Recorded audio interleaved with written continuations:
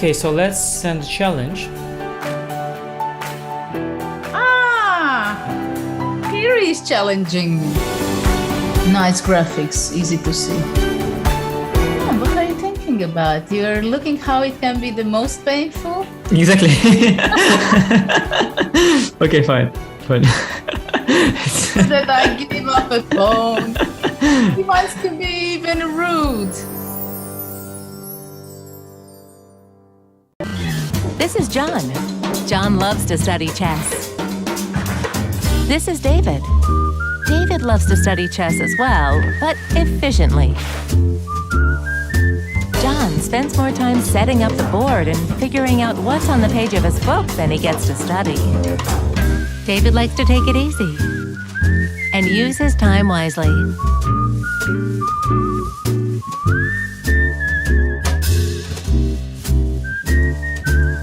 David has finished his exercise for today. John should try the same.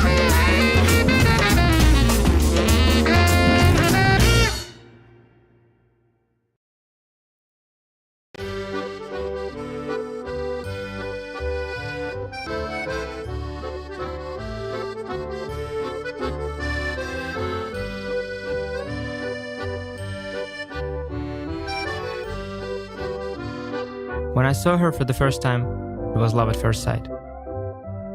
I love how rich and complex she is, how sharp and principled her first steps, how graceful her movement.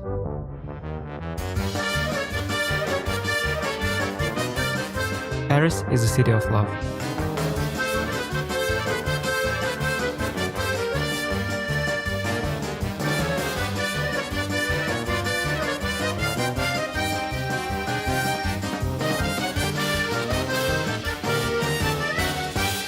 I've come to find my love for the French defense.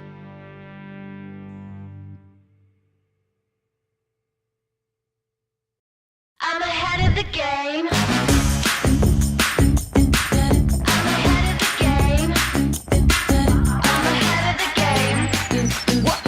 Well, the phone is always ringing. I'm caught up on the line. Got a string around my finger. Remember who am I? I'm a boss and I'm honestly off my rocker, but follow me. I'm ahead of the game. I'm ahead of the game. I'm only ever slinging. I'm working overtime. Got a song and I'm the singer, the melody, the vibe. I'm a prodigy. Logically, I'm impossibly wanted. Then they'll remember my name. They'll remember my name.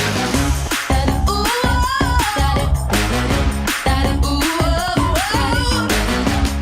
well, I'm ahead now. I'm ahead of the game. I'm ahead of the game.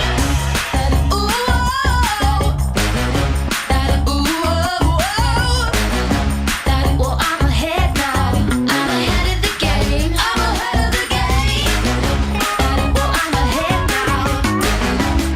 Well, I'm ahead now. I'm ahead of the game. I'm ahead of the game.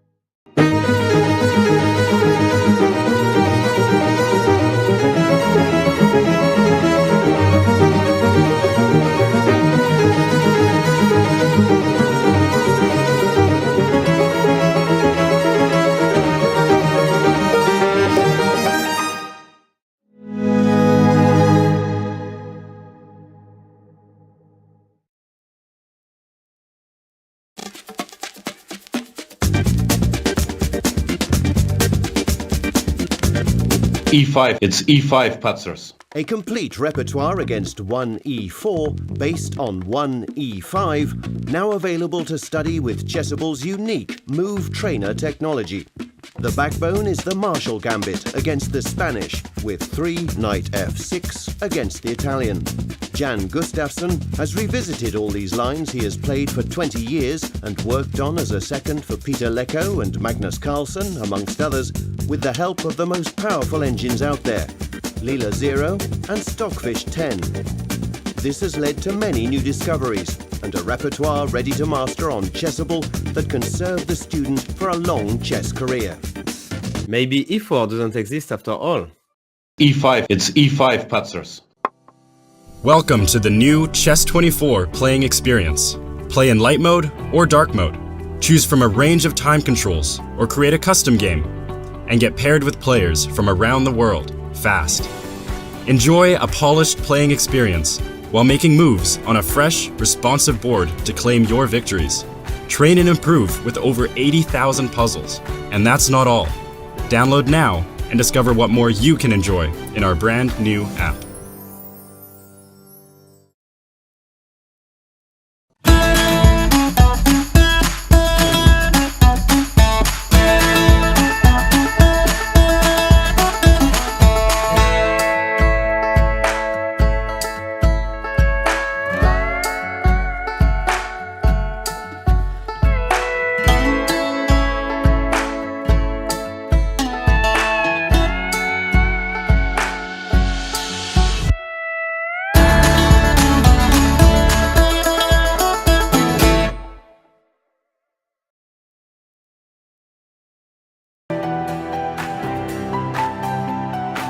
Okay, so let's send a challenge.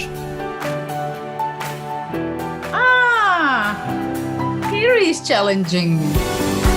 Nice graphics, easy to see. What are you thinking about? You're looking how it can be the most painful? Exactly. Okay, fine. That I give up a phone. He wants to be even rude.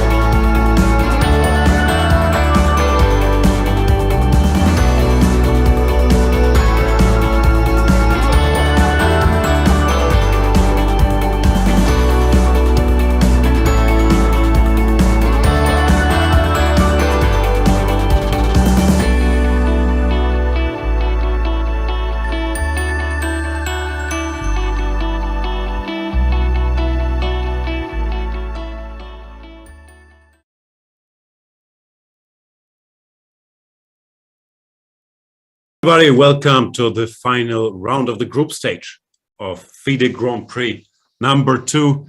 I'm Jan Gustafsson. Peter Svidler, what did I miss? What's going on today?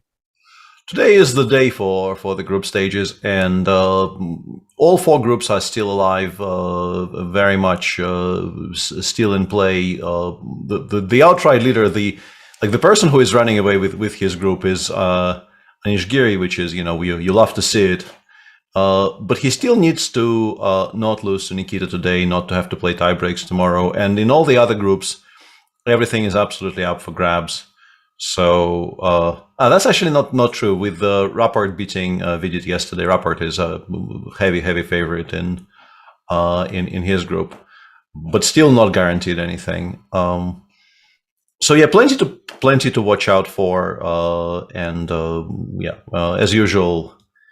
The format is actually, I think, much more watchable than I feared when they announced it. I don't know what your opinion on this is, but it's nowhere near as risk averse as I was kind of worried, and I even said I was expecting it to be very, very risk averse in terms of what people will be sort of aiming for and playing towards. And round 6 is, the tournament is too short to be decided by round 5, so you always have intrigue going to the last round. Where do we start? We have all these games running. So in Vityugov against Giri, Vityugov needs a victory to force a tiebreak. He chooses 1c4, which is an attempt, I guess, against Anish. It's a kind of an unenviable situation, I would say, because of just how well he's prepared everywhere with the black pieces, and just trying to get a game against him is very, very challenging when his goal for the game is extremely spelled out. He knows any kind of a draw is going to be perfectly enough, so he will play very solidly. 1c4 is supposedly the move to make in order to get a game which is as far away from forced draws as possible. But even there, I don't know how guaranteed you are to achieve that objective. I wonder if Anish is actually planning to play the Dubov Tarash, because G3 E6 is a bit of an indication in that direction. It doesn't force it, but it's a bit of a nod in that direction. Okay. Bishop G2 is bad here because of D5. This is the quote-unquote trap, and now white is not in time. This is after here. You have to take with the queen, knight C6, followed by D4 hits. So white has to play knight F3, at least that's the conventional wisdom. Now, yeah, D5 would be the Dubov Tarash if you wanted it. Nothing wrong with B6 if for those more traditionally inclined, but D5 has been played indeed. Yeah. After C takes D, it's the next question. Does he want to play the Tarash or take with a horsey? Absolutely, yeah. And yes, somehow my mind immediately goes to like the Dubov Tarash has become a kind of a very solid default option here. I think if you want as forcing a line as possible in order to perhaps just secure a draw by showing what's happening.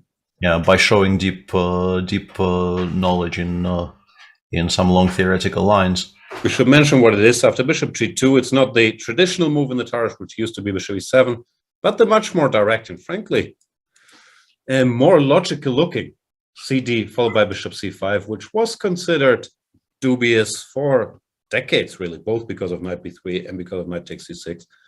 But Daniil, as he's done in many an opening, has had a very fresh look and has made this, as Peter mentioned, one of the premier ways to force the issue with black. Yeah, and obviously black is not really, winning chances are, thin on the ground there, but he doesn't need any today, and it suits Anish perfectly, and it basically completely supplanted everything else in the Tarash, right? If you see this position on the board right now, you're kind of expecting specifically CD5, CD4, and Bishop C5. Like the mainline Tarash would be unthinkable, in particular, considering the tournament situation. Yeah, but also nobody really seems to be doing it anymore, even without the tournament situation putting additional pressure on you to try to play as forcingly as possible. Nothing in the Tarrasch, if people think this is a quick fix, it's very move order dependent. If you play traditionally after knight f3, knight c6, nowadays people more often than not at the highest level won't play g3, but they will play dc5, and it becomes a different game where it's not hopeless for black either, but you more often than not have to defend some position like this. There are other lines. And yeah. 6e3 against the two bishops, which is not everyone's cup of tea. So it's used very specifically in one c4 or one knight f3 move orders like this, where white does not have the option to do this, but has already committed to g3. Absolutely. And Nikita immediately shows that he perhaps, I don't know if he expected it today, but I think if you're planning to play this group of openings with the white pieces, you are supposed to expect the move of Tarrasch at some point. So he clearly has not come completely empty-handed, but I'm not sure what the move a2, a3 is supposed to say. This is what it's come to.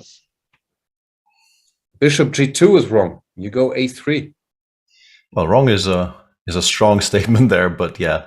cd4, bishop c5 comes anyway. I mean, you could definitely... I know nothing about this move.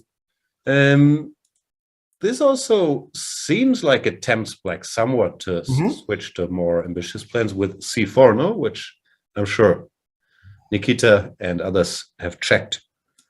Yeah. It looks like an option. Even bishop is like, even switching back to the normal Tarrasch and saying you played a3, which, you know, is really not that great and doesn't seem to be like an important move in almost any setup white could be aiming for later.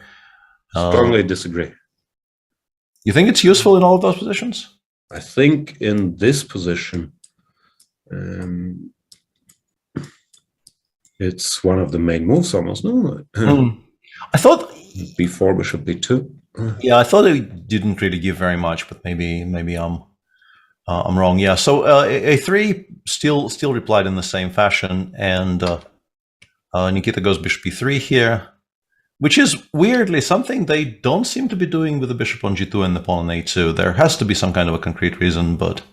Can we figure this out? I'm not sure how much people are into the move order intricacies of the Tarrasch. So, I think it's actually not that difficult to figure out even. We're playing specifically against queen b6, I would guess. Here, have knight a4 here. We have a check. And with the pawn on a3, of course, in this position we will have b2 b4, and this will just not be a move. So a3 takes, bishop c5, bishop b3, bishop b6, bishop g2. Yeah, this probably just doesn't work at all. So Anish understandably declines, goes bishop g2, bishop b6, bishop g2, and yeah, for me this is a fresh position. I have absolutely zero idea what's going on here. Probably not for Anish though. Yeah, you have to assume Anish knows what's what. Castles. Yeah. Kind of feels like you might want to play h3, but h3 also invites, like it's a further weakening of our position, and stopping knight g4 might be less critical. For rook e8, rook e3, no? Exactly, yeah. It just makes rook e8, rook e3 so attractive when you soften up the g3 pawn, that, you know, if I had to choose what I want to allow, this or knight g4 somewhere, I'm definitely allowing knight g4. So I think we probably castle here, yeah. And knight g4 exists, but I guess he goes knight d5 and fe, right? I was wondering, knight c6, how does this play out? Just bt and takes and what? Yeah, like if you could play e4 here and black did not have d5, d4, I think that would be interesting, but generally, this doesn't really look all that horrible for black at all. Maybe queen b3 and then rook c, or queen d4, yeah, some queen move, yeah. I don't know, it's still move by move business. Yeah, and Nikita even spends a tempo on queen d2 first. Queen d2. Yeah, continuing to not commit to. I mean, I'm assuming we're still not going to castle queenside, but just making the moves he feels are more necessary right now, and not committing. This is a curious move though, because it does sort of very heavily invite knight a5. with Nikita still gaining time on the clock, absolutely no chance that he is improvising. So he has some, like bishop g5 and queen f4 maybe is the solution, right? Otherwise, I thought knight a5 was a very curious idea.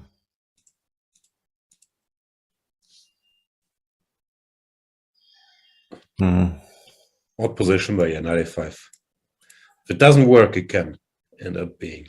Yeah. Releasing the pressure from the d4 square, you have to justify tactically because yeah, it could harm you. If knight g4 here, well, you could still take one of those. Is that bishop g5 or is it? What is the idea? Maybe bishop g5 is an additional option. Yeah, well, even though after f6 does it? f6, bishop g5, check, king h8. Do we actually keep them? We can maybe just go bishop b3 back, right, and claim that we've provoked f6, and it's good that we've provoked f6. We did do that.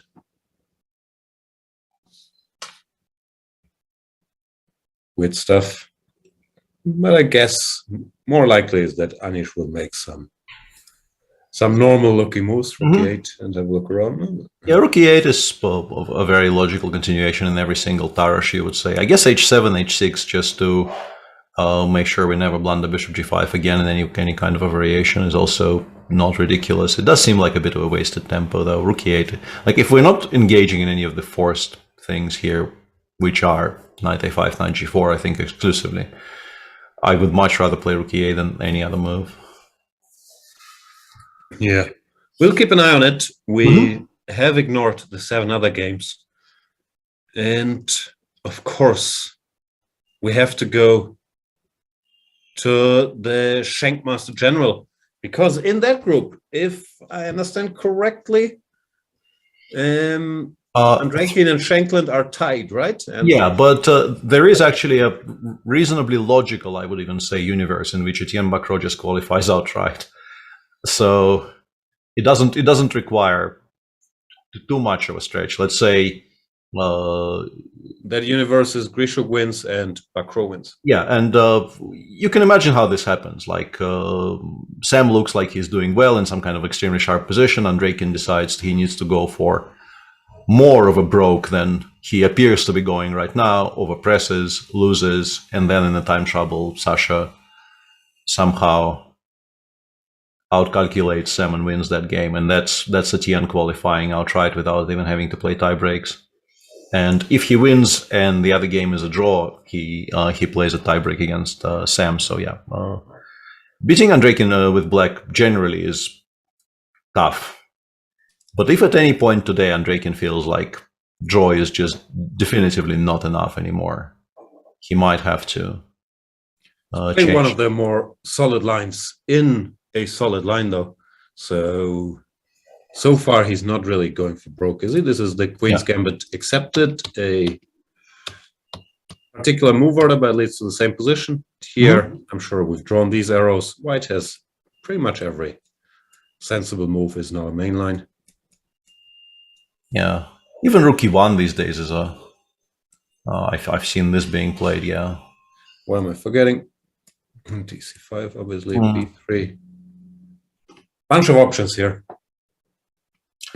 Yeah, I don't think I've ever looked at knight bg2 at all, and I used to play QGA quite seriously with black for a number of years, about 20 years ago, and I think I kind of maybe I took one look at it and thought, yeah, if this is a problem, the entire opening is unplayable, and kind of moved on, which is not really the prescribed approach to opening theory these days. Everything is playable if you work at it hard enough, and I'm pretty sure it's a reason. Or nothing is. Right? Or nothing is. Yeah, exactly. It's one of those. Equal.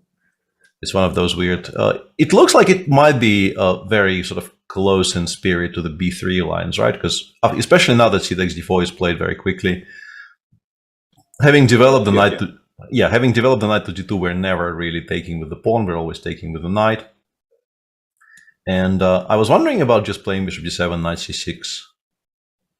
In reply, which is a very kind of a typical reaction to the knight appearing on d4 in these types of positions. Just trying to develop the knight on b8, naturally challenge the knight on d4, and obviously we do not want to be taking on c6 with the b7 pawn, which is why we're starting with bishop d7. And then I guess some kind of b3, bishop b2, bishop e2, This sort of transposes b3, knight c6, and now white has the choice how many PC1s left on the board. Normally, the more ambitious plans start with some sort of knight 4 to f3, arguing. I'm still somewhat better because your pieces look funny if I don't exchange them. But yeah, I'm sure this is one principal way.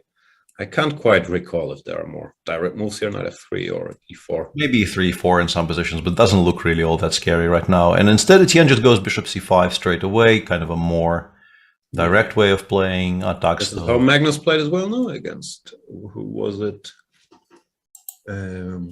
Levon. Yeah. You probably covered that, right? Because I'm just... Although I'm hazy on the move orders, if it was this or rook e1. It was exactly like this, and Levon played b3. Instead of that, yes, bishop d4, e4, castles, bishop a3, rook e8, and was eventually drawn. Instead of all that, Andrekin goes knight 4, b3, the bishop drops back to e7. Once again, indicator he's not really into any adventures like isolated pawns. What's the knight doing here? It looks a bit silly. I don't quite understand what we're doing here with white, if I'm entirely honest. Like, somewhere around here, I would just think there is absolutely no way I'm worse with black. It's I've lost positions I did not believe could ever be worse for me in the QGA. So, I mean, sometimes there is more venom in them. Yes, some bishop e2 maybe is the idea. That's the only thing I can think of here. Bishop e2, knight, and a knight c4 of some sort, but... Because the only parallel I can think of with his knight there are some of these a6 DC lines where, don't quote me on the move order, but...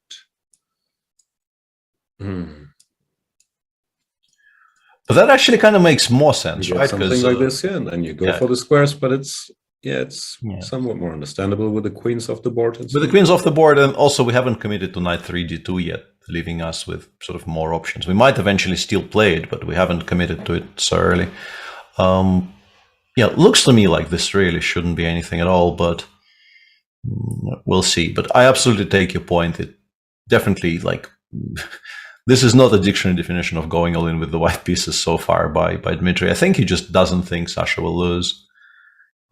Feels that Sasha with the white pieces against Sam is a safe enough bet for him to just camp and also, I don't think he's playing for a draw. I think he's being Andrekin. No, he's playing non-theoretically, possibly with a bit of venom without risking much. I can't say I'm a big expert on his style, but usually he's not hitting with theory. No, he hits more with, move orders, venom, just being good at chess. Yeah, being good at chess features very, very heavily in his game plan for sure.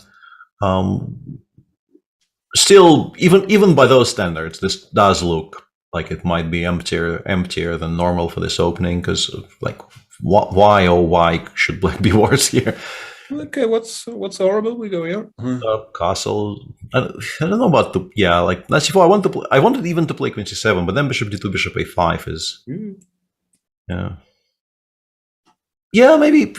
I specifically was kind of happy about the idea of just meeting knight c4 with queen c7 and then driving it away with b7, b5 and saying I can't really imagine why I'm worse. But yeah, bishop d4 is annoying. Yeah. Okay, I've been overselling the emptiness here, I'm pretty sure. And in the meantime, in that other game in the group Sasha played, there was already a comment in chat by Kenneth Lovering that 6c4 here after 97. And 97 is already an indication that Sam very much would like to play against Sasha, I think. I mean, it's the main move these days, but still there are safer options. I guess it's just his repertoire, but also 1c5 we could read things into if we wanted to. Yeah, and 44. I understand it's we're used to all these kinds of goofy moves like bishop a4 here, but d4, depending how you look at it, could either be the most natural move or a very weird move, because exactly, is including bishop b5 check, knight d7 here, great for white. Usually would think this just loses time. Yeah, it's unclear. I mean, obviously the argument is that bishop b5 is not such a horrible move. Yes, it will lose us a tempo eventually with a6, but it can go back, or even take on d7. But just forcing knight d7 and making sure black doesn't develop it to c6 at any point is not horrible. But I think people never used to play this until this there are basically two very modern ways of playing this position. One is what Sasha is doing, and the other is actually bishop b5 d3 here. Which That's is even weirder, right? You don't even wait for Yeah. a6, but you say, you know what? I haven't moved this bishop around enough for Yeah, it has to be. Yeah, we have to lose some more tempi here. There's some Tari games, no? Or boy. Yeah, and also I think Kirill Alexeyenko beat Kirill Shevchenko in Riga doing this. But 64 is, I think this is what I played against Nikita Vichugov in the World Cup last year. And also the Carlsen Wojtaszek game, which gave me the idea. I basically just randomly on the spot decided to repeat the game Magnus played. Why can't we take pawn? We can, and I think with the inclusion of a6, bishop a4, it's a forced draw. But nobody appears to be very eager to demonstrate. On my screen, I think I got this to basically, unfortunately, 0-0-0 by force with some sacrifices. Not the kind of a 0-0-0 where game continues either. It's just like we've given up a central pawn, so we have to like castle and do something very concrete. And black does need to show precision, but if they do show precision, like by my reckoning, I didn't spend a week on this, but by my reckoning, it is potentially just a forced draw, but people aren't very interested, seemingly, so far in accepting this pawn sacrifice. All right. Yeah, Sam is clearly also not in the mood. Just after a6, I could take, right, if I want. Yeah, we could take, but I think taking generally is, I mean, not frowned upon exactly, but I think we have issues with the c4 pawn. Like, it would be very, very, very logical if not for the fact that black immediately goes rook c8 and then queen c7, and b3, b5 becomes an issue. If we could finish development here, we would be quite happy with this Maratsi type setup. All right, Sam just goes g6, bishop g7, and now Bishop takes without. Yeah, once again, waiting for an invitation. Not a forced move, I would say. Like sometimes you don't take on d7 and you regret it because the knight from d7 could jump to some, like in particular maybe some knight b6 and then a6 could demonstrate exactly why you shouldn't play bishop b5 and then lock it out with c2 c4 so early. Could very much be the reason for just preemptively taking on d7 here. Also, what other move could we make? I can't even think of the move. I don't know, queen e2, or I think if the waiting move I think of the most here is queen e2 followed by, I don't know, bishop b3, rook fg1, rook ac1, this type of a setup in some order. Maybe start with c5. Isn't this getting awkward? Exactly? Yeah, but we have this bishop on b5, which needs to be brought back, and I don't think we ever have enough time to play bishop a4. So yeah, bishop d7 in order to get rid of it. Bishop takes, queen d3, and the immediate a6. B5 is not a threat yet, but it might become a serious idea later, of course. In these positions, I'm mildly confused about. I used to think that this should be much better for white if white manages to stabilize, having given up the light square bishop. I guess I still believe that, but the stabilizing part is never so trivial with this pawn and b5 counterplay. Like, I don't know this exact position, but I've played these Maratsi structures plenty. What is going on here? If we play like f3, rook c8, for example, here, this could be already be. Yeah, I think we need to be very careful against this plan in particular. So we, I don't know, bishop g, like I would like maybe to provoke h6, but also bishop g5 allows queen a5 ideas, forcing us to spend more tempi. I don't know. b6. Or queen b6, yeah. It's awkward, right? It's surprisingly awkward, but I still am not entirely sure why, let's say, a6 is a more natural way to start than, let's say, rook c8, because it's hard to imagine the rook not going to c8 eventually. Maybe he's hinting at some lines in which the other rook might get to c8, like maybe he's planning to develop the queen somewhere, go rook fc8, rook a b8, and push for b5 that way. And a6 is question in these structures if white should just go a4, just take b5 out for the moment. Usually a drawback is knight d7, knight c5 is coming, but here it's not so easy to... Yeah, knight g4, knight d5 also is something that normally we always have enough time to deal with this, but specifically here we appear to be kind of stretched a bit thin. And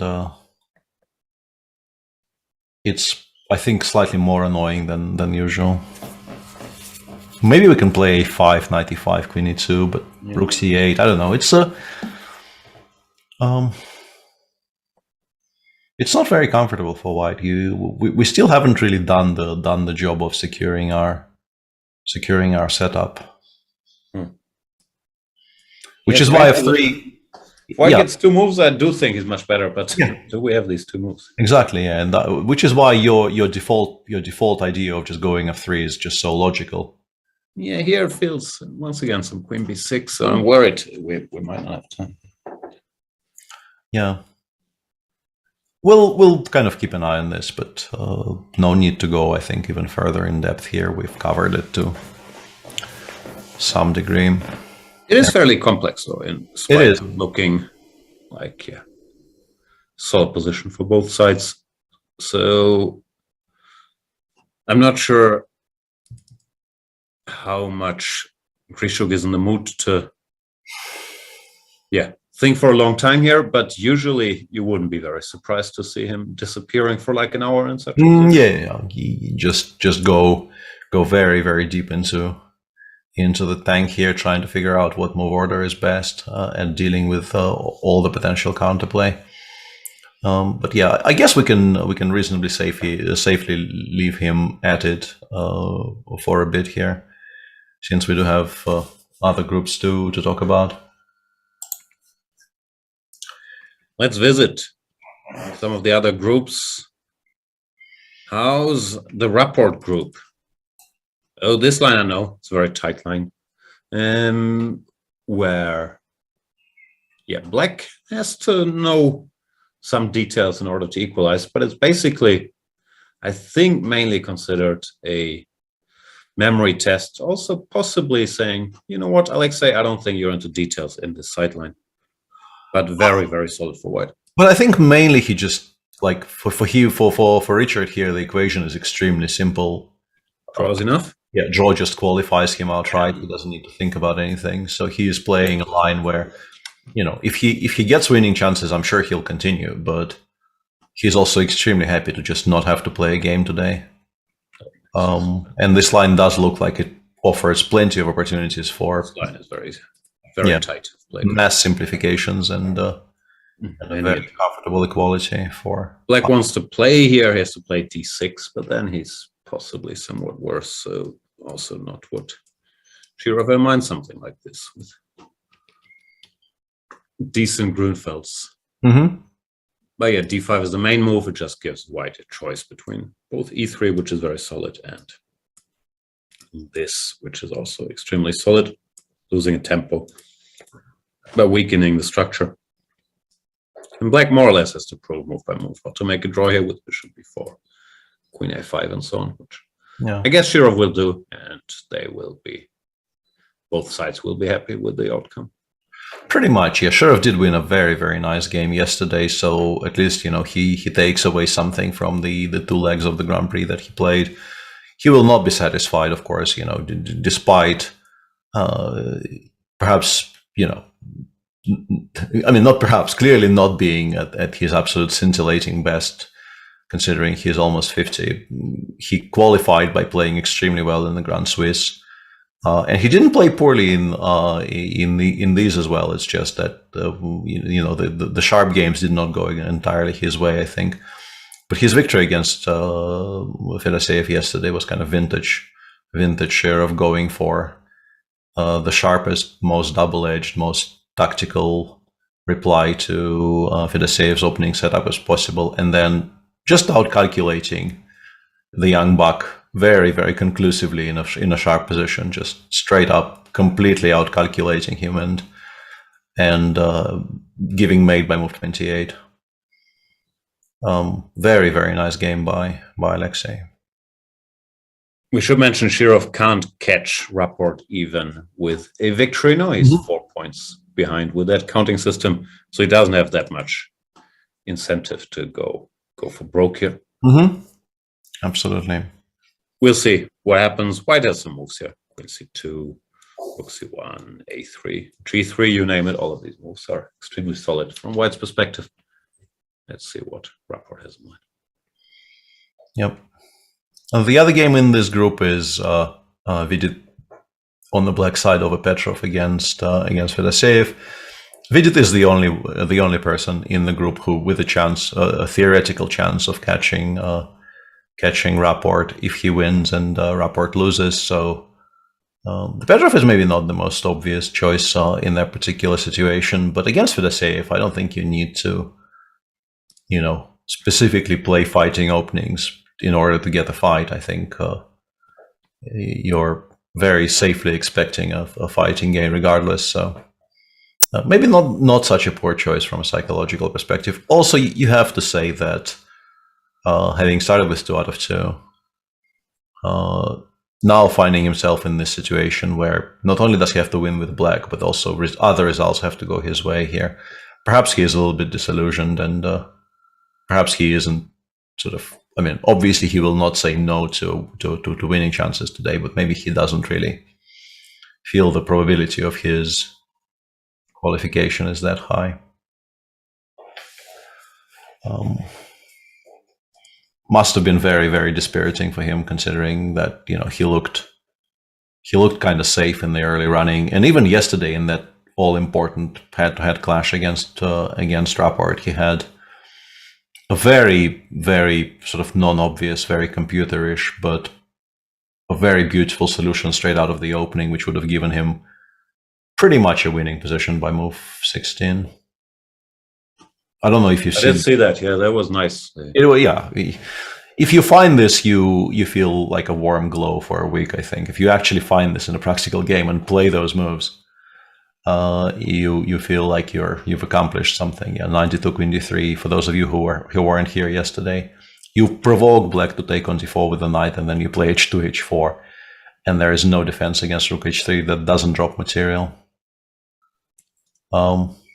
Extremely beautiful, but extremely usual. It's very easy once you see it, but to think of it is ridiculously tough. Yeah, it's a funny construction. It's of such an unusual construction that basically all of the years of pattern recognition that we build up as professional chess players just doesn't really prepare you for this idea of just straight up catching the queen on d3 by making a move. Also sort of looks like black is winning, no? Like a black outplayed. The Patzer took the pawn. Yeah. The queen is there on the attack, and you have the good bishop, but rook h3 just wins. It's very, very pretty.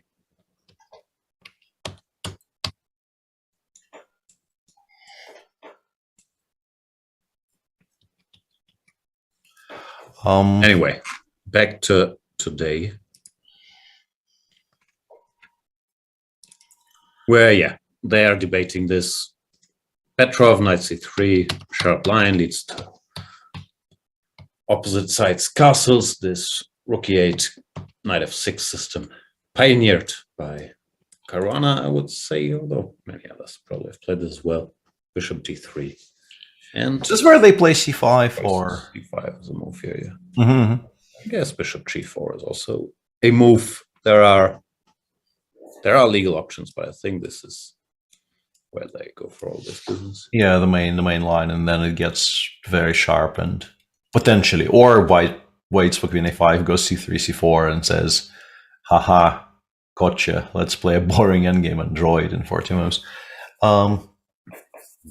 Which, Fedoseev actually does a little bit of that, not with the intention of making a draw, but he does a little bit of just kind of random, unexpected simplifying in his games.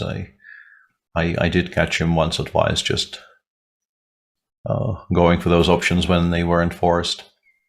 So this is Group C, and then we have the Group D, which still only really had the one decisive game, the victory, the very, very nice game that MVL won against Predke a couple of days ago on the black side of a Najdorf, and everything else still remains drawn in this group, meaning that MVL is half a point ahead of Shah and Yu Yangi, and everything is absolutely still in play in this group. There's probably no scenario that qualifies Predke, who's on -1. But apart from that, all kinds of permutations are possible. So Mavdyarov with the white pieces can pass MVL. By beating him, they're playing very classical. Karlsbad, which, okay, the move order, somewhat surprising coming from Maxim, who wasn't in the mood to play Grunfeld today, apparently, and has occasionally done other things recently. But this I haven't seen him do all that often. H6, bishop f4. I guess bishop h4 is the main move still, and then you will probably get these knight h5, takes. These lines, quite solid for black. Mavdyarov tries bishop f4, which if you were given one more move to play h3, this would be excellent for white. But, of course, MVL directly asked the question with knight h5. What do you have in mind? And it's interesting that, yeah, exactly. Like this position. Yeah, I was about to mention 95, but here it just doesn't work at all, meaning that you have to give up the bishop, unless bishop e5 is playable. Sometimes in these types of positions, bishop e5 is kind of borderline playable, but if all else fails, I suppose you can just go knight 5, h6, f6, and there might be better options. Sometimes you also switch on the computer and says like -1 after knight takes e5. I'm not sure if this is d5, d4 or something, and yeah, it could very easily just be bad, but I did want to as a kid, I sort of learned the punishment, quote unquote, punishment for knight h5 is usually bishop e5, and you either provoke f6, which here would be terrible, or after knight e5, de, this knight is trapped here. But computers often disagree with that old wisdom. What did Mavdyarov do? I just played knight f3. Yeah, he just allowed the trade, which is it looks kind of funky, but very often this is not that unhappy of an occurrence for white, because now we have sort of full control over the e5 square, allowing us perhaps to hope for something on the king's side eventually, with the knight on e5 being used as a figurehead, perhaps.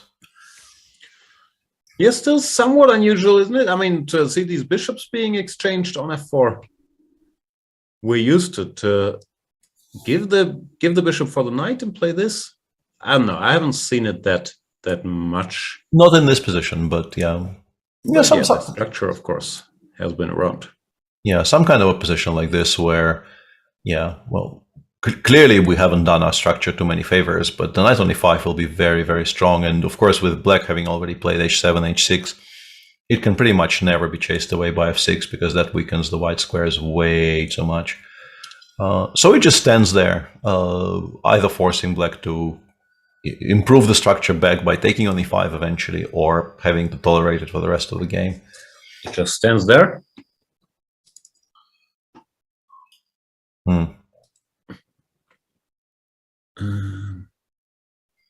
I thought that counted as a Flights of the Conchords reference, but maybe not.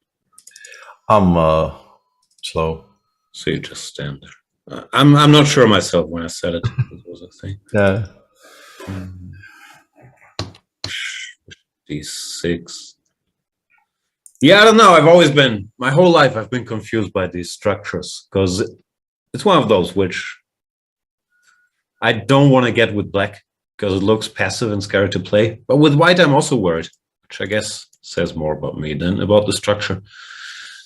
But yeah, it feels very committal to give up the 2 bishops and accept these double pawns. Mm-hmm.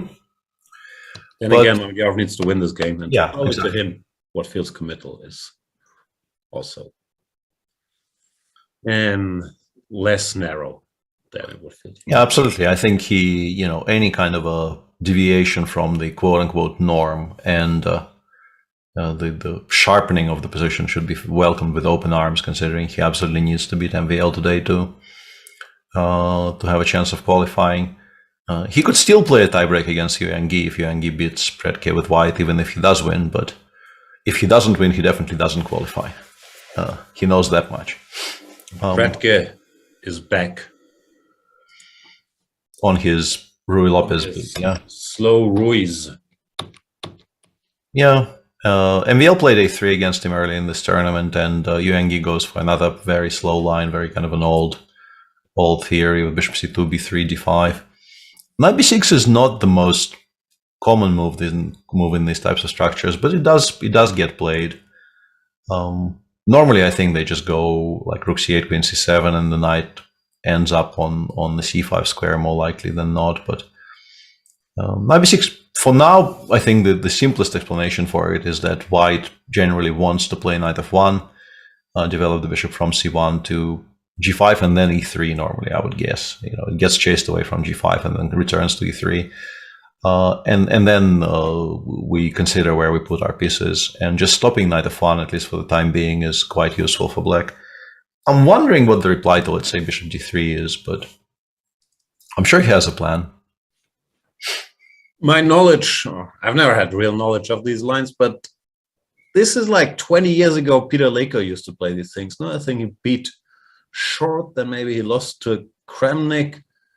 I'm not sure if it was this exact position, but I do recall he won some model game against Nigel. Then I think he lost some game against.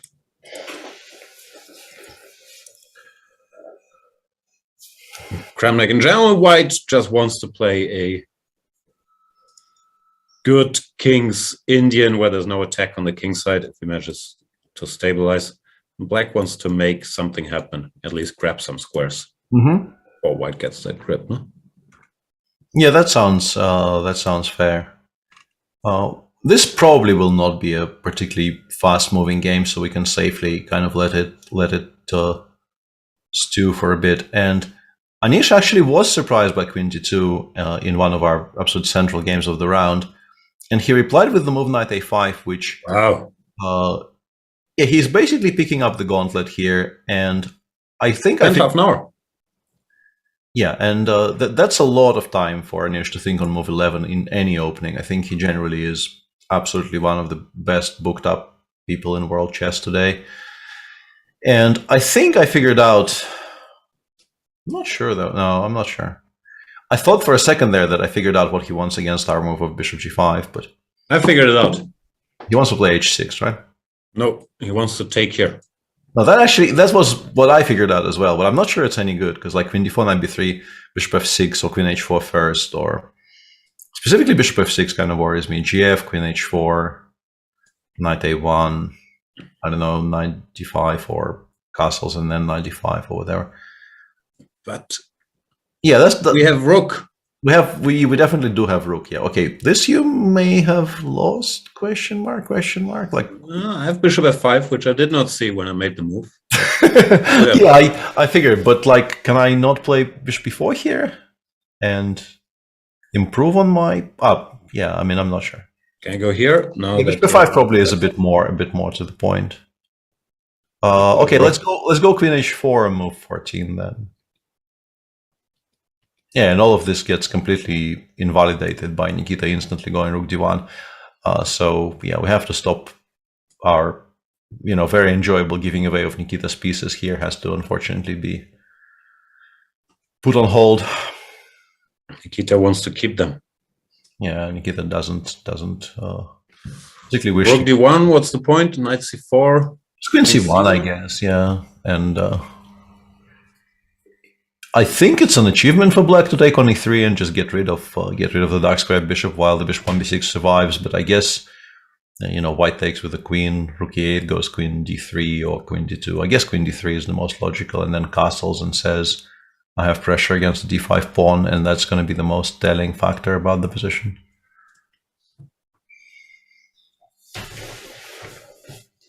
Not sure how much I buy into that. Is it really though?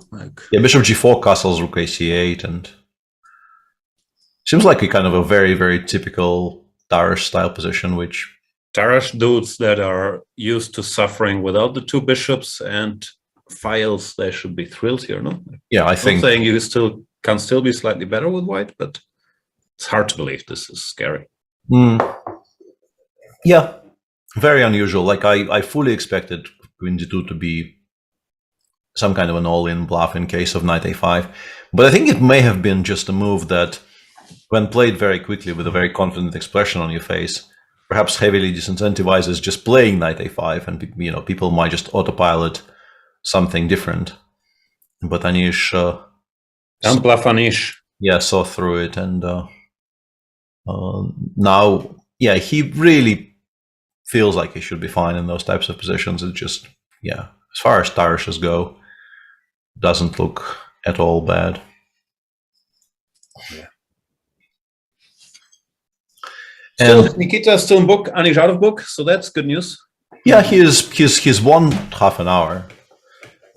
So if his assessment of the resulting positions is correct and he still retains some pool, you can still consider this a success because of eventual clock pressure, which might become a factor. And just sort of for fairness' sake, there is an additional game in this group which we've been completely ignoring because it's really, I think, the only actual dead rubber in the entire round. The game that matters not at all in terms of who qualifies where. Is dead rubber an expression? And yes. If so, where does it come from?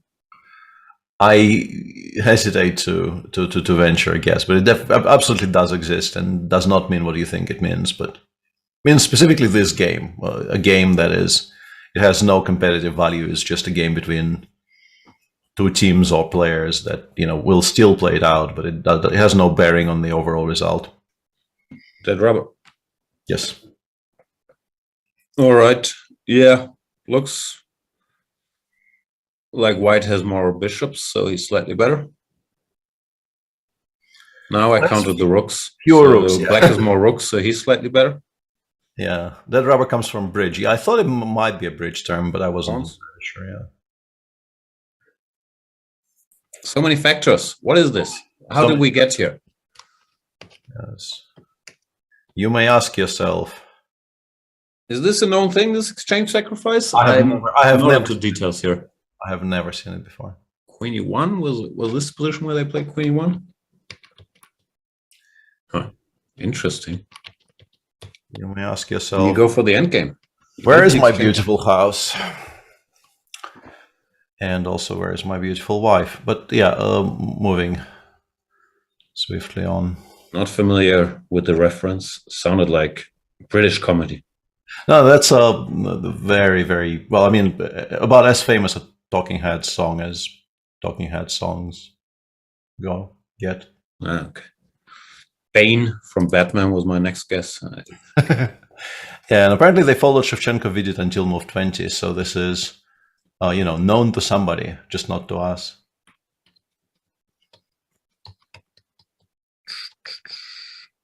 All the way here. Interesting, no? You give an exchange for a pawn and then you play the end game, saying, I'm better, I'll just make moves. Yeah, I'm not sure. I really have to get this old point system out of my head. Rook 5. Knight bishop 3, pawn 1. Yeah. Sorry, go ahead. I mean, there are some... I think there are some positions in the Marshall that resemble this, and specifically in... Not exactly like this, but there are definitely some lines in the Marshall with this material balance in the old d3 queen h4 lines that I used to look at. I don't think, like, white generally does not really claim that they're better, but because of how restricted the bishop on e7 is and how nice and how much access the white bishop pair has. White generally doesn't risk very much at all. I don't really suspect this of being much better for white, even though the bar actually prefers white here. To my slight surprise, I would have assumed it's around equal. How did you? I know we're jumping around, but I'm genuinely curious because you kept on saying we'll bishop d6 in the MVL game. I was just making moves, and yeah, bishop d6 played now. Yeah, but why? Why aren't we starting with castles? Why are we forcing g3? Anything you particularly dislike? I thought was just the moves you make. Bishop d6, castles now f6. Yeah, but why in this order? Yeah, I thought you were some kind of a psychic. Oh no, I was just nervously clicking on stuff. Yeah, there must be. I mean, maybe if we do it this way, 95 yeah. becomes more of an option. Yeah, there must be some kind of a reason. But yeah, I don't know. Maybe it's same. Yeah. If 95 here, does black have any? I still don't Better see choices. any reason for this being wrong here either. Maybe queen b6. Yeah, But then anyway, g3 played. yeah, g3, black will, I assume, castle kingside, and then yeah. Is there any argument ever for castling queenside for white? Nah, never. And just as we've pronounced this, I think would be very, very on brand for Schach to just insta go long castles here and kind of Would be chuckle. in his style. It's not even that bad, but yeah, I have a feeling like castling short is more sensible. But Yeah, king looks safer there. yeah, Has 4 pawns to cover him. Here it only has 2. absolutely. Let's see. And a white pawn storm is not really on the cards. No, we can never push g4 because this is too weak. Not very easily, yeah. I mean, with the knight on e5, I do it. or can be covered, I guess. And Let's see where Shahryar does put his king. I guess you've debated this plenty already, but as I'm reading it in the chat, Shubhra Gupta is saying, Elon Musk, chess is a simple game. Understandable when all we had to play with were squirrels and rocks, but now we have computers. yeah, lots of people tried, I guess, dunking on this, but I'm just like, as with I think these days most of Elon tweets, I just kind of shake my head in bafflement. I don't really understand like why the words that went into this tweet are in this order and what do they signify, and like why squirrels? That's what I was thinking, as we've covered many a times on this show, that you had to entertain yourself with a matchbox and a set of Megamind, was it? I was very curious, like where did he and apparently everybody get squirrels and rocks to play with? Like, how do you play with them? I was very confused. Rock, paper, squirrels. Maybe. That could be it. Maybe it's not an actual squirrel.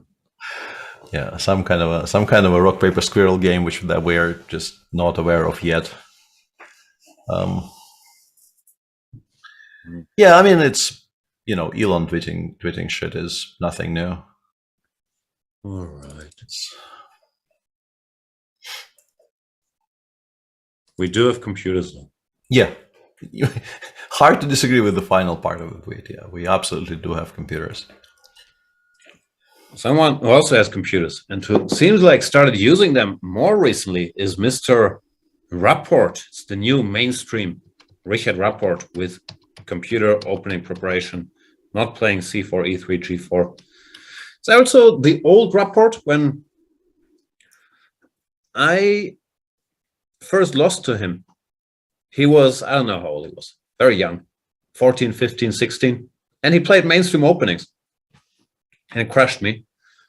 And that's what I remembered. And then when he became like a full-fledged top player, he had this phase of playing all the goofy openings, or not all the goofy openings, but of playing, non-theoretical lines at the very least. particular, the one that stood out to me will always be this plan. But that phase is over, and now he's just a top player with top openings. Is that what's happening? Does seem to be what's happening here. And do we approve, or do we want the old report back? I think as viewers, we would very much like the old report back, but as viewers, on the other hand, I think I think most people would really enjoy if he qualified for the candidates, and would be like a breath of fresh air in terms of the candidates lineup. And for that, I suspect, EV-wise, he is advised to play mainstream. Yeah, today is a special situation, obviously, since the draw is enough.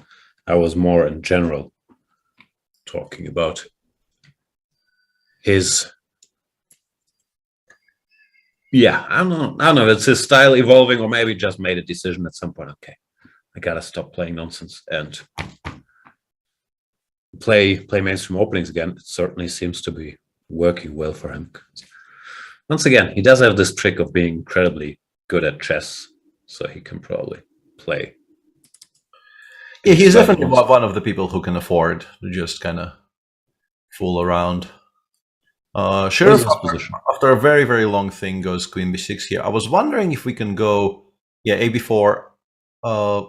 He could have forced a b4 by playing knight e4. So I'm interested if he's planning to go knight d5. I mean, forces may be strong, but I'm wondering if bishop b4 rook b4 works for black.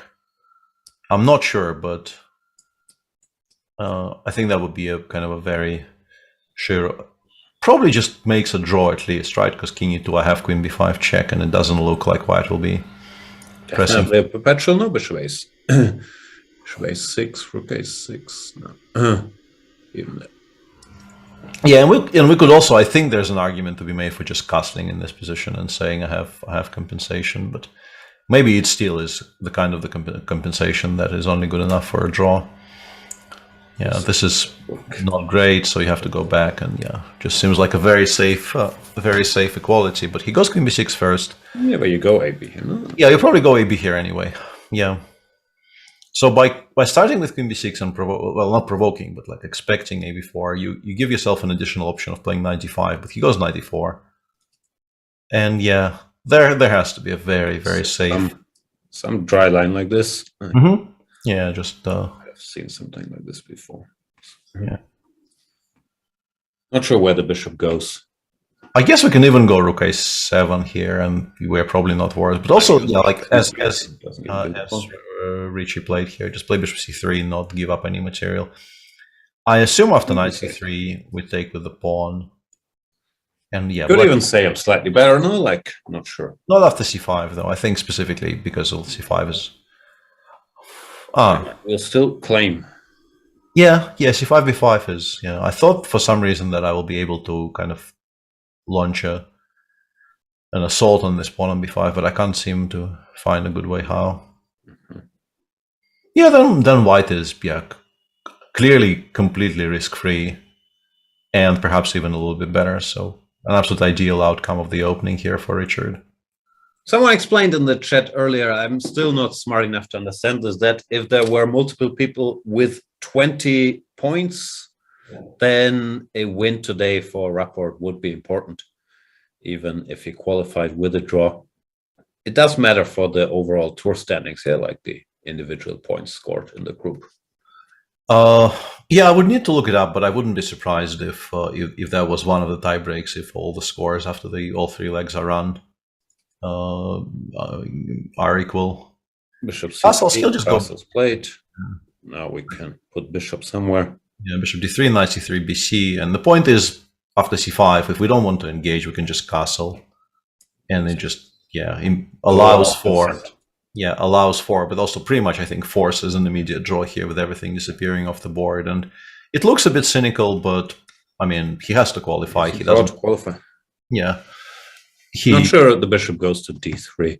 Yeah, you could also definitely make an argument for bishop e2. Yeah, absolutely. Yeah, absolutely. And in the meantime, Shahryar Mamadarov's king is on c1, which I don't think. Here we go. I don't think I greatly surprised underestimated anybody. Yeah. his king again. Also looks like our little tool here froze, so we probably have to restart it. Hmm.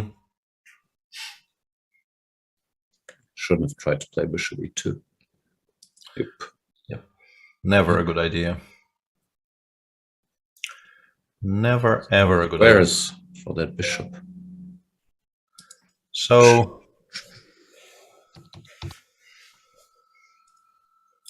how was your weekend? Mixed. 1 second. Sotiris can probably handle this restarting the thing.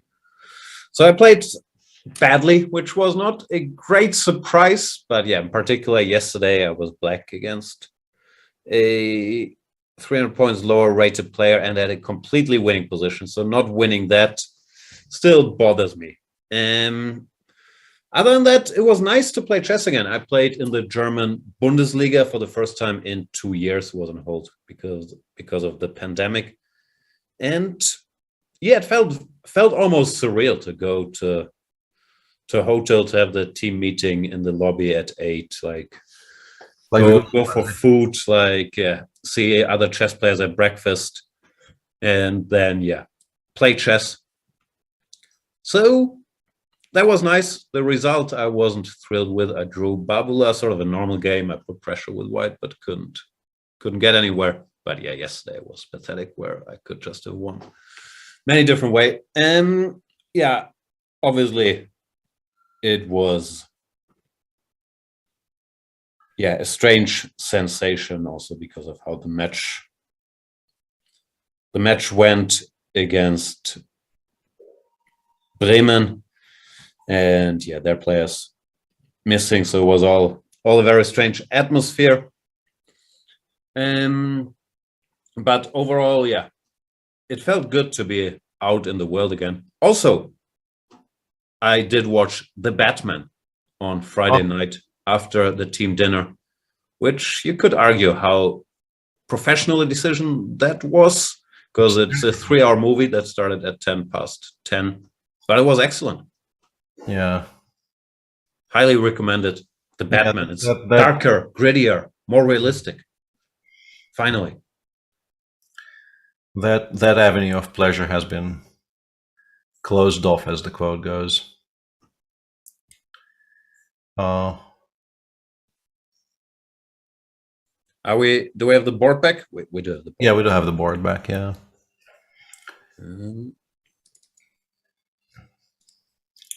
In the meantime, in Group A, this continues being a very kind of a quiet game. White achieved something that they often want to achieve in these types of structures, in sort of waiting for the move b7, b5, and then immediately challenging with a2, a4, creating a quote-unquote weakness on a6. But it's extremely difficult to exploit with the knight potentially going to b4 in some positions.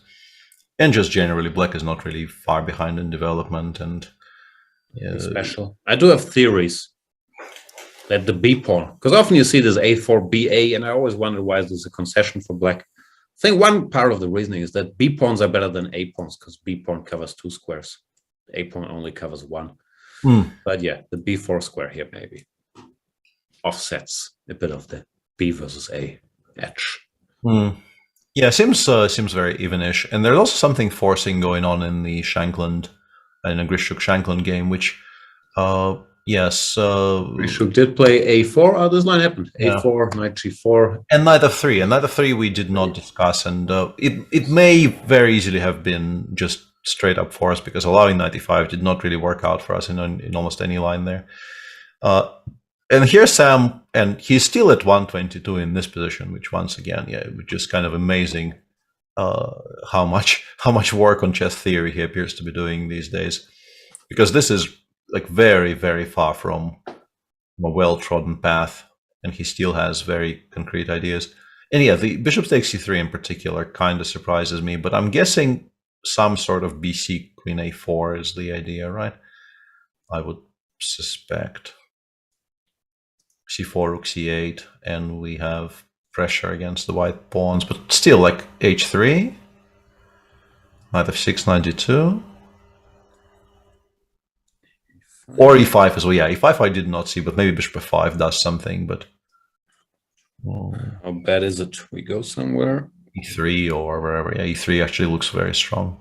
Or yeah, I didn't want to allow rook takes c4, but maybe we can allow rook c4 anyway. Yeah, queen e3. Looks bad, frankly. Just looks like you might be lost. So what are we missing? BC. Because this is a kind of a position where, I mean, white has a very, very clear-cut plan. If we get to play c3, c4, and we don't actually lose any of our queenside pawns after that, we will be much better / winning. Because, you know, F5 for some madness. Yeah, I mean, the table. E5. You have to at least prepare it, because like currently it appears to be losing pretty much, right? E5, queen e4 though, yeah. Okay. F5, e5. Yeah, that's what I was maybe bishop. Wondering, couldn't figure it out. Bishop f5, queen c4. And actually, maybe if I'm taking on f5, maybe I'm advised to actually start with queen c4 check. Oh no, I don't know. Could also be. Yeah, just to not have to consider d5 in any position, and to force the king onto the dark squares. 5 does look extreme, but it looks like it's a it's somebody that computerish move by move preparation. Probably Sam will show us it, because he seems in book 122 here. I don't think you can play this and have 8 moves spent on the clock and not have this be home prep. Queen takes c3 has to be mentioned. But I don't like it very much, because I think probably rook c8, or it does create a threat of bishop h6, but there has to be a good way to. Oh no, it doesn't. Sorry, I'm blind. Yeah, bishop takes b5 or queen takes c4. Okay, this is just not a move. Yeah, interesting that Sasha is actually still debating this, considering queen takes c3 appears to be completely pointless. Maybe it's not at the board. Yeah, maybe. Yeah, even though this position has been on the board for a while, so if he's taking a smoke, it's a very prolonged smoke. Also, he doesn't, or I'm sure he's had occasions where he's taken his time, even though it looks like only one move. Yeah, and Jake says it's actually queen a4, c4, and not rook c8, which is a mistake, but bishop e6, which does make a lot of sense. Yeah, threatening to take on c4 with a kind of a much bigger threat than just capturing the pawn. And now time for h3, so yeah, getting rid of the idea of h3 is obviously very important here, and yeah, it seems like black is kind of instantly very comfortable. 92-95 doesn't seem to be doing much, and otherwise we just lose the pawn on c4 for not very much. Yeah, Sam well prepared. None of this is breaking news. The question is, does white have a comfortable way to just kind of liquidate and not have to solve any problems? Because currently it looks like we might be losing the entire queen side, not just the pawn on c4, or at least it's definitely a possibility here.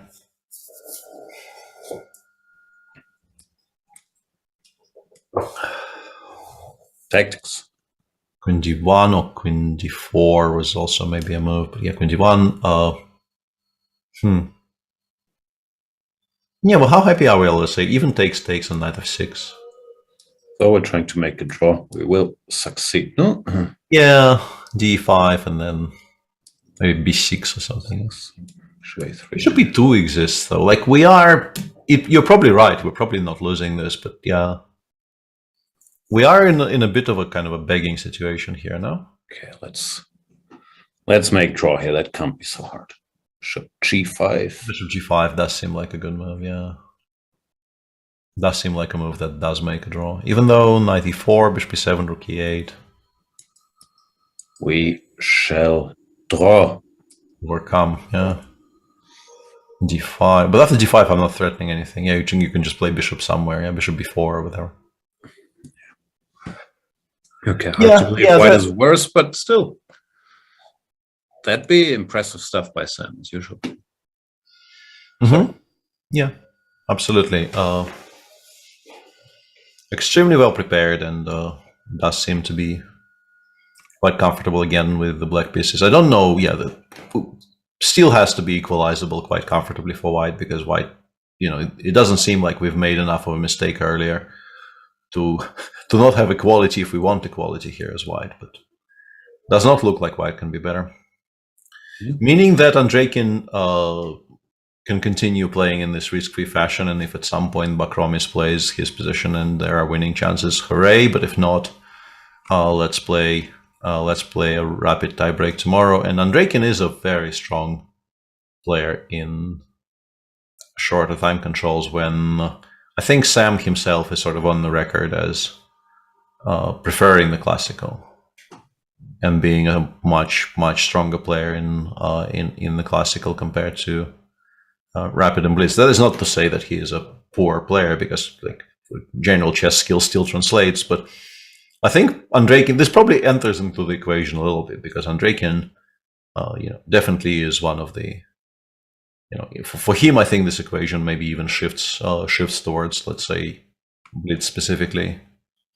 He plays a ton of blitz online. I have not really seen Sam play very much of that. He's busy. Yeah, he has courses to write and books to write and Students to teach. Students to teach, yeah, Facebook posts to write and things. This position looks exciting. Yeah.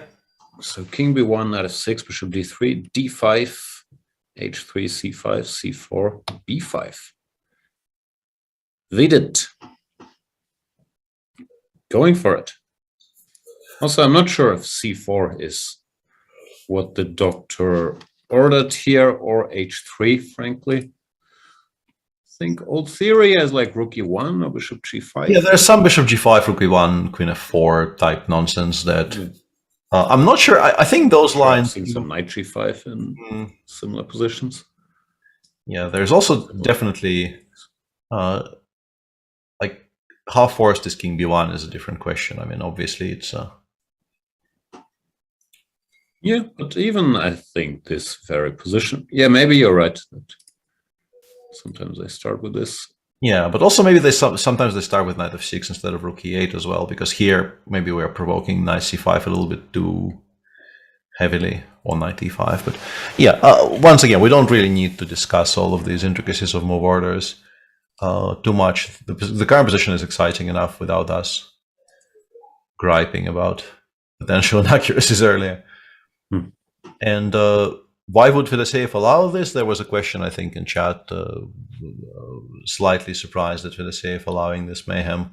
I don't think it seems like he played too slowly. We don't have to take it move by move, but combining king b1 with h3 is really giving black more freedom than he's supposed to get in this one. Yeah, but still, like I'm not sure he's necessarily unhappy about any of this, because it looks like it will become kind of crazy and very tactical and very sharp, and might not be very good for white, but I don't think he necessarily cares all that much.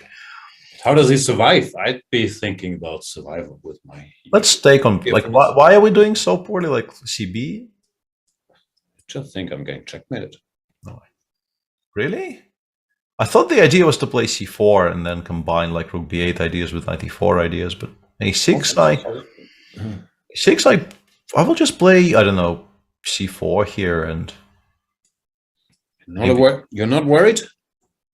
I'm a tiny bit worried, but honestly, no. I think the center is open enough for me not to have to panic just yet. Let's go. I don't know, CB. Maybe d4 bishop e6 is very strong though. Like c4 queen, c4 bishop c2, I wasn't really that unhappy about it at all. But bishop e6 or d4 followed by bishop e6 might be a problem.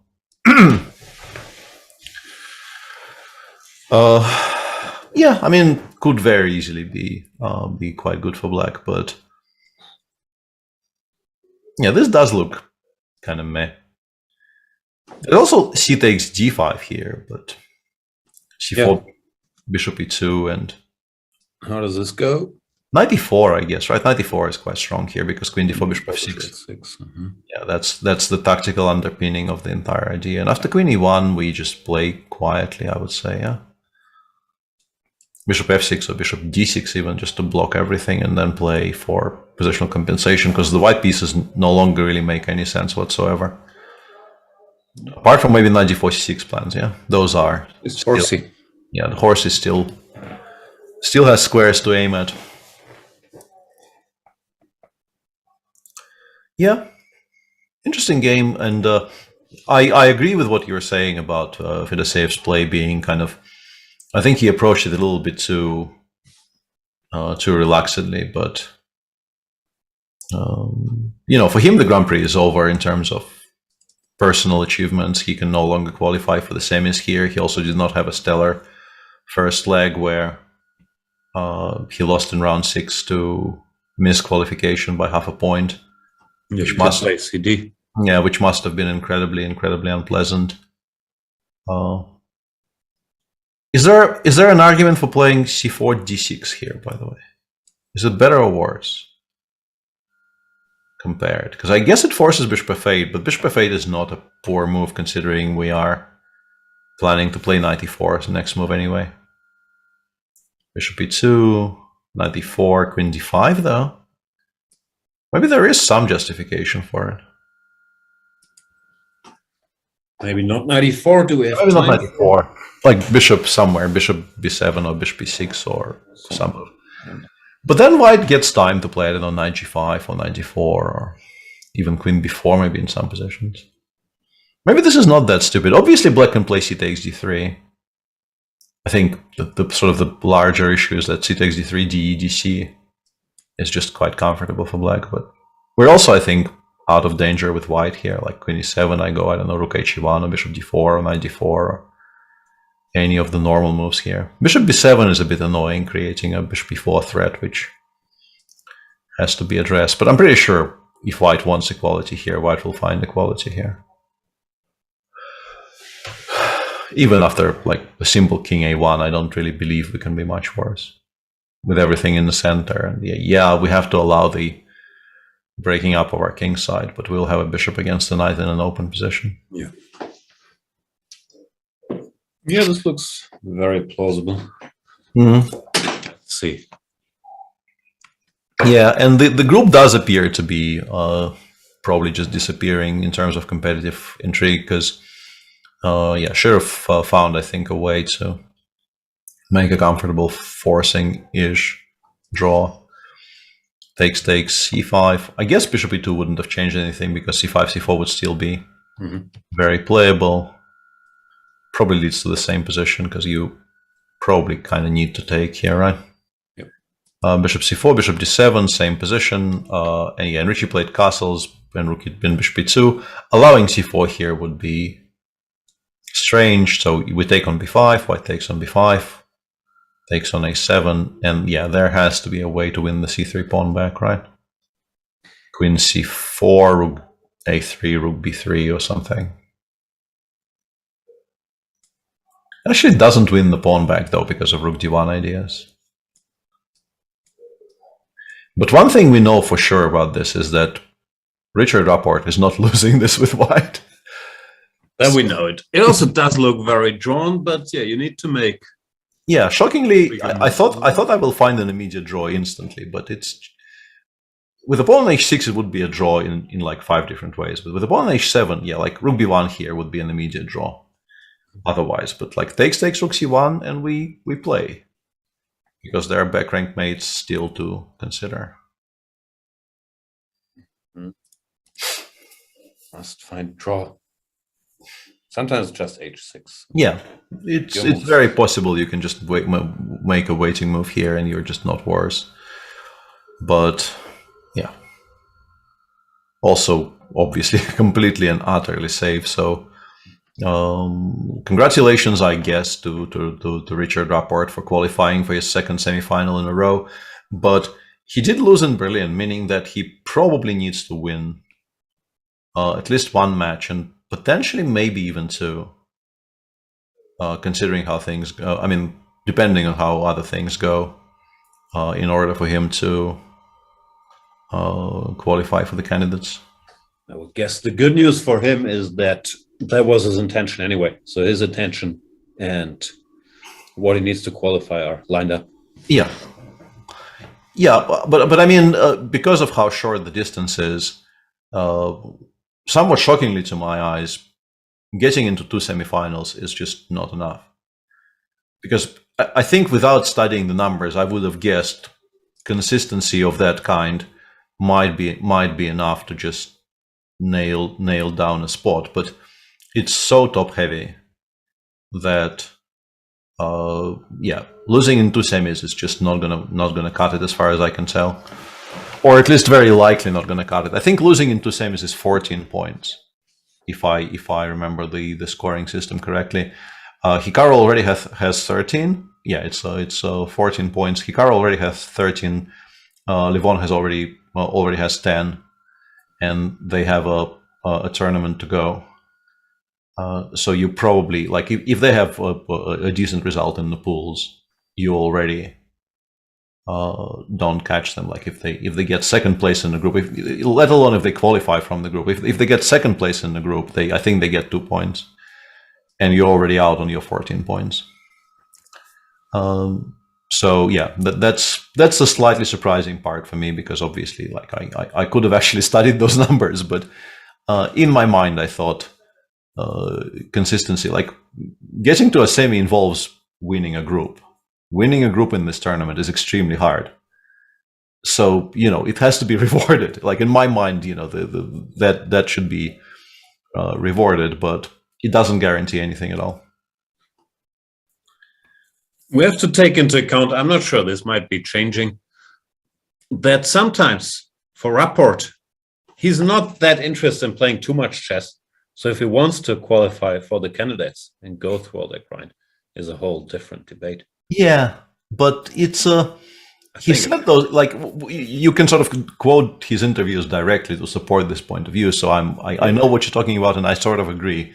But it still is. It's really not our place to question whether he wants to qualify or not. Like, you have to assume that anybody who plays the Grand Prix. No. I wasn't implying that. I was just saying he has this part of his personality where, if you read his interviews, or also whenever I met him playing Bundesliga, which, as mentioned, it didn't happen for 2 years, but usually he always sounded like it's time to take a little break from chess. Yeah. And he said pretty much outright that for him, I think, and that's also a sentiment many of us can recognize, right? I think he specifically said that the joys of winning just don't really compensate for just how low he feels when he loses. I think if I'm misquoting, I'm sorry, but I think that was more or less a direct quote that he said, and that means that playing chess at the professional level, where financial stability still isn't at all a guarantee, but the highs and lows don't really the highs don't compensate for the lows, was kind of dragging him down a little bit. And yeah, that's a feeling I'm very familiar with, obviously, at a lower level, but yeah, I'm sure many players do agree with that. And he also, I think, was talking about the difference in his love for the game, which you can, I think, tell by his games usually as well, that he clearly does love chess as a game and the artistry of it, and chess as a sport / job with the need to make money, which he didn't always enjoy, and also the need to maintain a high rating and results and so on. Like, it was very, very understandable, and I certainly know these feelings. But of course, for the chess world, it's exciting to see Rapport play and play well, because he's so unique. Yeah, it was a very candid interview, and he in general, I think, is a very kind of an interesting and a very open person. And we do love to see more of him, because he is definitely a very strong player, and also a very interesting, very kind of a friendly person.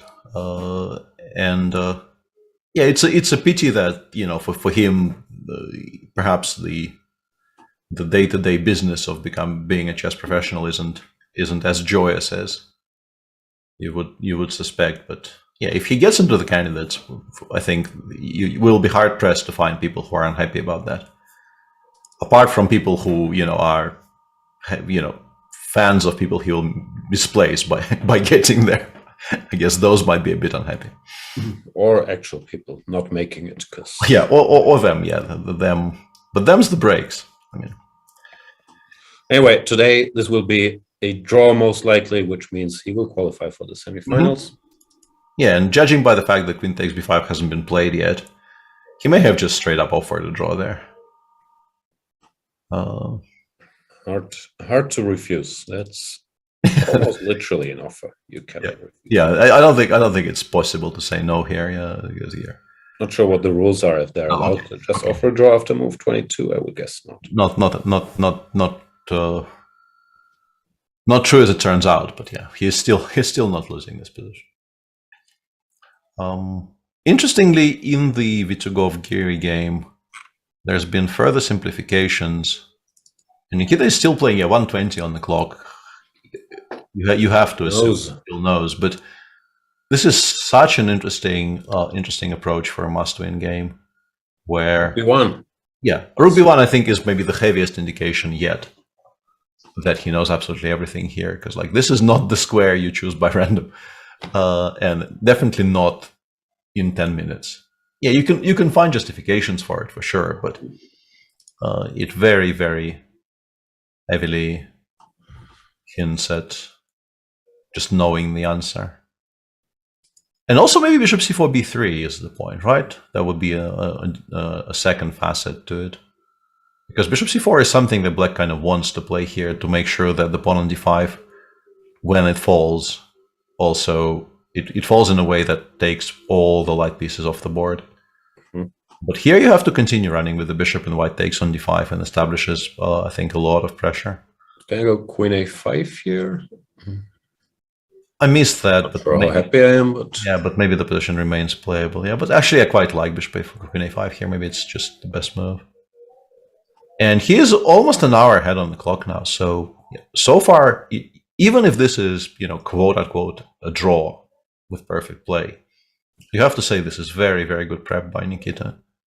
Because the questions are quite serious. If you allow 95 bishop d5 here, you just haven't equalized, despite the material being equal and the structure being entirely symmetrical. The bishop on d5 will ensure that black has to suffer. Yeah, and also just to ask Anish questions in a theoretical battle is very rare. Of course, you can play whatever. 1 h3 and he will play by himself, but to blitz and put pressure with Anish being out of the book is so hard to accomplish. Yeah. Having said all that, it does feel that, there has to be a way for black to play precisely here that minimizes the damage, and the bar is winning, the bar definitely indicates that white isn't better. No, the bar is dormant. Sorry. Oh, okay. Slightly better here, okay. But yeah, specifically 120 against half an hour, and Anish is sitting there thinking, why haven't I solved all of my problems yet? I'm a pawn up and I have a move, and yet the guy is still playing very fast, and clearly questions will continue coming. He's definitely under pressure here. I'm very impressed yet again by how it's not only that he works on chess. I kind of knew that, it's never been really a surprise for me, and I've worked with Nikita enough to never have any doubt on that topic. But also how cleverly he approaches these things, and how well in general he manages to find ideas for specific games. It's always impressed me quite a bit. Because that is not just sheer volume of positions you've looked at. It also is like reading the person you're playing correctly, trying to guess what is likely to happen, because you just can't cover the entire perimeter. You eventually you have to narrow it down and then prepare for that narrowed down. No, that skill arguably is more important than just clicking the button, because first of all, no one can remember everything. Computer will say it's equal in every single line. But yeah, it's about reading your opponent and understanding what's likely to happen and what's likely to give practical chances. Mhm. After. The computer inevitably says it's equal in the end. And yeah, that's a very particular skill that he clearly possesses. Yeah, he is very, very good at that. And today, I think, is yet another illustration of this skill. And seemingly, this is not even equal, which is a very good like cherry on top there. Sasha ended up taking BC and playing Queen D4 here, which is obviously an attempt to bail out. I guess Bishop takes B5, we just play something like Rook E1, and we want to play H3. And we're saying, if the queens are to come off, please take on D4 and improve my pawn structure, sir. But we're in draw mode, no? Can't I just make draw? Aren't we a little bit worse? Why? Pawn islands, blah, blah, blah, blah. Yeah, I mean, knight f6, e5, I take, I play some kind of a move like knight e4 and then f6, e5. You kind of must suffer. I mean, it's a draw, but you sort of have to equalize for a bit. Yes. Well, yeah. Point but he does snap on a4 and he's not interested in Rook e1 whatsoever. Takes. Yeah, I'm guessing you're right. Like just h3. Even after knight e5, if I have to choose, I'm probably choosing black, but it's obviously a draw. And this is also just clearly a draw. But if we are to continue here, I am definitely picking black. Yeah. If you have to pick a result, you're definitely picking. Yeah. It's like a 90-10 draw here, but it's basically 90-10-0. White kind of never wins, and black wins like a very negligible, but still some percentage of games.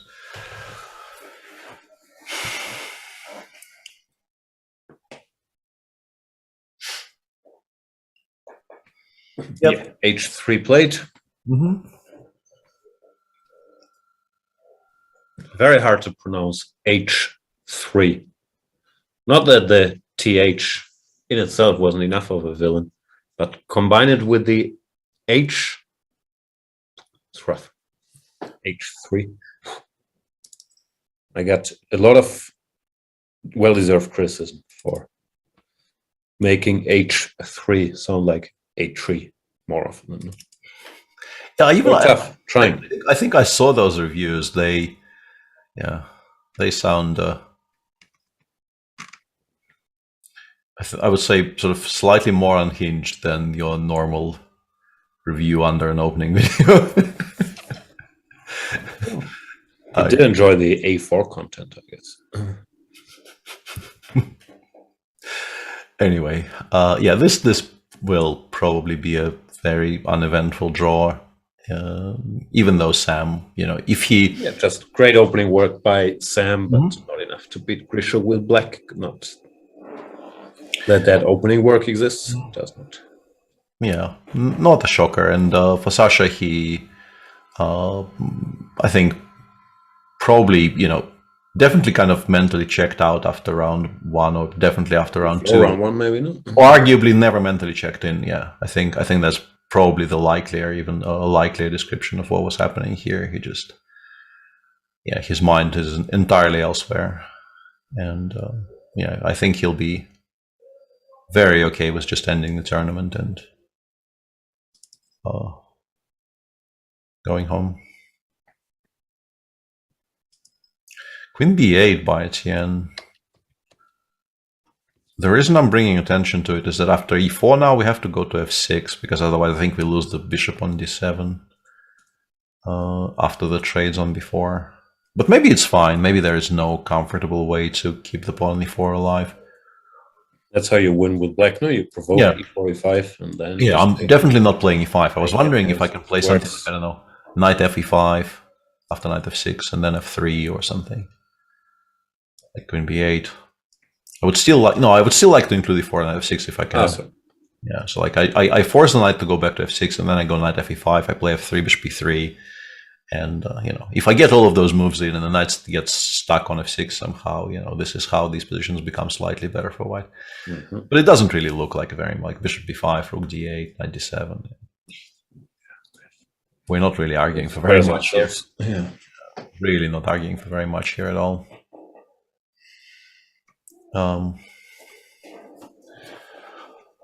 So it looks like, you know, on current form, you would not really want to bet against the tiebreak tomorrow.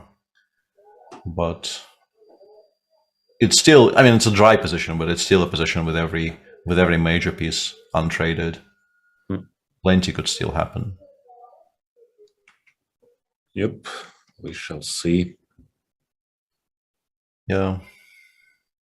In the FIDE game, Yeah, we got all of this this correct. sequence happened. Yeah, we got all of this correct. It should be fine. Like, it's, if anyone is better, it's black, but I don't think it's going to be very much. Unless, like, specifically what slightly worries me is like the direct idea of takes queen e6. Because currently the rook on e1 is not protected enough for us to play bishop d4 or bishop any square apart from d2. And d2 is not a very good square. And the pawn on h3 is kind of awkward to protect, right? h4, queen h3 might even be a move. I wondered if I can just go hard at the king side, trying to win something on the king side as early as possible. But even here, like, I go h4, queen h3, queen c6. Yeah, why am I worse with white? Probably just not, yeah. Looks like white is okay now. The bishop is strong. Yeah. And if you don't take on f3 and allow some kind of queen f5 or whatever it might be. Can go like bishop here, queen b7. And keep... Queen b3, I suppose, yeah. Queen b7, knight. Yeah, that could be a cleverer way of trying to do the same. But I guess I just go bishop d4 here and allow that trade, but put the bishop on a good diagonal and just it doesn't feel like it's enough. But yeah, black maybe, you know, if you play extremely cleverly and white starts making minor mistakes, you could maybe get somewhere. Knight d5, or maybe bishop d5 is actually a bit awkward. I was looking at bishop d5 with some vague queen a6 ideas somewhere. Yeah, like trying to provoke some weaknesses. The usual black king is somewhat safer, so if anybody's better, it has to be black. But yeah. This is probably equal.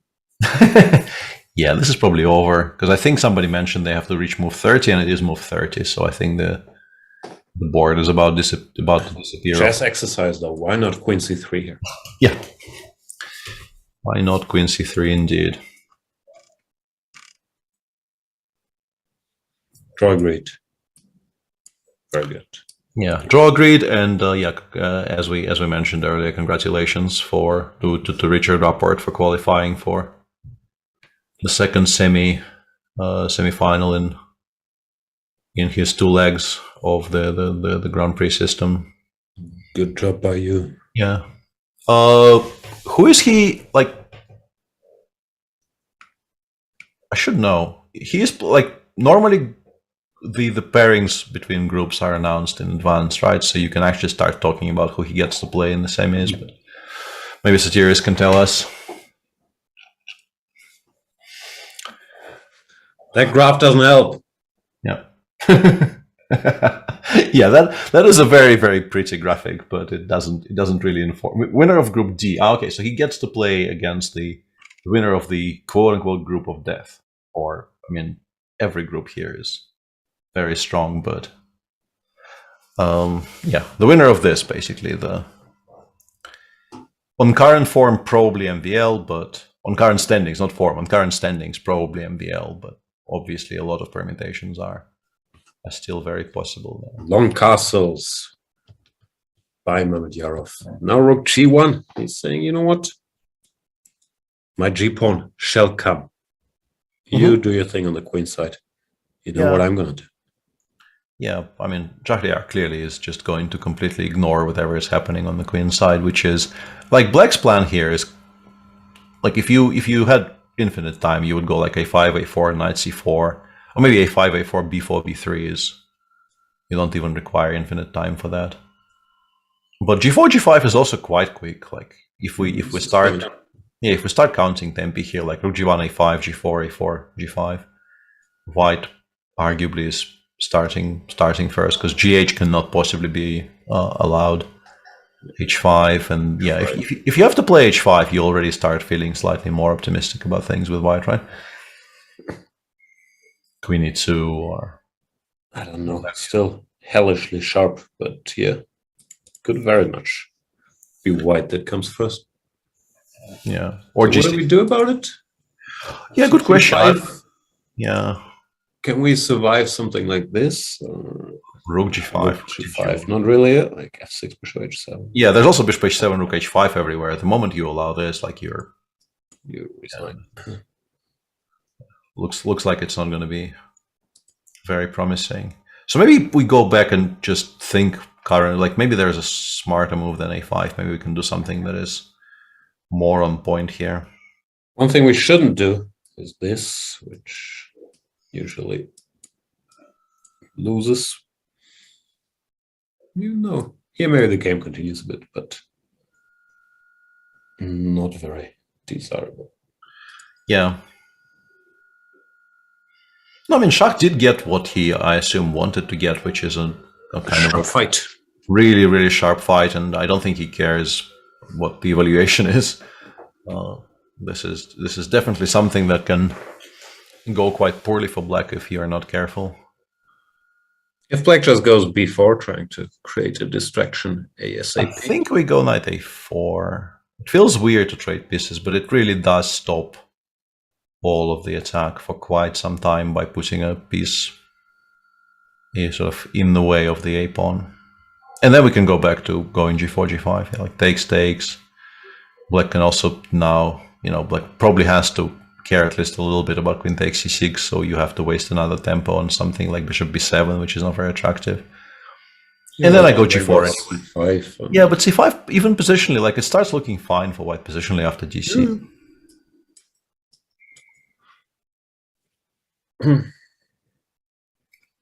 Well, yeah. It became a much more quote-unquote normal position. Yeah, we shall see. E4 obviously not the move you want to play in an ideal world. You very much won't push the pawn here, just if we can't find. Yeah, I'm expecting MVL to actually tank for quite a bit here because it looks like it's a very important decision and doesn't seem to be an easy decision either because, yeah, the very kind of a caveman-y style threat of rook g1, g4, g5 is a lot more serious than you perhaps gave it credit for when you went for this with Black. Yeah, I never saw this. Well, you mentioned it could very much happen, but it's much more venomous. Yeah, I also didn't think it was going to kind of start being a threat so quickly. I would have it would have been easier for me to believe like the immediate g4 without rook g1 being a pawn sacrifice and all, but like that I have seen before. Like you just give up this pawn to open the g file, and maybe in an ideal world you can actually make rook dg1 work here. Like rook gg1, bishop f3, rook g7, rook g1 check, and then queen d2. And as I say these words, this is not even entirely stupid, although f5 probably solves it. Sadly for white, connecting the queen to the h7 square. But yeah, something like this I could sort of imagine working, but actually spending a full tempo on rook hg1 and expecting to be the first in the race. It is the reasoning is even if Black doesn't take, he would still need this to threaten. Yeah, you probably still need, yeah, exactly. Like you probably can't really do without rook hg1 in all of these positions anyway. That's a good point. So yeah, very sharp game and something that we obviously very much welcome here in terms of intrigue. And also, I played quite a bit of those slow Spanish positions that UNG is currently playing against Predke. They're not always fine for Black. I generally played them from the Black side, and I used to kind of consider that this is fine, but it's just a personal preference, and I don't think engines pretty much ever agree it's fine. Engines always say, white has the space. Yeah. You enjoy your little squares. Yeah. You're worse. And it's actually not that easy to maneuver. Like after bishop f1, at some point, it becomes very difficult to figure out where any of your pieces are going if white just continues quietly improving, like, I don't know, queen c2, rook c1, perhaps. Eventually, maybe b4 will become a topic if you don't take on c4. If you do take on c4, you've opened up the b file, and, white has the easier control over the b file. So yeah, this is not a lot of fun, which, in the world where MVL doesn't win today, is extremely relevant because UNG will then play a tiebreak tomorrow against either MVL or Shah, depending.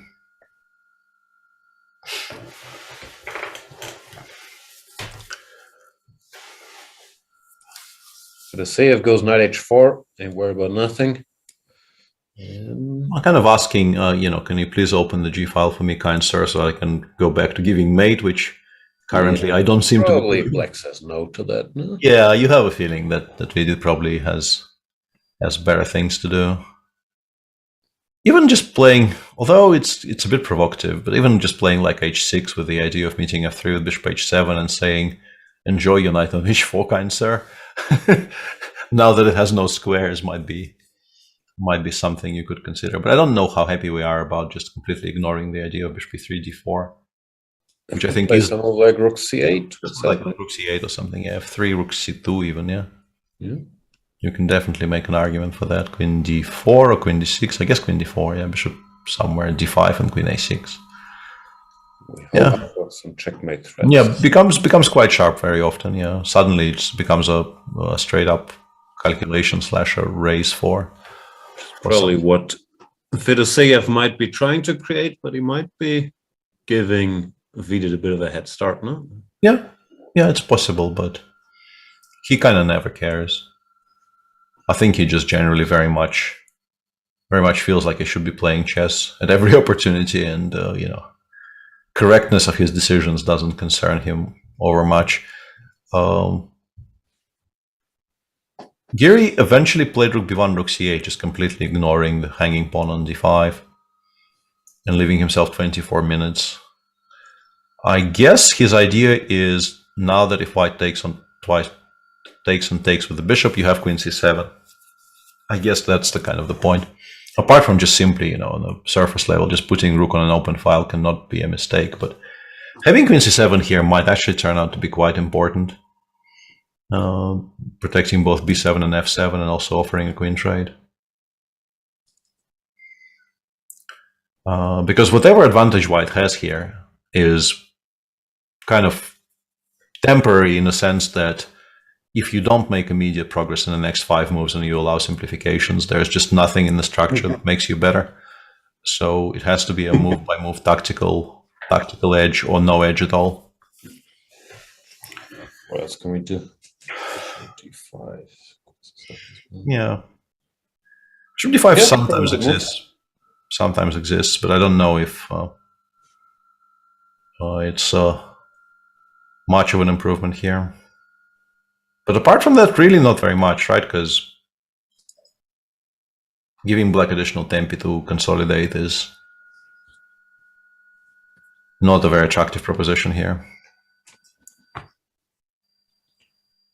No, maybe, in spite of all the praise that we rightly mentioned for Vitigov's opening prep, we should also praise Anish for being hit, but still keeping his cool and finding a way to very much limit the damage. Mr. Sloth in the Twitch chat says that it was actually the only move. I assume we're still talking about this game. It does look like the most logical and a very strong move. I mean, it's also a natural move that comes to mind, but you have to have the presence of mind to just make a slow developing move, not try to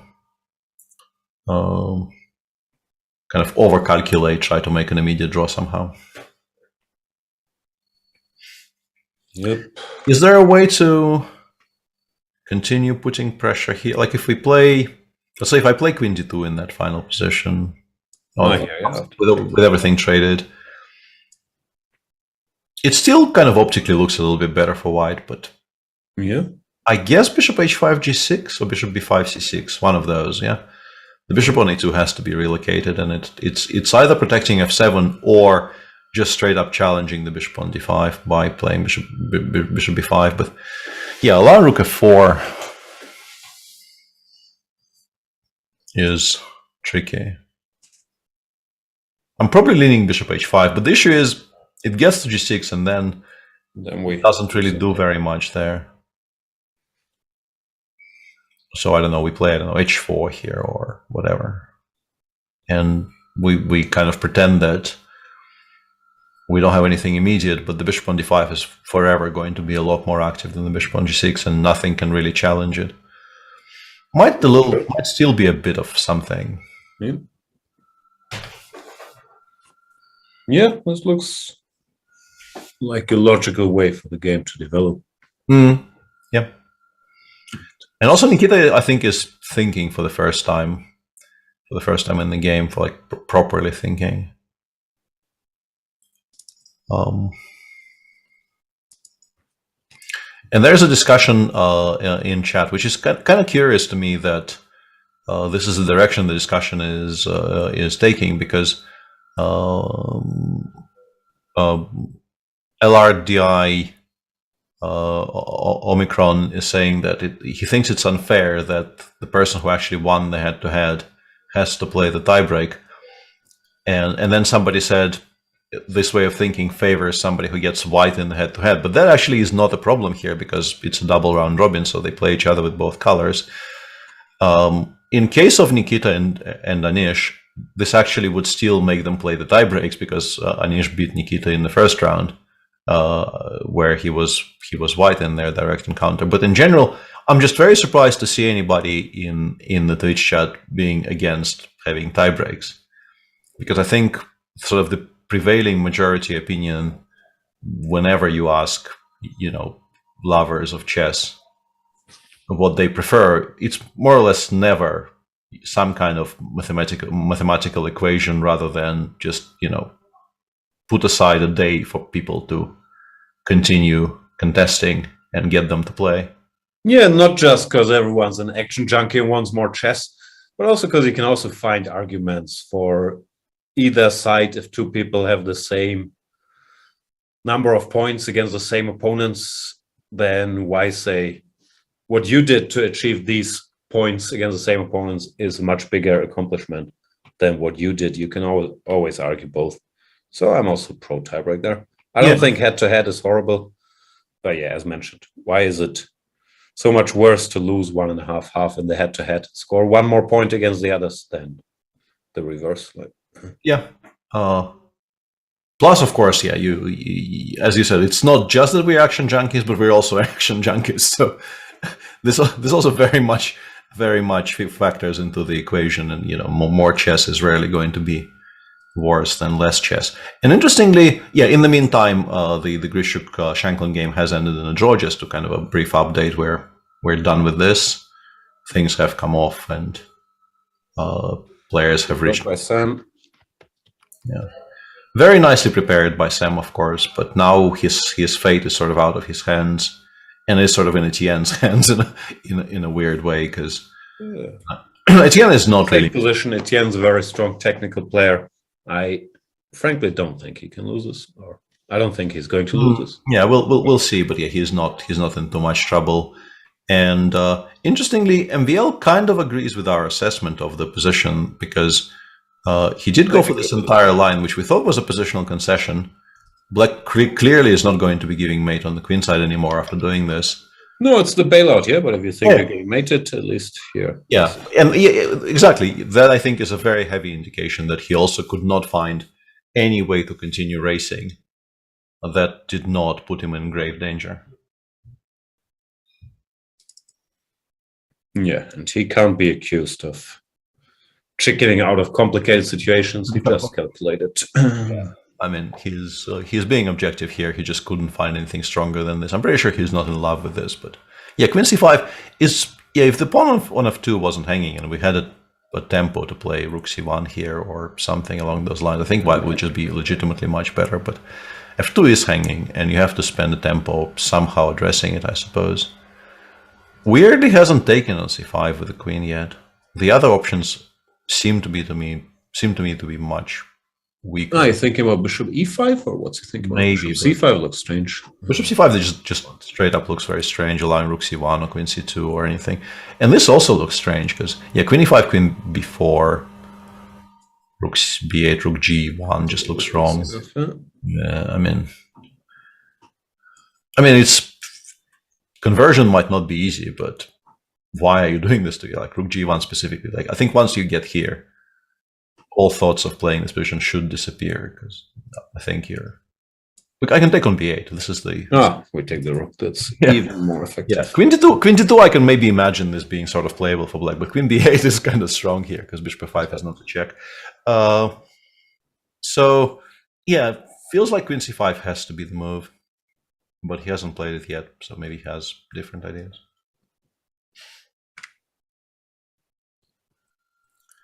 For the sake of offering the exchange of queens, that's what it's come to.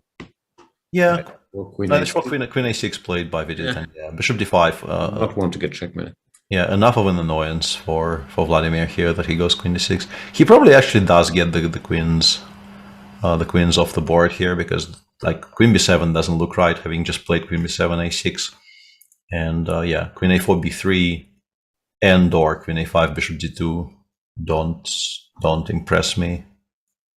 They don't impress me much.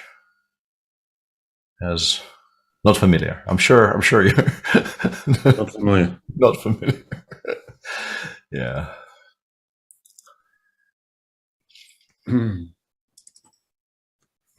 So black will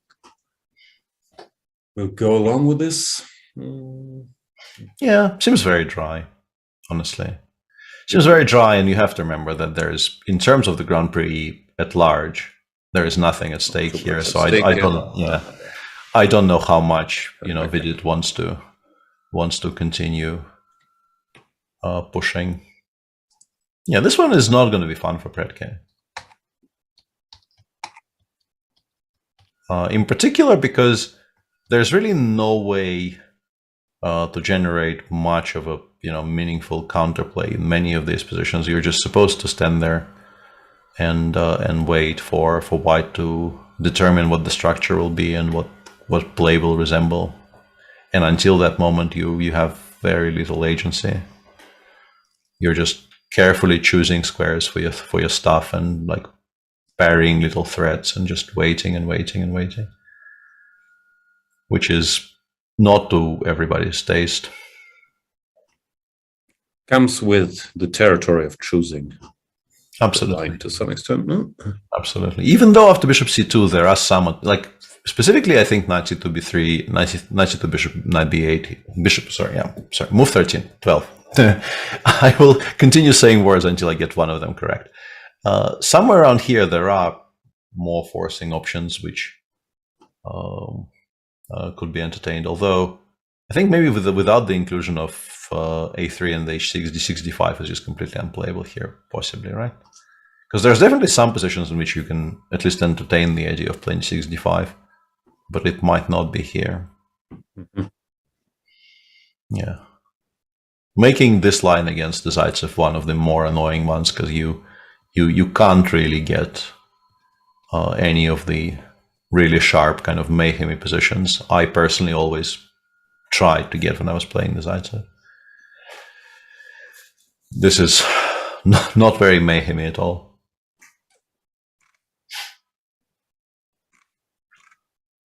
Speaking of not very mayhemy,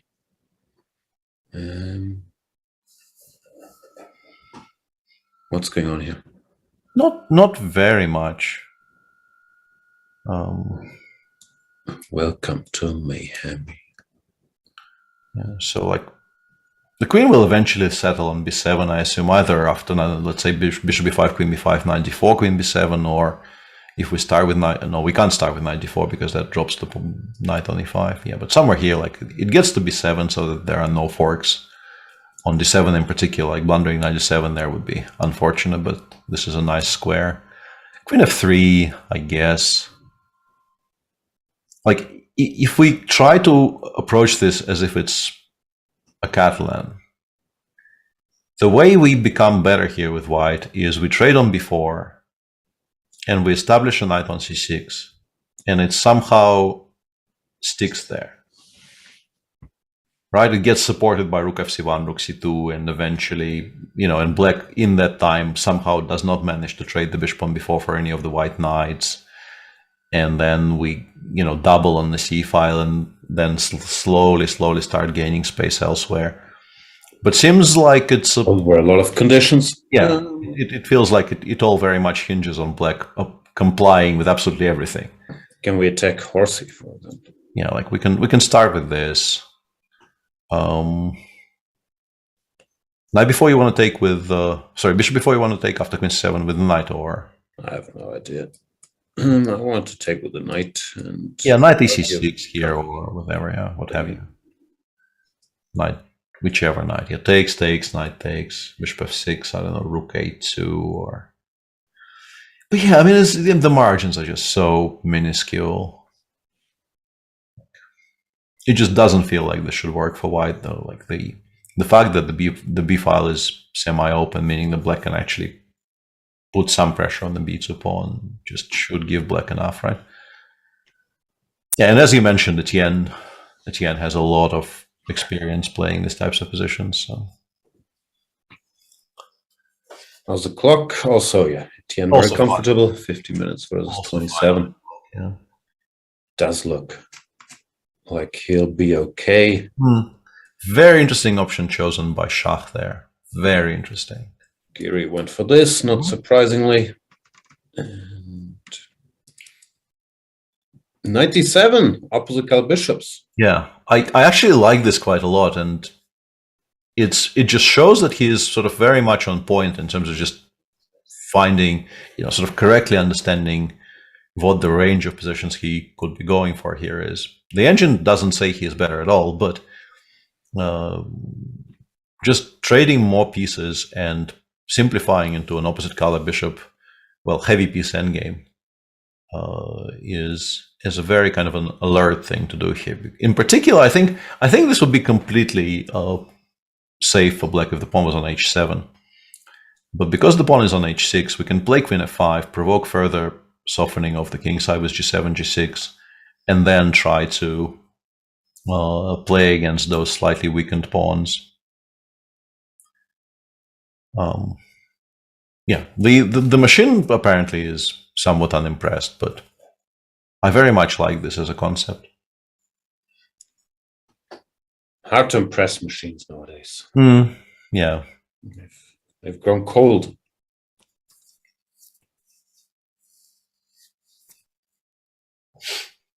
If b3, you just go a3? I mean, even a takes and then bishop c2 is like, it will take a long time before anything, considering how much play I have on the king side.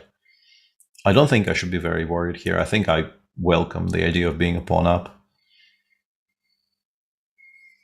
But a3 also, yeah, I don't see anything particularly wrong with it. But yeah, just don't believe black has any attack on the queen side and will have any attack on the queen side in any kind of foreseeable future. So I'm interested in, like, I think maybe the issue is we can play something like, I don't know which rook is better. I guess f, yeah, rook f, g8, queen f5, g6, and yeah, it's either queen g4 or queen h3, I guess, because queen f6, bishop e7 doesn't seem to make much sense. So we go back. If queen g4, I go h5, I suspect. So it's probably queen h3. Or we could also provoke this and continue from here somehow, because we get more of a hook on the king side. I'm really wondering why this isn't supposed to be better for white, because this looks scary. This looks like, we just blunder f5 somewhere, and we're like, here, f5, g5, f6. And yeah. I'm kind of one move away from legit giving mate on the king side. And so far, all of the calculations I've tried to make in my head were all of that kind, like inconclusive, but definitely not equalizing definitively for black.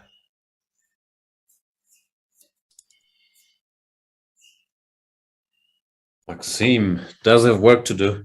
Bishop is stupid. No, we would need the bishop here at least. If this bishop is on the long diagonal, yeah, that's one of the things that would very much change the complexion of this position. If he gets the bishop over to f6, he will immediately have his own play against the b2 pawn, and that probably is enough to secure equality. at least. Peter, would you resign this? Probably not, no, because I'm not 2 pawns down.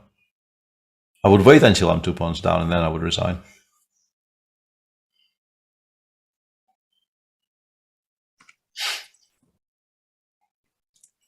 Fredke is making these little moves. Mm-hmm. But yeah, so far, the game of the day very much seems to be Mamedyarov versus MVL. Mamedyarov needs to win this game in order to overtake Maxim, who's leading the group, and to make it to the semifinals. If the game ends peacefully, Maxim, assuming a draw in the other game, would make it there. Other than that, we have Nikita Vityugov trying to create pressure against Anish Giri. Yeah, how does Giri this allowed work? the exchange of queens? Don't you need those queens? Well, I think you just don't have enough. If you like, how do you equalize this? Why isn't b7 hanging? And if you play rook c7, which I thought, yeah. No, that's his point. It's just a double attack. If you play rook c7, I thought bishop c4 was very strong, but I guess maybe this is where the equality is. Maybe we just go g5 here. g5, rook fd4, and now rook c7. So the point is if here rook e2, yeah? Yeah. This is, at the very least, not an immediate draw. It might, yeah, actually kind of is lost because you can't go king f8. Bishop c4 check wins a full rook, yeah. And if you have to play king h8, you just lose, yeah. Takes rook f7 and Resigns. yeah, kind of resigns. Yeah, you could continue, but the result is not very much in doubt. But I think it's g5 specifically. Otherwise, bishop c4 kind of looks like it's winning, but g5 is very, very important here, forcing us to play something like rook fd4, I guess. And now we go rook c7. And none of those tactics exist anymore, and we Just a draw. we consolidate. Yeah, yeah. Anish took a long time to come up with all of this, but it seems like he is now going to survive because, as we keep on mentioning, if white doesn't win some material in the next 3 moves or 2, it's just a symmetrical position where nothing is happening. So it feels like maybe the entire line was a very, very clever semi-bluff, but Anish, not only very well prepared, but also kind of good at chess, is the drawback here. Yeah, well, that's all you can hope for in this situation. No, it's hard to guarantee a win against a 50 points higher rated, incredibly well-prepared player. So, yeah, Nikita chose a line that put pressure and made Giri very much work for it. It looks like, we're not there yet, but it looks like Anish will achieve the desired result, which would be a draw and him qualifying for the semifinals. Yeah. So far, yeah, seems like it's considering the annoying little idea that Nikita came up with. Actually, quietly a very impressive game by Anish. Yeah. You could argue by both, even though it probably won't make the history books if it's a 27 move draw. But yeah, modern chess. Yeah, these are the margins, and yeah, he was very unshaken by having to defend a new and unfamiliar position. Shall we take a little break, refill I will refill my coffee, and then we'll be back for, at the very least, the time trouble and the action in the Mamedyarov MVL game, where Mamedyarov is still fighting for making the semifinals. Thank you so much for watching. In the meantime, check out chess24.com if you're not there already. It's 40% off for the premium membership with the code you can see on your screen. I'm being told that our series Inside the World Championship Match 2021 is about to come out any day. I hope we have a trailer for it soon because I'm excited about it. All right, see you soon. See you soon.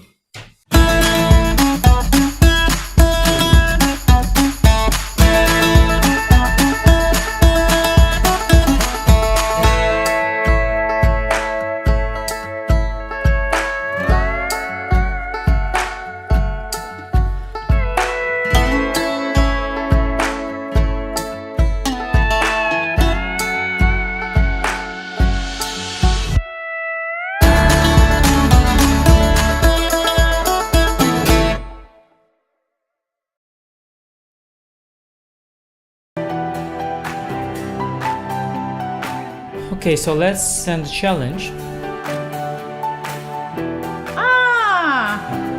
Here is challenging. Nice graphics, easy to see. What are you thinking about? You're looking how it can be the most painful? Exactly. Okay, fine. That I give him up a phone. He wants to be even rude. This is John. John loves to study chess. This is David. David loves to study chess as well, but efficiently. John spends more time setting up the board and figuring out what's on the page of his book than he gets to study. David likes to take it easy and use his time wisely.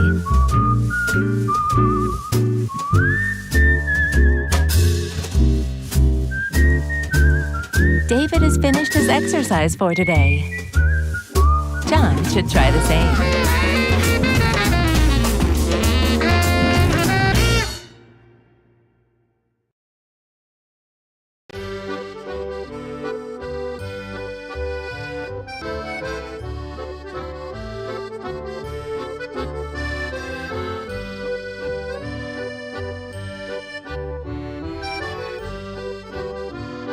When I saw her for the first time, it was love at first sight. I love how rich and complex she is, how sharp and principled her first steps, how graceful her movement.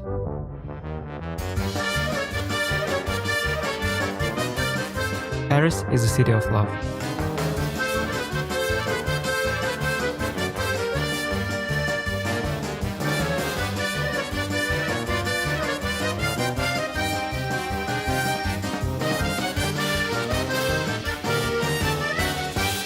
I've come to find my love for the French defense.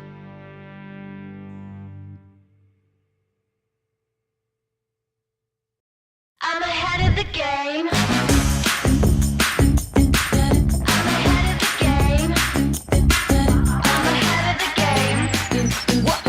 Well, the phone is always ringing. I'm caught up on the line. Got a string around my finger. Remember who am I? I'm a boss and I'm honestly off my rocker, but follow me. I'm ahead of the game. I'm ahead of the game. I'm only ever slinging. I'm working overtime. Got a song and I'm the singer, the melody, the vibe. I'm a prodigy. Logically, I'm impossibly wanted, but they'll remember my name. They'll remember my name.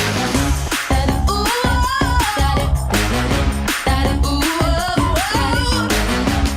well, I'm ahead now. I'm ahead of the game. I'm ahead of the game. Ooh,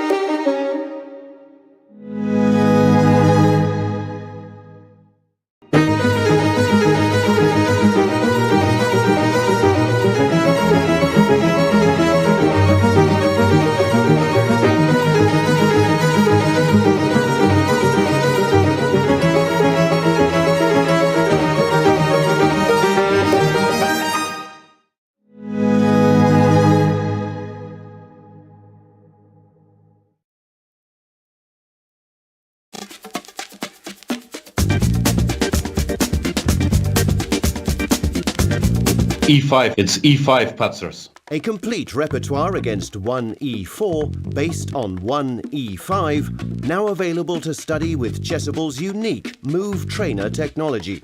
The backbone is the Marshall Gambit against the Spanish, with 3 Knight F6 against the Italian.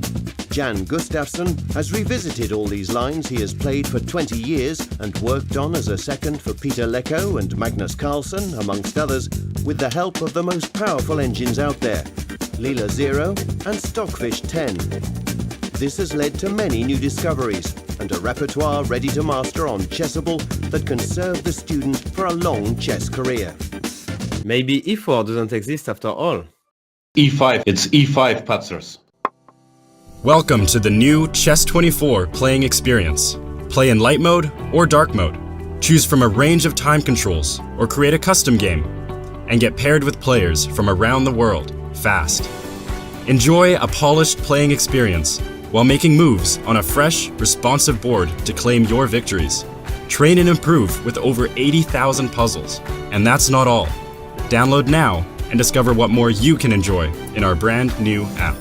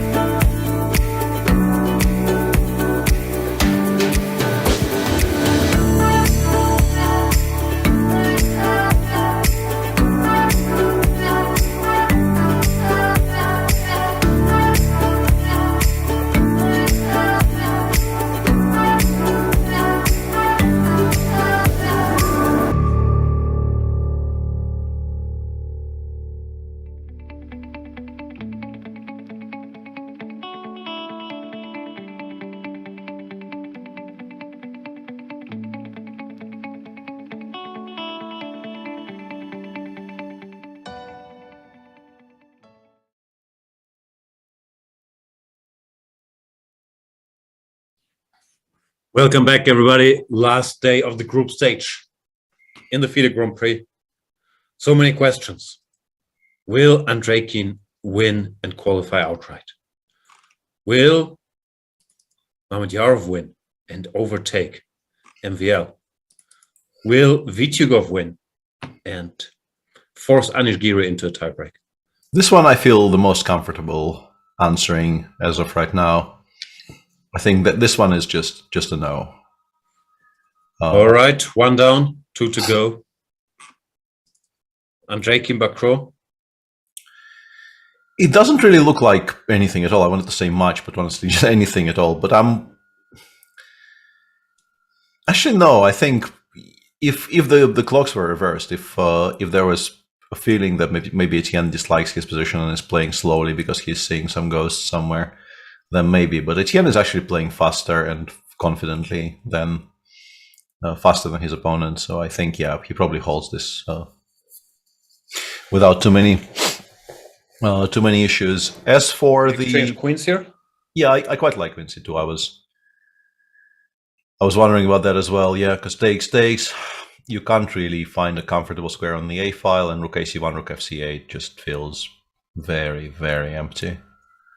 And then we can play F6. We can even start chasing some of the better pieces away from good squares. There's probably other ways to play as well, but Queen C2 does look very much on point. As for Mamedyarov MVL, this is very much up in the air. All right, let's see what's happening. This clearly the game of the round. Also, two heavyweights fighting it out here. MVL half point ahead. Queen F5, G6, Queen G4. The check had to be stopped, and now he does throw in B3. Yeah, that's an interesting decision, and here you can, I guess, see much more reason to do for doing that, because if I go A takes B as I was suggesting to play earlier, the counterplay against the pawn on B3 comes faster. We can go Rook A B8 here. Although, like, if you continue provoking white, eventually Bishop takes G6 will happen, right? I don't know if you can very safely just assume this sacrifice is never coming. It probably isn't coming yet with the pawn on B3, because that would be a bit... But honestly, let's take a look at that as well. Like, how ridiculous is the idea of just taking on G6 in the current position? After B3, yeah? Yeah, just straight up, yeah, B8, King A1. I don't know if you want B8, but like if you play B8, I'm not obviously taking on A2, I'm playing King A1 here. I don't know, maybe I'll keep this option for... Yeah, I think probably this is wise. Like, I want to take on G6, I want to take on H6 next. And then I want to find a way to give a check from the 5th and take on D5. I would like to probably do it from a light square, so yeah, Queen G6. And then Queen H5. Gonna do this. And Rook D5. Queen C2, King A1.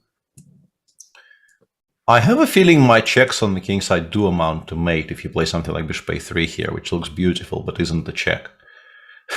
Like... Bishop E7? Yeah, Bishop E7 is what bothers me, yeah. If you cover the G5 square, I no longer am so certain my checks amount to mate. They might still, but like Queen G4. I see one. Check if I go you have Queen G6, yeah. You have Queen G6, yeah. I guess black I do have I have 5 pawns for the bishop. Yeah. But it's probably a draw after Rook D2, yeah. Probably is a draw. Yes, looks fine for black. Okay, so let's start with AB then. And the question is, do we go Rook B8 or do I have to play some Bishop F8 or whatever move? And yes, smart people in our chat are saying that in this entirely unforced line on move 31 that we just showed, instead of Queen G4, Rook E1 was very strong. So the idea of Bishop F6, Rook G5 check. But yeah, we really shouldn't be analyzing this position because it's basically a flight of fancy. It's nowhere near forced. Oh, sorry. So AB, but also AB, and if you go Rook AB8, I will do exactly the same. But let's try again. Yeah, I feel like this is a huge improvement because you don't even have a tempo to play Queen C2 check anymore. Like, I'd be shocked if this wasn't good. Let's find out. Yeah, let's actually click the button. Yeah, +8. Good. Yeah, So, +8, and the other one isn't +8. B, But hang on, one's rook b8, but after bishop g6, we're not taking. Whoa, bishop f8, yeah, 0-0. Good luck, sir. good luck, sir. Specifically because after bishop c2, bishop g7, black actually does not have any threats. So we are 2 pawns up, and we have taken on g6, and the black king is quote-unquote less protected. And we're just not better at all here. And in fact, we apparently have to make precise moves not to be worse. Isn't a5, a4, yeah, saying, isn't you life can't checkmate me with this bishop. Yeah. Like the king is just now entirely safe on f8. White has no threats, like no queen f5, queen h7 does anything apart from wasting 2 tempi, and a5, a4 will actually give mate if we do nothing. So yeah, this is the kind of move you maybe play after you realize things have gone wrong. Yeah, after you blundered bishop g6. You don't want to resign. Yeah. But to go for this, because Maxime is not going to miss bishop g6 here, go for this would be amazing. Yeah, it will be. Is a3 an improvement or no in the current position? What as we are? Yeah. Apparently, you're fine, but seemingly after only this one move. Yeah. It's a makeable move, I suppose. Just covering the f6 square, preparing f5, g5 very, very importantly, because if you allow f5, f6 here and you still have no attack on the queen side, you lose. But if you can take, of course, it's back to being fine. Yeah, but if a takes b actually has to be replied to with rook b8 and bishop f8, like in practical terms, this is a move like this here, then this crushes us. Yeah. Yeah. And bishop back to being poor. Yeah, and bishop f8, f5. And g5, f6 is yeah, g5, f6 is game over. Yeah, I mean, I would say in practical terms, this makes Schach a very heavy favorite to win if he goes ab. No, to play rook ab8, bishop g6, bishop f8 would be sick. Yeah, better than Magnus says. Maxime will play this. He has found much tougher moves than this. Yeah, he is not like, it's not impossible that he actually does this, but he will, you have to be on your absolute top form to even entertain this this idea. Because as you have to think of the direction, no? I mean, if he's exactly. given the position after bishop g6, he probably comes up with bishop f8. But yeah, it's exactly as Jan said. Yeah, it's you can't possibly blunder bishop takes g6, so you probably are looking for a move which tries to stop it, when in fact you have to just allow it and play on as if nothing happened. This is the difficult part. MVL resigned. Yeah, I'm pretty sure that's not true. Unlikely. Yeah, as we're waiting for Mamadjarov to decide, I guess yes, 3 candidates. Yeah, a3, ab, and bishop g6. What was wrong with this? Because someone said BA and then BA, and once again the key move bishop f8. Yeah, and the bishop just gets to g7, and then here you can sort of believe it because there is nothing in the b file. Just loses. And this maybe he spotted the idea all along. Yeah, maybe. Just. But b3 does indicate. But on the other hand, if you think your position is very dangerous, you kind of throw in before b3 just to, give your opponent something to think about. But yeah, I mean, MVL is really, really strong, and also, in a weird way, there's definitely some neither type positions where similar things happen. So he is maybe like, this is not as alien territory to him as you might suspect, because there's definitely some lines in his beloved bishop e3, 5 neither switch. I mean, the structure will not be like this, but the whole idea of black trying to launch a counter attack with using the bishop on g7 as a major resource is not unfamiliar for either of players.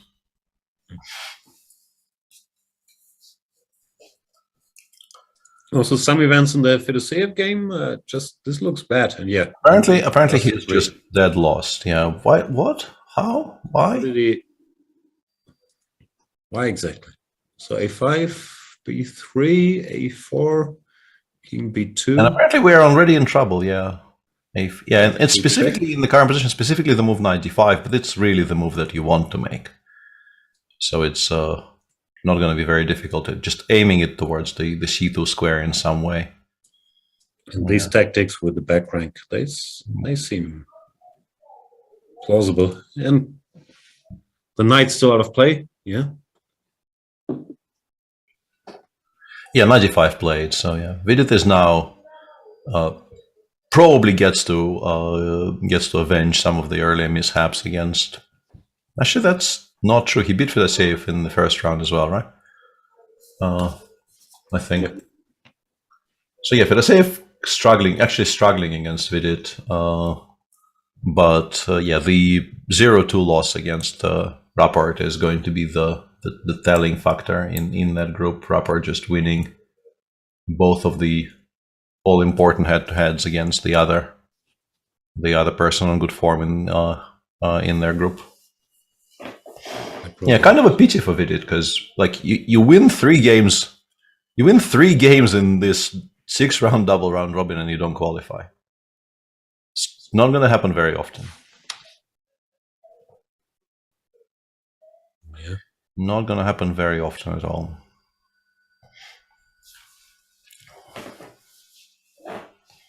Yu Young Yi, Yeah.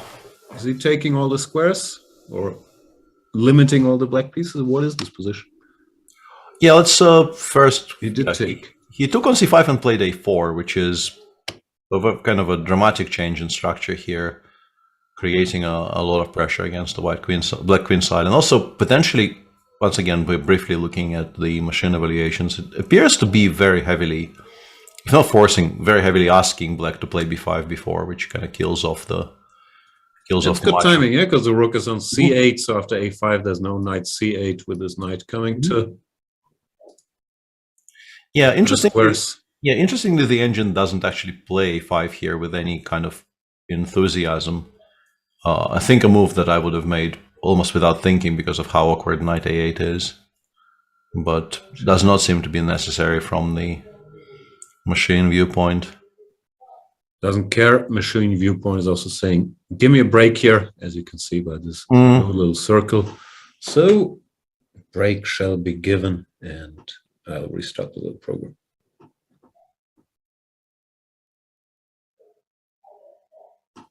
Here we go.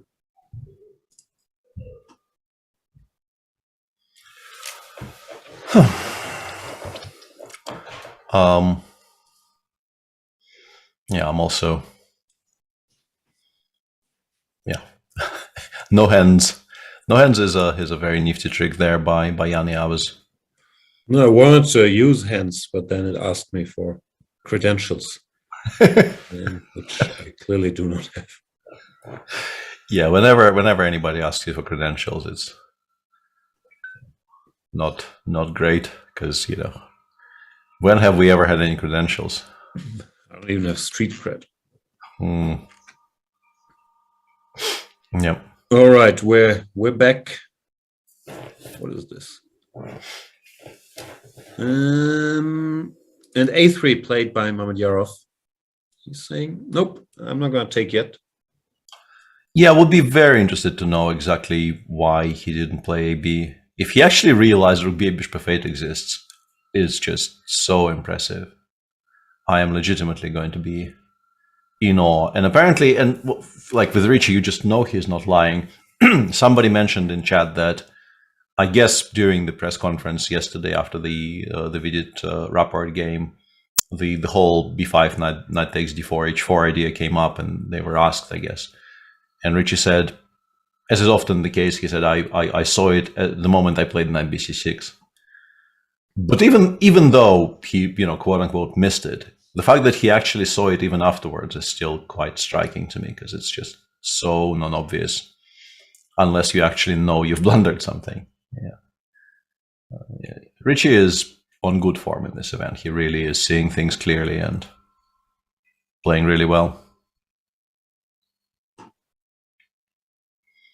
So a3 played, and against a3 we were saying bishop e7 is borderline forced, right? Nothing else is clean here.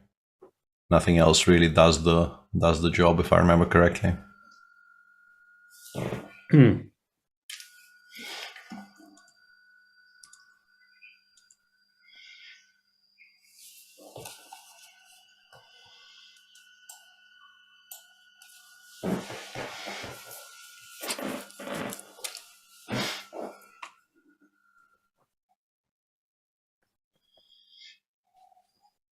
One good thing to say about MVL's situation here is that he is keeping the clock in check. He is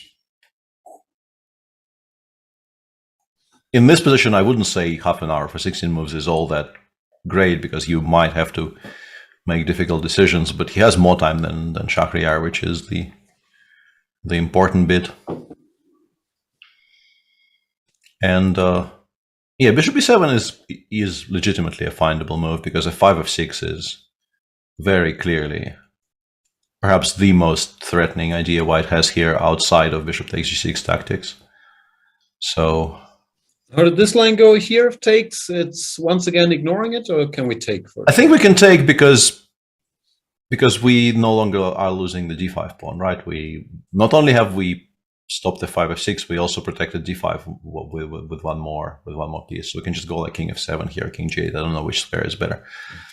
And my attack was very much based on the idea of giving a check from like h5 in this position and taking on d5 next move, which is no longer going to be available at all.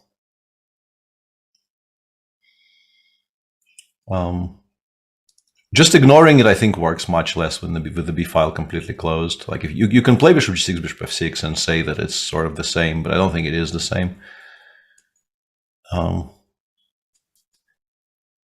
Just some movement. Yeah, I think there was also I briefly remembered there was something on my screen saying something like bishop b4 check and then queen h5, maybe here, maybe in some other position.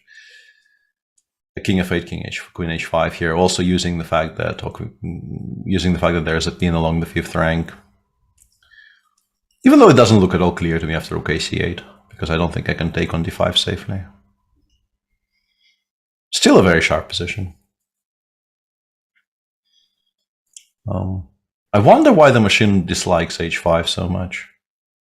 Because when we were talking about this earlier, I thought queen g4 was maybe even an inaccuracy, because yeah, we can play h5 and none of the dark squares. Yeah, I can just sort of come closer. Chase it. Yeah, bishop e7. Yeah, I thought I can sort of chase it forever until it goes back. Yeah, but it's probably just queen h3, and then yeah, maybe even the immediate g4 or the immediate f5, and we have given white one more target to play against. That probably is just there is no immediate refutation. It's just a bad move on more general grounds. What's happening, Chess24 chat? Are you guys fighting? Is there a debate? Chess drama? Yarmo's around to restore order. What's happening, Mr. Yarmolinsky? Fishmaster is saying, I'm 60 and I've been a master for 36 years. Whoa. Yeah, Yarmo's saying none of the young guys are really that good. Chess has flatlined. Which young guys are we talking about? Yeah, that's I think they were talking about the young Indian stars. Yeah, I don't think we can they might be slightly overhyped, which is the nature of things whenever there's an exciting new talent. You know, this is very, very narrative driven world in general, so there's a lot of temptation to start saying, yeah, this is the new world champion, all hail the next big thing. But Eric Geisy is still fresh to the hype party. No, let's give him a chance. He looked impressive recently. Yeah, but yeah, alternatively, I really don't think you can write them off and say that they aren't really that good. He's what, 15, 16? Who? Eric Geisy. No, he's years and years old. He's almost 18. Oof. Yeah, has been. Must retire. 18, Peter was already 7-time Russian champion. 18, I actually became a grandmaster. It was a very, very big day in the Svidler household. Just to put things in perspective, I got my final norm and I got the title when I was 18 and a half. Actually, no, 18 and 3 months, much faster than that. It's a different time. Yes. Also, they are better than me, probably. at the respective. Let's stop with the you being self-deprecating. I do recall reading articles about Peter Svidler, 16-year-old Peter Svidler, being a super talent who will be a super grandmaster one day. Yeah, but the articles were correct. There was this. Also, there was a very embarrassing picture of you wearing very strange clothes. It's not all positive. Yeah. What clothes? I don't know. I'm sure we can find the picture that was used for the article. I don't know why I'm specifically asking for you to produce the very embarrassing picture of me wearing some crap, but apparently it's what I'm doing. Yeah, I just have no instinct of self-preservation whatsoever. Because I think, some of the pictures that come to mind that you might be thinking of, they are from me, I think, being aged specifically 18. Because then I started winning some things and I got my picture taken once or twice. At 16, I think nobody really thought of taking my picture very much. Working on it. Bishop e7 played in the meantime, yeah. Further confirming the hitherto unheard of theory, MVL good at chess. Also, you're not 16, but it's all I could come up with after being called out. Called out? No. I was just surprised. And specifically the parameters you said. I was just wondering. I was just worried I was being too nice. I thought I had to throw in some picture is casual insults. But you're not 16 there, I'm assuming. Show me. I sent it in our chat, but yeah, you don't look 16, and the clothes aren't that strange, so it's all lies.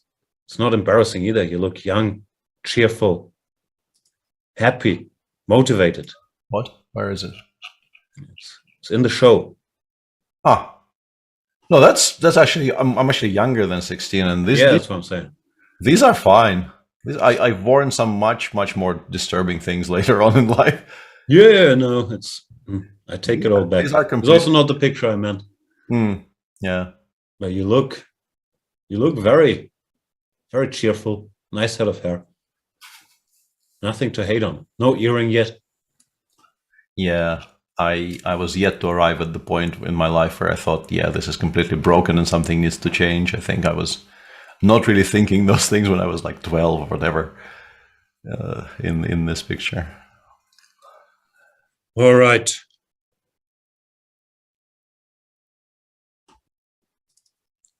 Maxime, in the meantime, has played Bishop e7. Yes. And now the ball is back very much in Shahryar's court to find something to do immediately, because black is also not very far from creating their own threats, like bishop f6, queen d4, bishop f6, like rook c8, queen c2 at some point might even become a... If you give black enough time, some very fancy ideas might start manifesting themselves.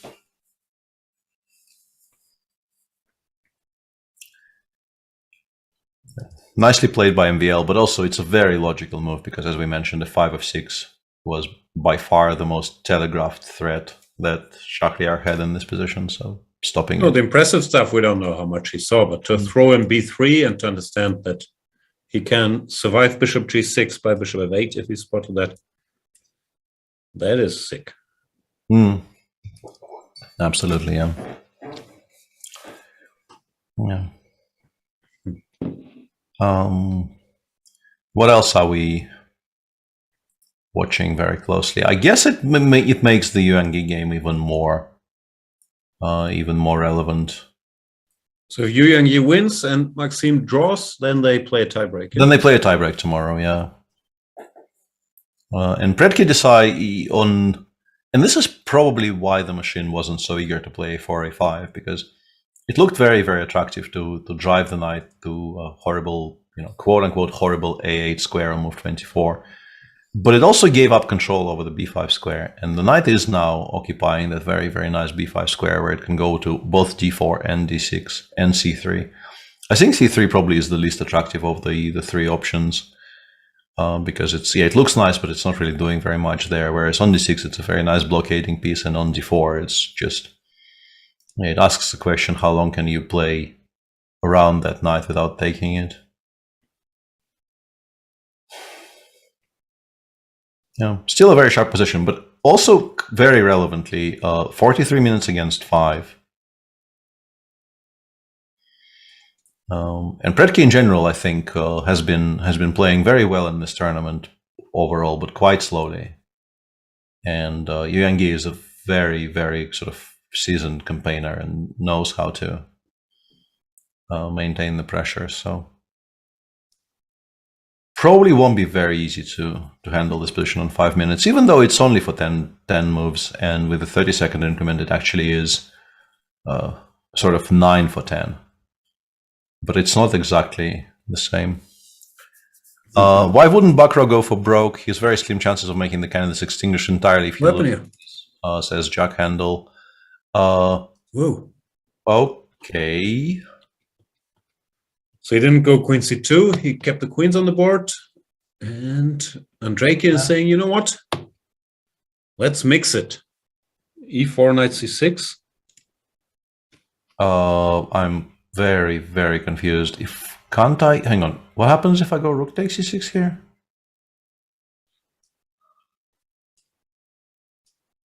I guess the claim is that black is just not worse here, right? Which is maybe true, yeah. Claim, no?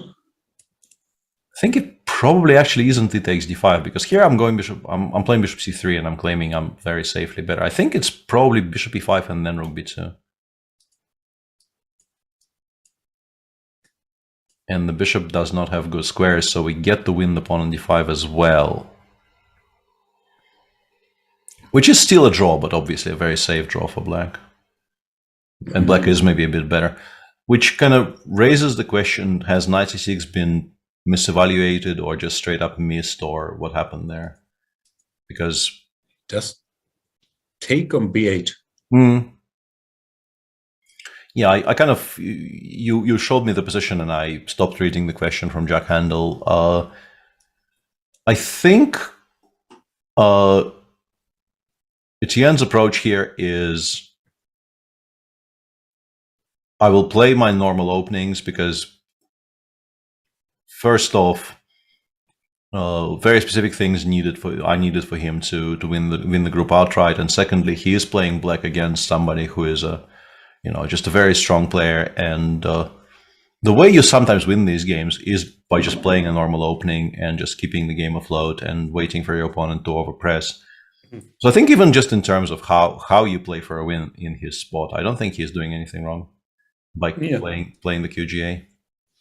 Also, usually players play better when they play their normal openings and are familiar with the structures. No, it's not like every top player can just say, you know what, today I'll play Benoni on my usual level if you play this once every 5 years.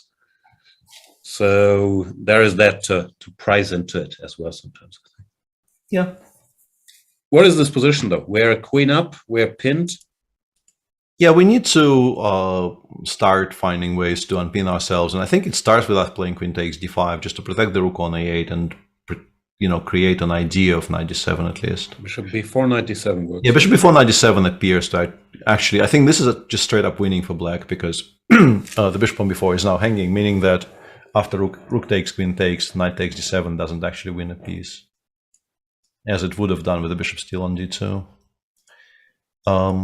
So I don't think we actually have a threat here with black. Like knight d7 is, I will rephrase, knight d7 is not a threat yet. But f6 might be, right? And we're saying make a move. If white plays some random move, or yeah, I'm guessing f6 is what we're trying to play here. Yeah. Bishop b4, knight d7 still works. Bishop b4 still runs into knight d7, yeah. So what's the most useful thing we could do? Rook c1s, maybe. Rook c1 creates a very strong threat of rook takes f8. Not maybe, actually also immediately, and then bishop b4 check, and then rook c8 mate. And still works after f6 as well. So it has to be something else. Yeah, here bishop, yeah, rook c8 even stronger than bishop b4 here actually, because we've taken away the f6 square. We can do it in the other order as well. Rook c8, king e7, bishop b4 is arguably even more painful.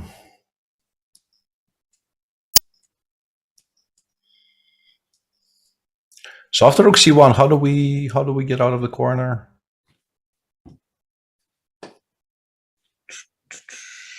Yeah, and this is also coming back to sort of the way Andreikin has been approaching this game. Like he played a very, very quiet opening, and then he saw an opportunity to sharpen everything up significantly, and he went for it full throttle.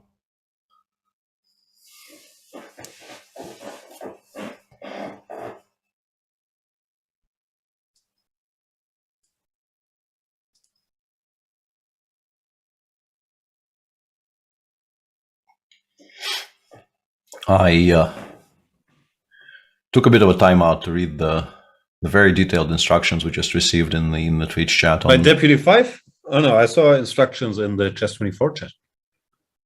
Note to professional chess commentators, please realize that bishop e1, 2, 3, 4, 5, 6, 7, 8 sounds exactly like bishop b1, 2, 3, 4, 5, 6, 7, 8. Knight e1, 2, 3, 4, 5, 6, 7, 8 sounds exactly like knight d1. Yeah, that's because of the bishop b, knight d. Yeah. Bishop e1 and sounds like bishop b1, and knight e1 sounds like knight d1. Also, whenever you say he, she, I, you, we play, you introduce ambiguity. It's always clearer to say white, play, black, plays goes. Okay, that part I understand, but how do we fix the EB? By obviously saying... by EB, I don't mean Etienne Bacrot, but the E1 or B1 problem.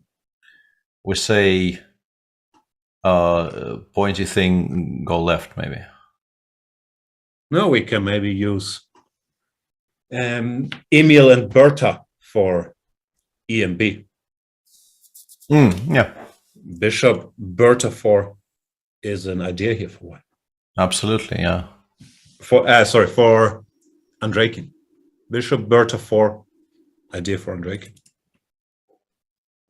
Yes. We'll take some training, but yeah, thanks for the input. That's some good points.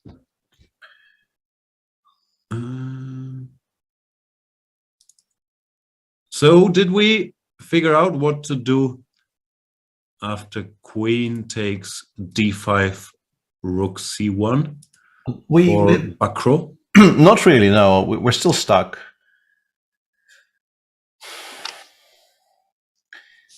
If we're specifically trying to stop rook takes f8, you can play Harry 6 or...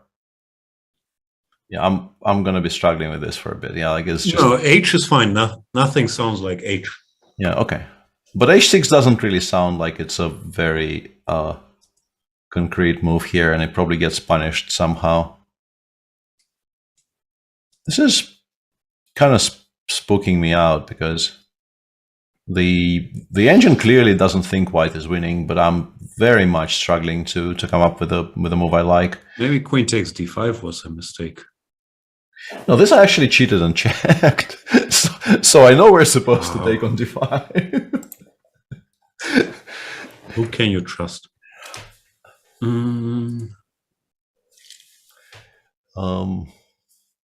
So then how hard can it be? Knight d7 loses a piece. No, maybe it doesn't. Yeah, maybe you can actually rook a8, knight e5, knight takes knight. Rook 1 goes all the way to the end of the board. And no, you don't have to. We don't want to go all descriptive, eh? Go all descriptive for rook c to c8.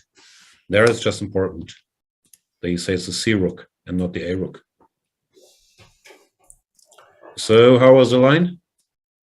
I was hoping to take the knight and then play h6 and escape with the king, but I'm a piece down, but maybe I have enough counterplay. But you could also maybe make an argument for knight g6, but I guess not. No. It could take f3 here and claim that I'm threatening a perpetual, but yeah, it's just not a perpetual, is it? Like rook d8 even. Just take away the You have to be more specific. This we have to work on. Is it rook a d8? rook a to d8. Yes, white should play rook a to d8 so that black. And Draken should play rook a to d8. Yes, so that Bakro no longer has a perpetual via the g1, g4, d1, g4 squares. Excuse me, was it d1 or b1? Or e1 also, yeah. But I think with the queen it's less of a problem because the consonants don't actually blend together all that much. All right. E takes d5 played. Yeah, this is not great. Yeah, the engine's favorite. yeah, and the bar goes wild. Why does the bar go so wild? I don't know. ED looks like it was a bargain for white. I guess it's mainly because you no longer really have any immediate way to unpin yourself on the back rank, and white can. What do you do if I threaten bishop Bertha 4? Queen to damsel 7. Rook a to c1. Yeah, I don't know. It looks very, very threatening. Just yeah, looks very, very poor for black. Apparently, that's not the solution. The solution, if I interpret chat correctly, is rook to e1. Yeah, rook to e1 is a difficult move to play here, even though it, you know, on some level it's logical because you want to include more pieces in the attack, and I guess the threat is specifically knight going to d3 just as we were playing, and then rook e1 to e8 with complete domination on the on the back rank. But no, of course it can be explained, but would it be your number one on the candidates list here? Like, I don't know, no, c1, knight d3. They come to mind before rook e1, no? Absolutely not. No. The question though is it really the only move that is winning and nothing else is winning at all, or we can find out. We'll probably crash the software, but worth it. Rook e1 winning, rook ac1 also better for white. Yeah, but much Knight d3 also better, but not crushing yet because of some magic. Yeah, machinery gets in the way here by defending very, very ingeniously. So queen takes. While we're asking, what was this line? Rook ac1, a5 is always the solution. A5 only move, yeah. Fair enough. Only move, but it's yeah, and also knight a6 is now a threat. Yeah, you can actually understand that. Yeah, stopping knight before mechanically, and introducing the idea of unpinning yourself on the back rank.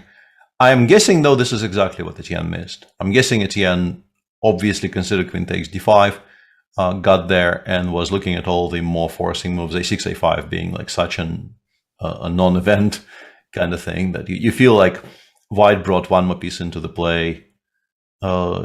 Plenty of threats like bishop b4, rook 1 to c7 also looks really scary. And in reply, black apparently has time enough to play a6, a5. It's very difficult to judge correctly, but yeah, he is now in trouble. But how much trouble very much depends on Andrei finding the absolute best move in this position, which is not at all a given.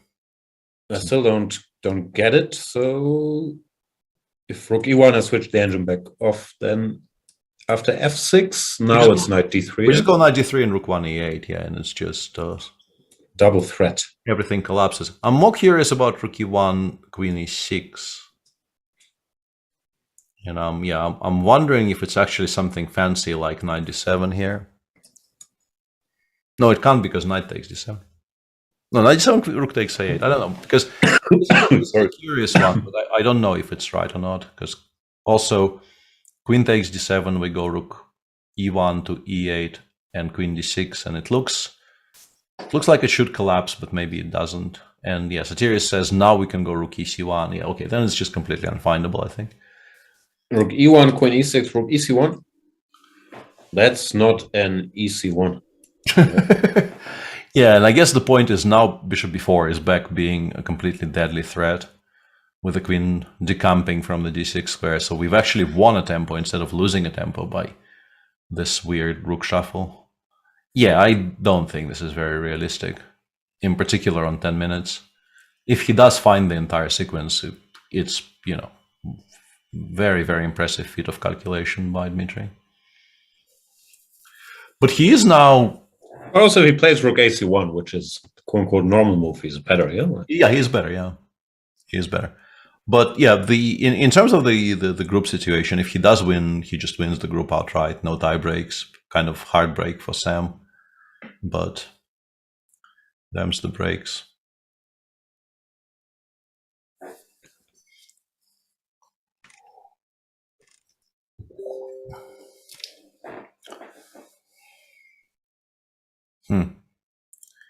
In the MVL game, in the meantime,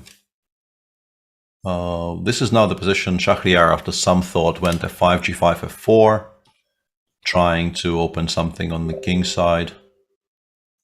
Fg, hg, and now black has definite count. Like queen f2 is already, I think, a very annoying threat, meaning that h4 doesn't actually get there very much.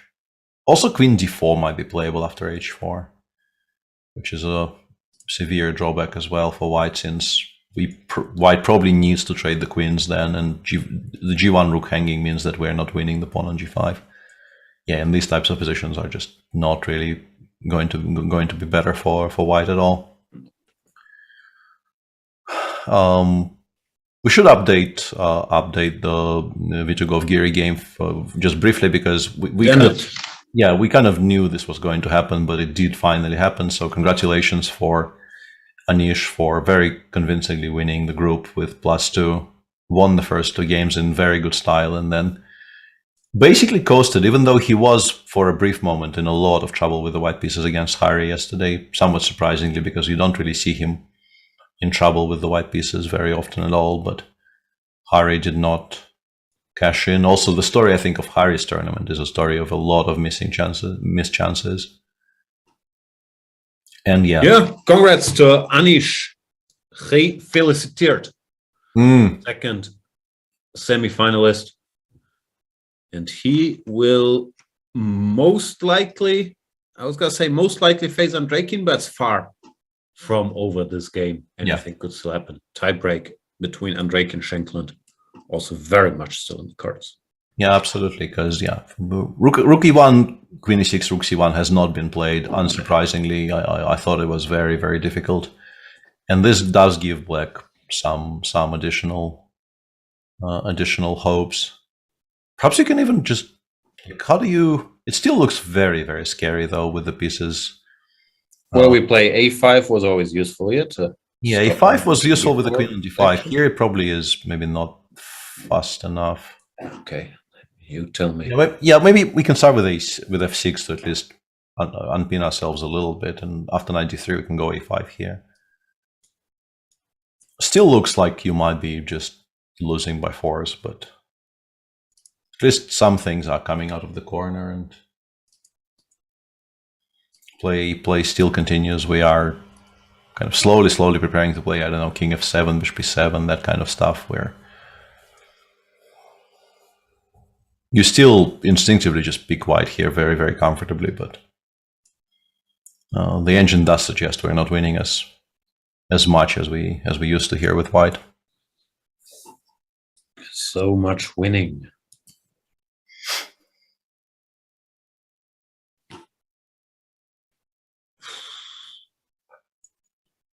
What is this? Yeah, rook c8, bishop e7, bishop f4, queen goes somewhere. I guess a6, yeah. And yeah, it's some kind of a really strange mess in which I think if you had this position with white, you would feel that maybe some kind of knight e5 check just carries you there. But then again, you don't have that many attackers, and all of those things are also fraught with danger. And if you give black a tempo to consolidate, they might actually get out of the corner entirely. Don't know. Also 10 minutes. This is move 28, but 10 minutes, not a lot. This game became the main get. It really didn't look like it here. And Bacro, I'm not sure if he regrets it, but he could have played Queen C2 with a much quieter life. Now, both clocks are running, 12 minutes. This is, having played horrible chess over the weekend and being exposed to a ticking clock and having to calculate lines again, gives you, or gave me a whole different perspective again for how difficult playing proper chess actually is. So. Yeah, and on the subject of how difficult it is to play chess, more people are now asking us to opine on the Elon Musk tweet about squirrels. There's we never mentioned it briefly. Yeah. I can't remember the conclusion. You weren't impressed. Yeah, I thought he was. Yeah, I think we settled on just agreeing that this was some kind of a weird reference to rock paper squirrels, and I was the squirrel rock thing to play with. I got very confused by. Like, I'm not that well informed about Elon Musk's biography, but from what I heard, he probably had more stuff than squirrels and rocks to play with even back then. Like when he was a child, yeah. Or alternatively, you can claim that maybe the rocks he was playing with were slightly more valuable than your average. And rocks? Yeah. But probably he didn't mean himself, but he meant the people that had to invent chess to distract themselves from all these squirrels and rocks they were playing with, right? Or that, yeah. It's Where was chess invented? Have you studied the origins? Feels like this is some kind of a trick question because I think really, no, it's really not a trick question. I'm not sure. Like Persia. I thought it was Persia sort of from India, or perhaps simultaneously. But like the story I have in my mind is that it kind of originates from India and then goes into Persia from India. But I could be wrong on this, and perhaps those games were sort of being played and developed at relatively the same time frame. Like all the I will mangle the pronunciation horribly, but like the chaturangas and the early versions of what we now call chess, they all they could very easily be developed at relatively the same time. Yeah, this is what chaturanga is being mentioned in chat as well, which was originated in India and then was spread through the Silk Road. But it's been a while since I read any of the chess history books that I read as a kid, and also I don't know how trustworthy they are these days. Like, there's pretty sure there's been more research on this, and people find chess figurines in very, very unusual places these days. We do have some moves. F6 has been played. Technically, we do have one more. And are there any alternatives to knight to d3? Not really. I mean, you can play knight c6, but it doesn't look right. At the very least, I can play knight takes c6, rook takes a8, and then some move. Although, which move? Like, maybe I'm not that happy here because a6 is hanging, and moving the knight away will allow rook 1 c8. So yeah.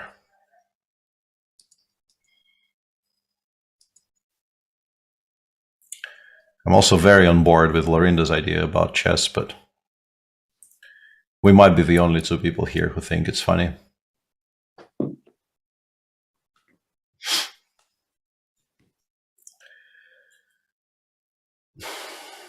Knight 6 looks like it's a more forcing version of the same, but it also probably gives black some useful bailouts. Black still play a5? Is there? Yeah, maybe. It's I continue, even though we now know that a5 exists in every single position here, I keep on missing it, or at least underrating it.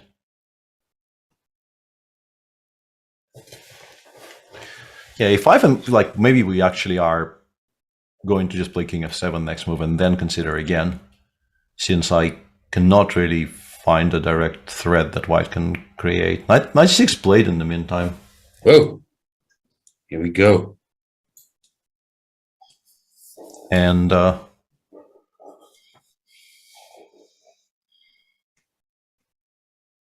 yeah, in terms of bailouts, maybe we take on c6 and we play queen d6, d7. Do give up on we do give up on the pawn on a6, but then we can maybe play something useful like knight e5. A5 played? Yeah, he's played a5. I saw the bar moving, so A5 wasn't what the computer was hoping for. Yeah. What's black's next move? White plays out, makes a Luft h4. I think I might actually still be taking on c6. So, I mean, king f7 is what I would like to play, but I have a feeling it's extremely optimistic. Like knight cd4 here looks... And I think this is the issue with a5. I think white could very easily just say, okay, I gave you this idea of unpinning yourself and trading some pieces. At the cost of an exchange, you could like get some pieces into play. You declined. Now you're back being completely stuck with those stupid pieces on a8 and b8. Even in the current position, knight cd4 might be a reasonably strong move.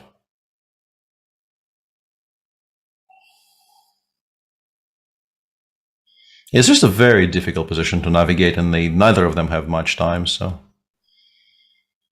the bar not staying still for very long, I think, is very, very understandable here.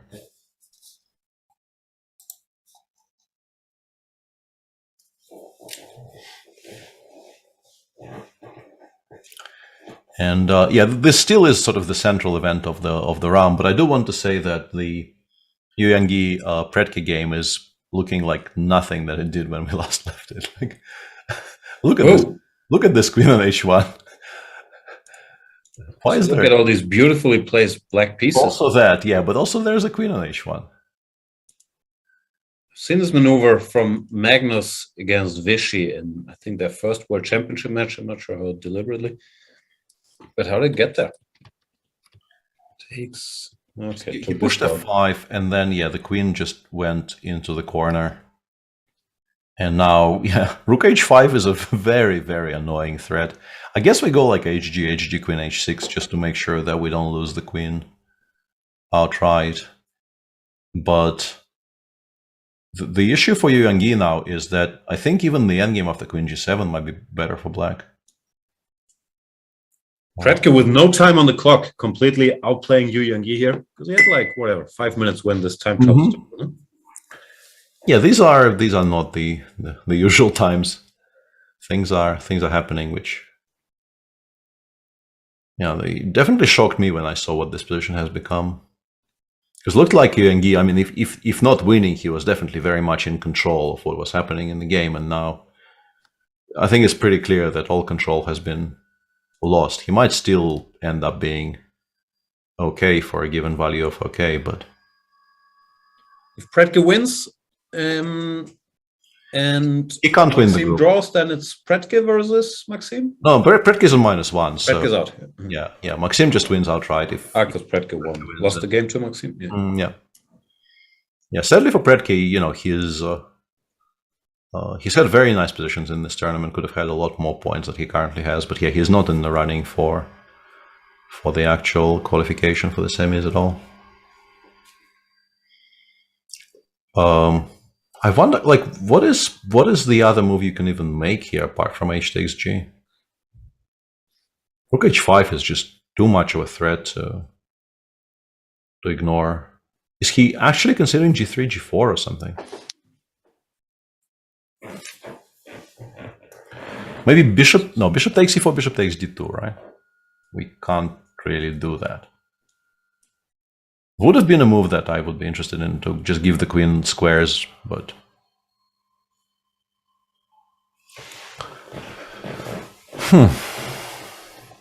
All right, and yeah, there's actually,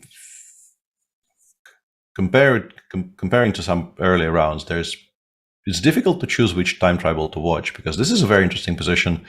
Etienne's position also livened up, or I mean, at least let's go back here. Yeah. So after a5, Dmitry played rook cd8, queen c7, knight fd4, queen b7. And yeah, black seems to have consolidated quite well. If there's no immediate blow, which I cannot see, black is now very, very prepared to finally unpin themselves by just taking on c6 and removing much of the pressure. So you have to you have to do something to stop that. I wonder if you're supposed to play knight takes a5. Yeah, I'm not really a huge fan of. It'll lure the queen here. Yeah. Yeah, I think either your h4 move or maybe even the immediate knight cd4 was quite clever, just to remove the unpinning options altogether. So what happens if I take on a5 here? The knight? Yeah, with the knight. Yeah. Can we take here? Yeah, queen b2, and I was going to ask about, I think knight a b3 was my idea, just to once again destroy the connections between the black pieces and hope to play rook 1 c8 in the future. But I have a feeling knight c6 works here, which is annoying me greatly. Just doing the same for black, like destroying connections and breaking the. I think it's a draw. Like after knight d4, queen d2, knight b3. I have a feeling this ends up being a draw somehow. But and just like rook b8 here or some move like that, and black is fine, but I have a feeling it's not going to be enough for a win. Knight a5 actually played in the meantime, so we are headed towards something along these lines. Yeah, Sam is clearly watching this with great interest, and I think his stonks are going up currently. The all important Sam stonks. What are Sam stonks? What are Sam stonks?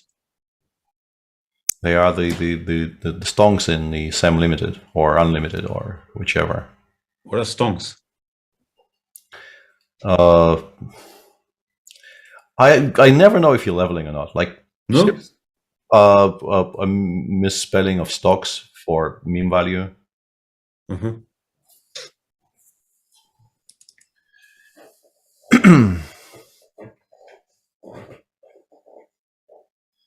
And there was a sacrifice in the MVL game, which probably leads to an immediate draw, I'm guessing.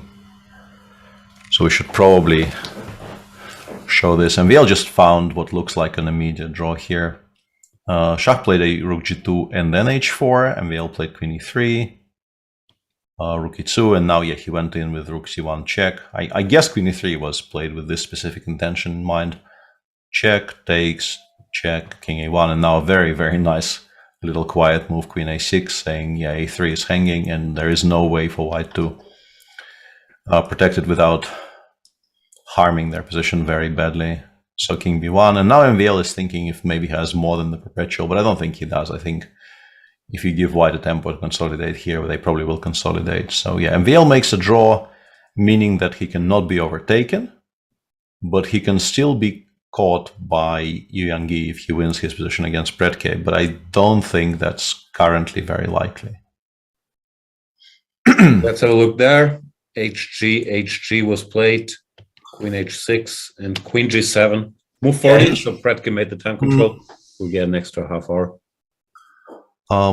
Yeah, looks pretty decent for black, because queen h4, you can play queen h4, but then after rook f8, I don't know if rook f8 is the best move, but the point I was hoping to make is that the queen is back to being very, very threatened by the rook h5 idea. In fact, you might have to make some very ugly decisions here just to make sure you don't lose it on the spot. And therefore, I don't particularly like this. So I have a feeling you actually have to take on g7. And if you take on g7, this endgame has to be quite comfortable for black, right?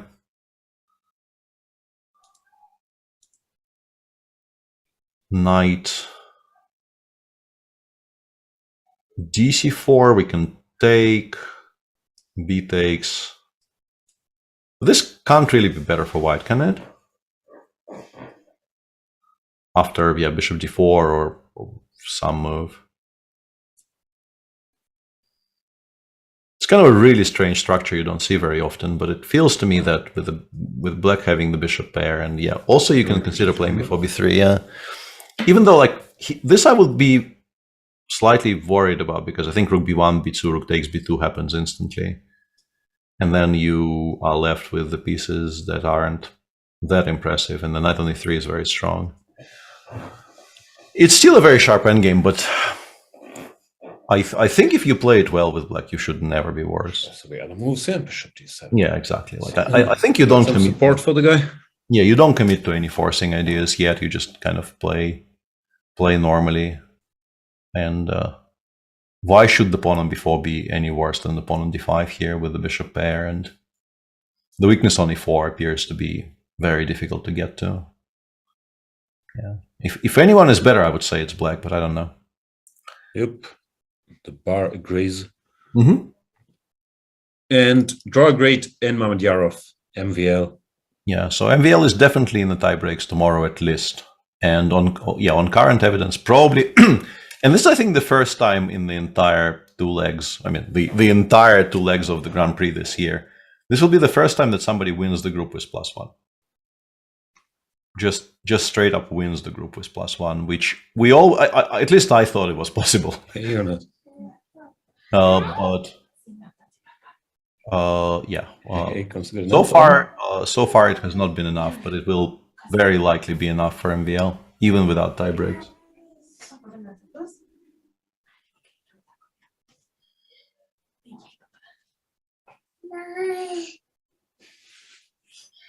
Guests are good. Son is saying good night. Schlaf gut, Jonas. Geht's schlafen?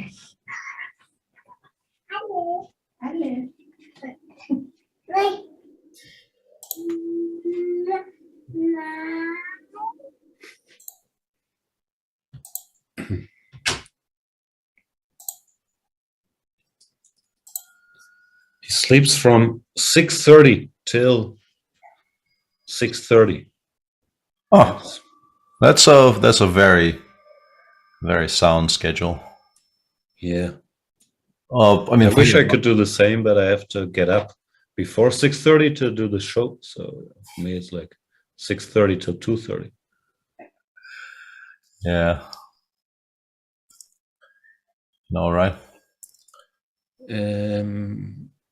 We should probably finish watching the. I think the Baccarat game is still very easily the most exciting. Let's go. Yeah. This position. Oh no, he went knight AB, knight DB3. You were mentioning knight AB3 once again. Yeah. And the bar disagrees bar? very heavily. Yeah. How do you reply to rook a5? Like, what's the plan? What's the idea after rook a5 at all? Also logical to get rid of this stupid rook by taking something. Bishop b4 maybe is what he's intending, but there is a number of ways of meeting that which are okay. First and foremost, just king f7, I guess. Or knight d7. Yeah, I don't know which one is stronger. Both look very sensible to me. King f7, rook f8, king g6, bishop a5, queen b3. We're a pawn up here. The king will be safe on g6. The knight is about to come in. I'm assuming it's still probably a draw, but yeah. And the bar, like the bar, does seem to say black is much better. So maybe there's something even stronger. And Satirius tells us rook a5 allows actually rook takes b8, which I ignored completely with equality. But you can start with king f7, which is quite strong. Which is another very obvious move in this position, unpinning the bishop on f8 and just preparing to do something. Just getting that king from g8 to g6 is always going to be a very useful idea for black here in every single position it feels. So, yeah, unsurprising. Unsurprising. And Andreikino is playing on fumes. He's down to a minute, whereas Baccarat actually preserved some leeway here in terms of the clock.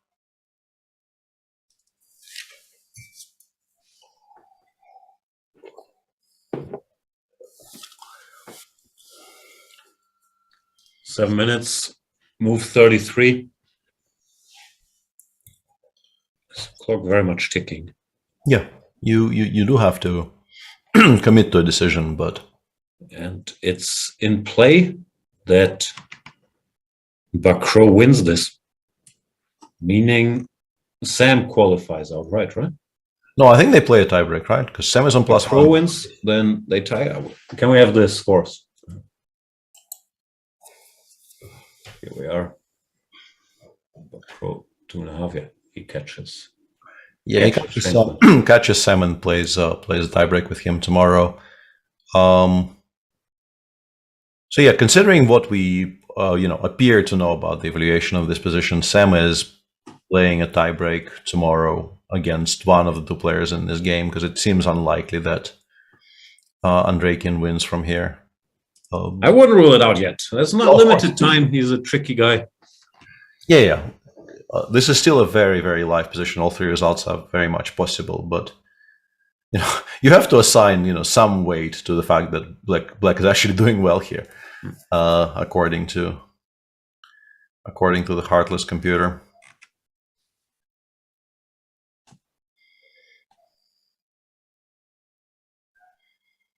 I'm trying to figure out how easy it is to play King of 7 here, because you really are kind of reaching out to play Rook takes A5 here. I think it's just much more natural to start with that. And after Rook takes B8, you just think to yourself, okay, I will find a move of some sort.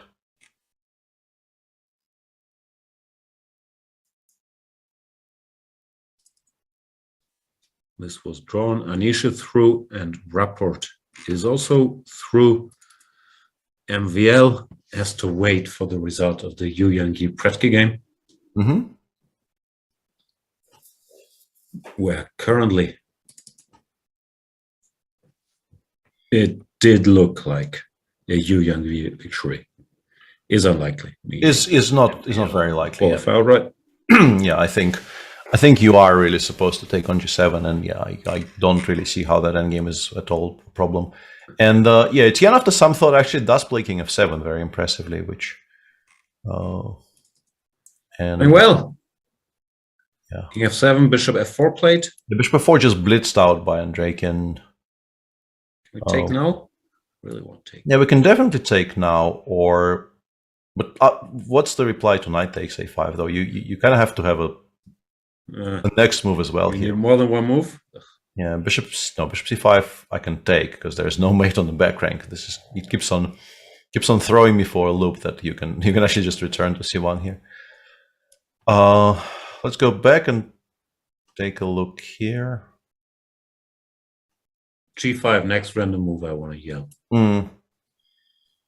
Going back a few minutes here, didn't Lev go through on +1? No, Lev won his group was like +3 last time round. I think some people there's definitely been a tiebreak on +1 in Berlin, but MVL is now likely to actually win the group outright on +1, which is specifically the result I was talking about.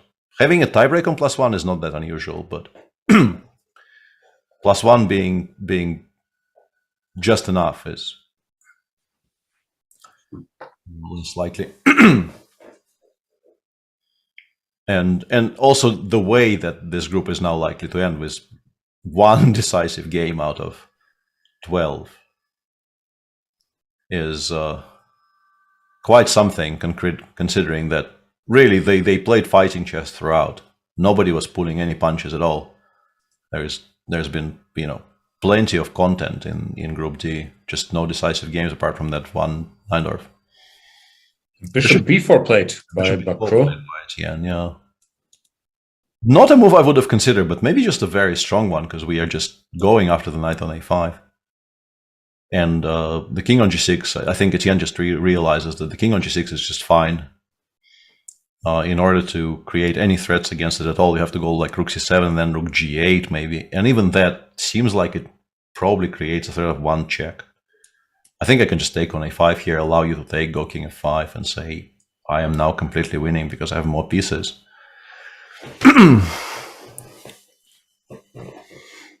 Yeah. The engine seems to approve after Bishop B4. Did not change, which And rook c7 check on the board. Yeah, and this appears Pro might just be winning this. Yeah, currently, once again, you have to assign some weight to the evaluation, but the evaluation appears to be bottoming out here for Dmitry Andreikin. Something has gone off the rails, and yeah, thanks to the ever vigilant chat, we do know that Andreikin at one point was just completely winning, but he had to find a very, very computerish sequence. Yeah, Lizani is summing up. King f7 was a lot more obvious than rook e1, but Dmitry made a series of second best moves. Rook ac1, knight c6, rook d8, knight ft4. Yeah, I guess that is true. A hellishly complicated position. A lot of pressure, but yeah, somewhere here went off the rails. And knight db3 you also weren't happy with, no? I wasn't sure about the it didn't even occur to me. It looked so awkward, but yeah, let me just check briefly. After queen b2. Actually, after queen b2, knight e6 is still a draw. Knight db3, you are already at least a little bit worse, yeah. But sorry, what was it? Knight e6. Knight e6, and then after king f7, you're still holding somehow. King f7, knight takes f8, apparently. Ah, very clever. We're taking away the g6 square, so rook c7 is back to being a mate. Yeah, I mean these lines are like, and black goes rook a7 in this position. This entire thing is just ridiculous. Computers are too good. Yeah, rest rook a7, bishop b3, rook e7, and we continue playing a chess game. I mean, no, just no. It's not really very possible. And yeah, Andreikin actually does go rook g8 because what else are you even going to do? But I think bishop a5 is just. This is the current position. Just completely winning because not enough checks. Yeah. Yeah. King on f5 is completely safe, and also I think after bishop a5 you are very likely to also lose the knight on b3 because now the back rank will start hurting. And as we say in shogi, the escaping king is safe. Yes, that is exactly what we say in shogi.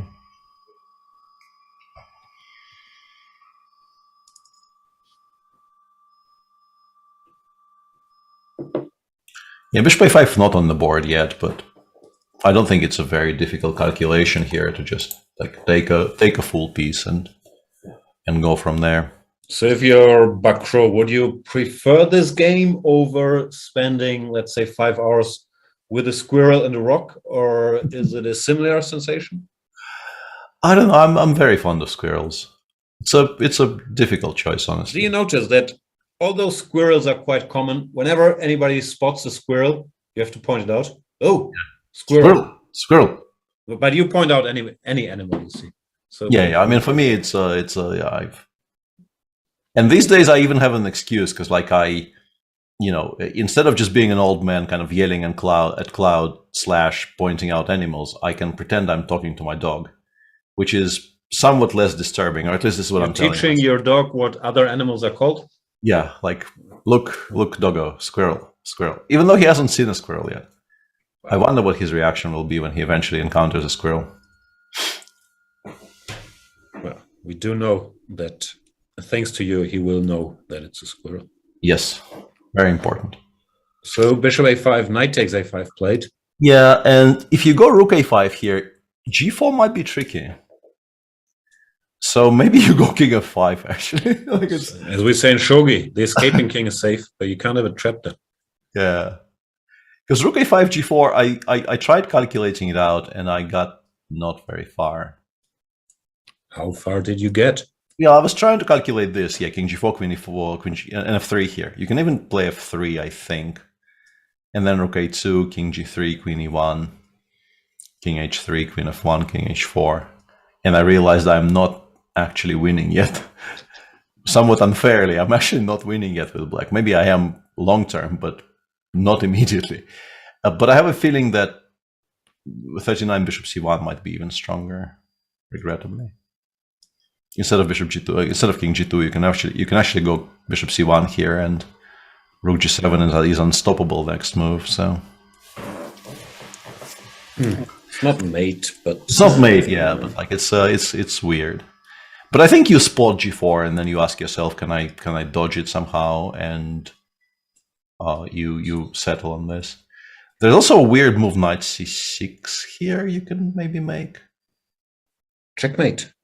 Trying to interpose something on the c file and go rook b1 sorry, queen b1 mate, but it feels less forcing, right? It feels like maybe we're blundering something. And just simply rook takes e6 followed by g3, maybe I've thrown away all of my advantage. He goes rook a5. Whoa. So now I guess, yeah, squirrel. I guess we're gonna have to play g4. Animal. Rook a5, g4 on the board. Yeah. Blitzed out. Yeah.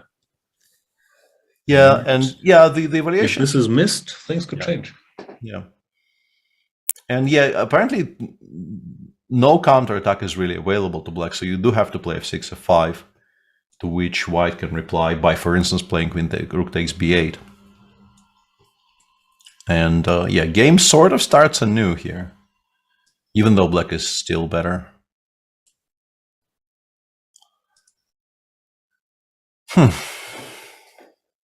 What move is this? We're move 38. Clock is ticking, but Crow probably missed g4. Yeah, you get the feeling he probably did not see this, and somehow it is now Andrakin who is in a more comfortable position clockwise, because he gained a lot of time making those moves. They maybe weren't the best moves in the position sometimes, but he made them quickly and Big moves. yeah. And in terms of 97.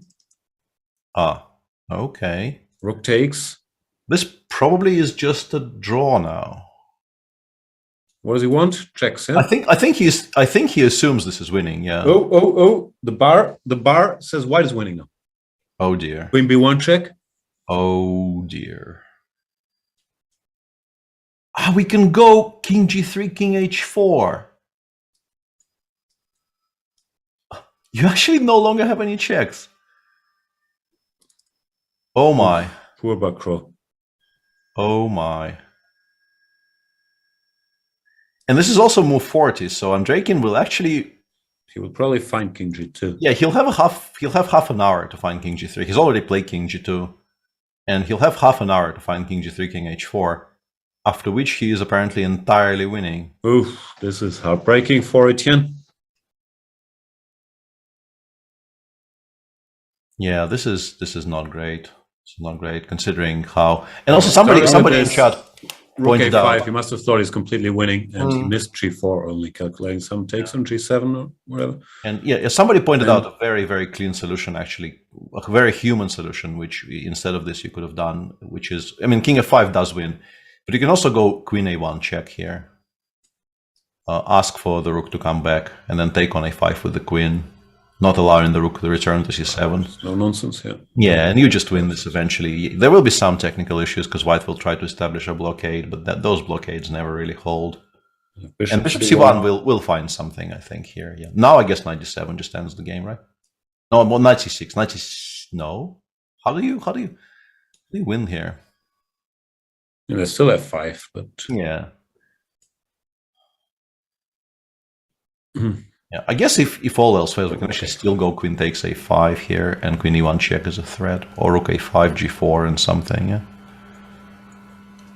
I mean, yeah, at the very least, this is a much improved version because yeah, the bishop on c1 is never going to be as strong as unpinned bishop on e3.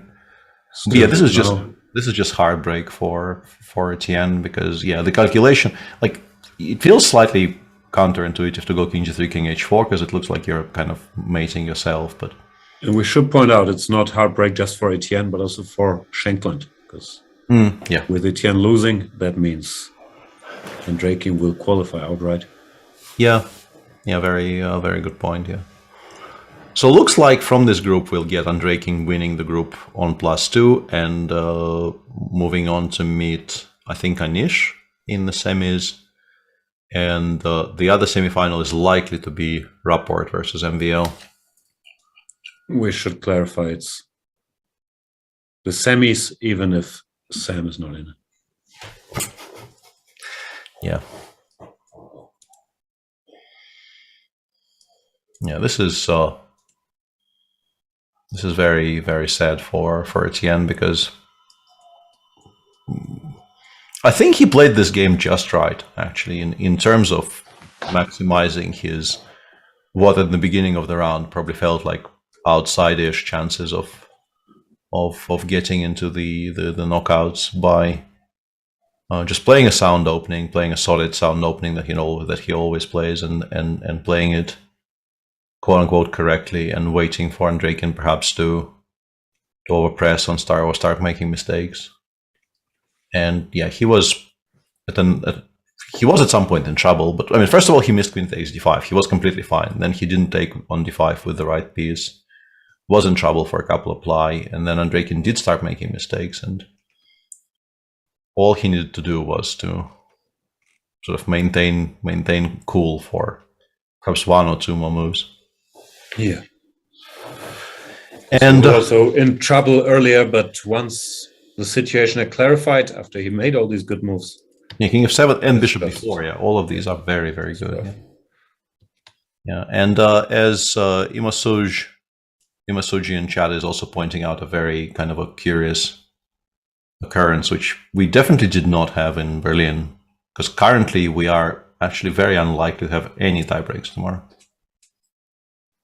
In Berlin there were 2, I think, right? I don't recall. I remember there was a looming danger of there not being any tiebreaks in Berlin either, but they did happen. Yeah. So yeah, the decisive, considering that like with his options severely limited, we are expecting Andreikin with half an hour added to his clock to make the 2 moves that make his king escape the mating net, and then he just wins. The important game remaining is the Yuangi Predke game, in which Yuangi actually played queen h4. He did not rate his chances of winning the endgame very highly, but it also feels like this actually makes his position worse. So in order to keep it sharper, he also, I think, made it less good. Probably the correct decision in terms of keeping his chances to qualify, but they're still not very high. Yeah. And Andreikin probably taking a break here after move 40, but will return. And king g3 for a player of his level is not that hard to calculate anymore. Yeah. Haven't gotten here.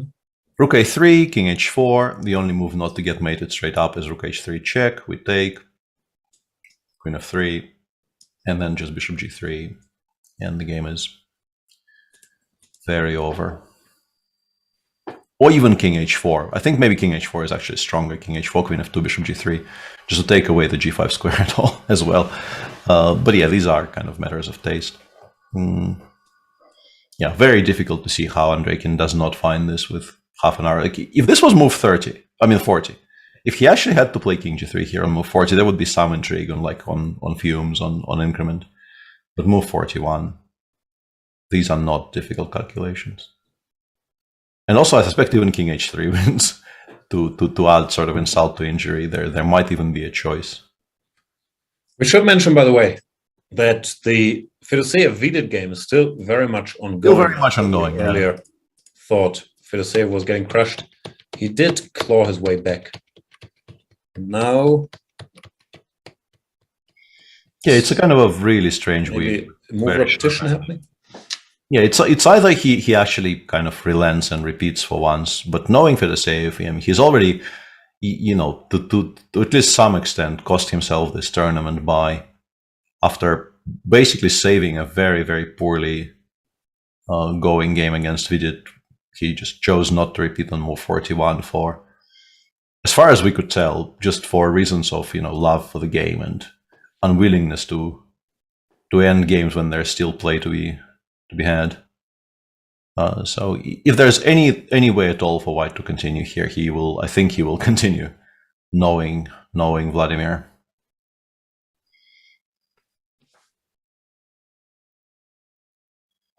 And we've been completely ignoring the open Spanish between Hari and Tabatabai because, yeah, dead rubber.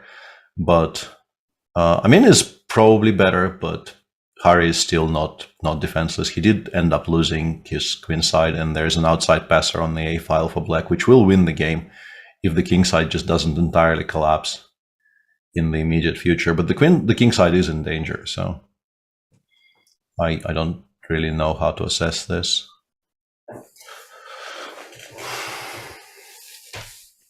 Peter, question from Illegal Freedom. Can he call off work and go out and party? Absolutely. There you go.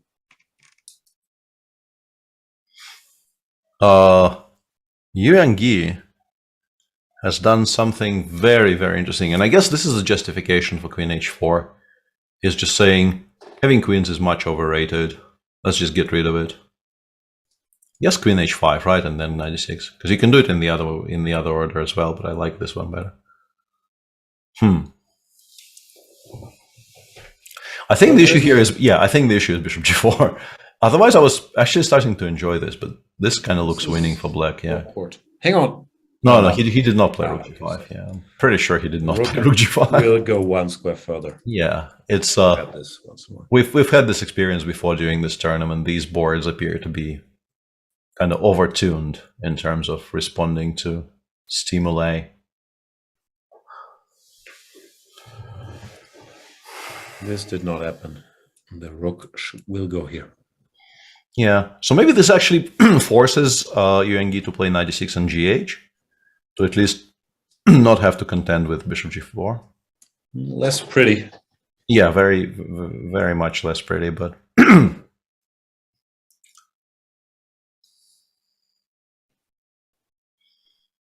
yeah, you can see what he's doing. Like if you give white some time to like go 96 to 64, d6, and start pushing the group of the group of pieces in the center that white has here is very, very strong. But with black to move, you have to assume there's a way to create trouble. Yeah, Rook H5 played, 96 played. Yeah, he's not allowing any of this. Yeah, that other line just looked borderline lost, so not surprising he doesn't allow it. Takes. I'm looking at some ways of playing like Queen F6 or Queen H6, but I'm trying to figure out what's the right way to go about that. You could also preserve the bishop. Like I can definitely hear an argument for Bishop D7, just spending a tempo on preserving this one, allowing knight takes e4, going Bishop D4 in reply, and then going after the H4 pawn with the queen. So many options. At least it's still a mess. It's better for black, according to the bar and the Svidler. But Yuan Gi, he needs to win. He doesn't care if it's worse. Yeah, As long as he's doing the right thing. He's creating as much uncertainty in the position as possible. The variation is really irrelevant. King G3 played in the Andreikin Bacrot game, so yeah, Etienne will now. This is the end. Yeah, stare at the position for a while, trying to figure out how did I get here? Yeah, it's such a horrible feeling. It's not even about what was at stake tournament-wise and so on. It's just, having a winning position after playing well against such a strong player with black, and then, bungling it in the 3 moves before the time control. It was still better even after missing G4. Yeah, it's just that knight D7 move that was. Yeah, but then you see the clock ticking and panicked a bit, and yeah, absolutely. Yeah, you can see how this happens. Like it's kind of a slow train crash where you can absolutely understand every single decision and you understand how one flows into the other. It's just like in particular, Etienne has been a teammate of ours for years and years, and yeah.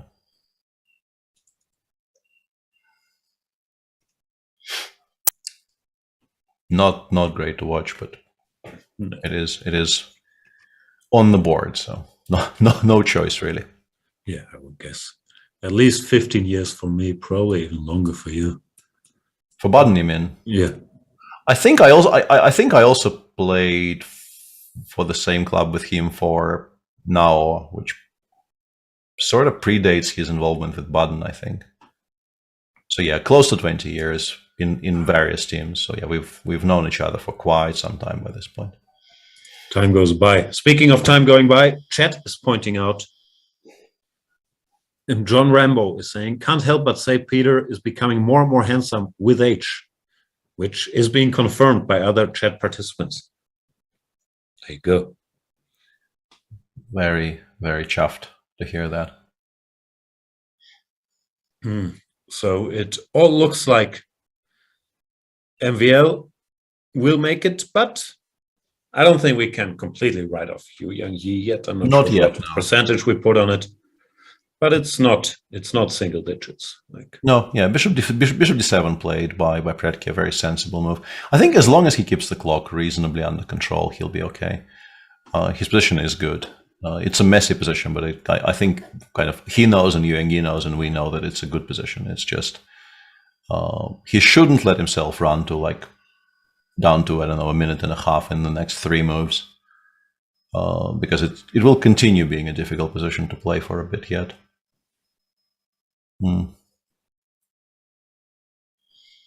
And yeah, difficult decision on our side. Do we afford ourselves the luxury of a second break in the single show, or do we power through it?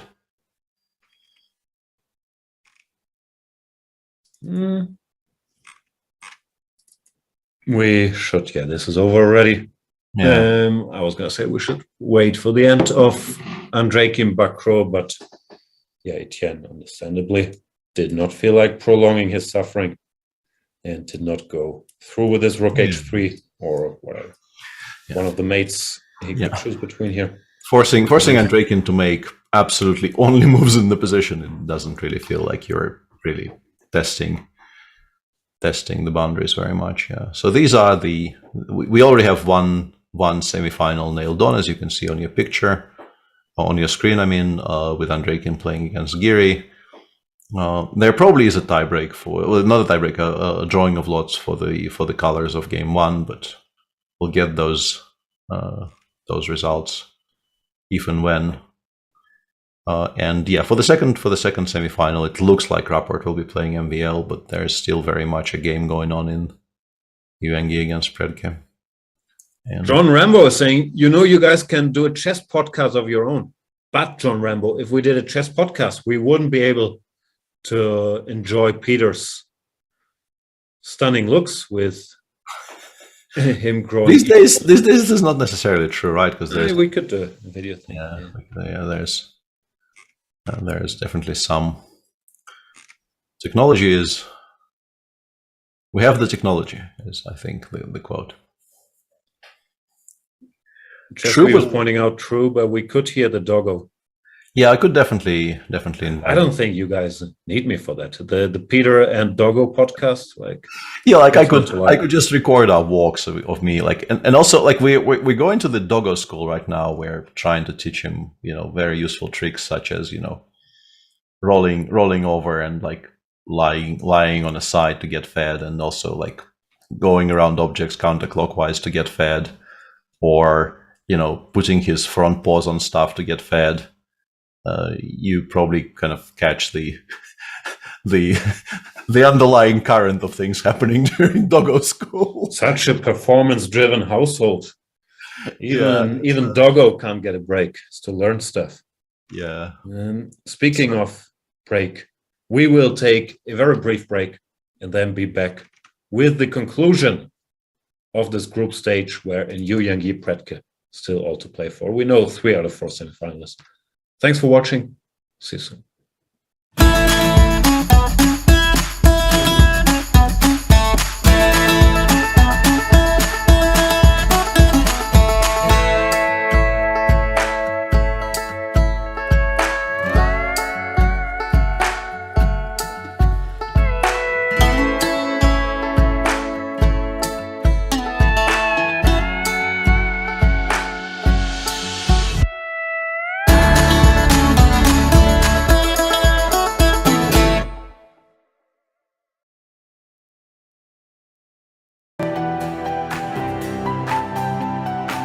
Okay, so let's send a challenge. Here is challenging. Nice graphics, easy to see. What are you thinking about? You're looking how it can be the most painful? Exactly. Okay, fine. That I give up a phone. He wants to be even rude. This is John. John loves to study chess. This is David. David loves to study chess as well, but efficiently. John spends more time setting up the board and figuring out what's on the page of his book than he gets to study. David likes to take it easy and use his time wisely.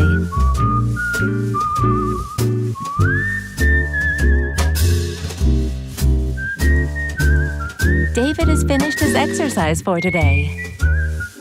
John should try the same.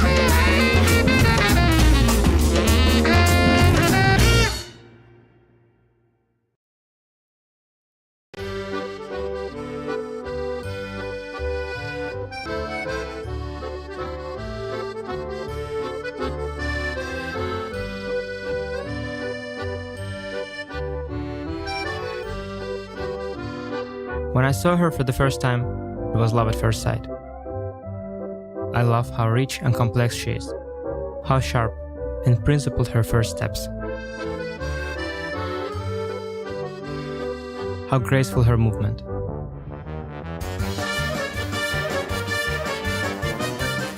Paris is a city of love.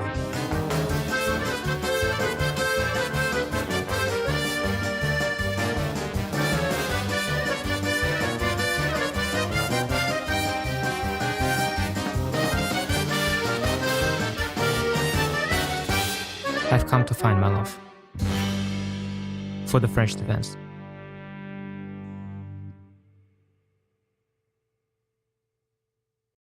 I'm ahead of the game.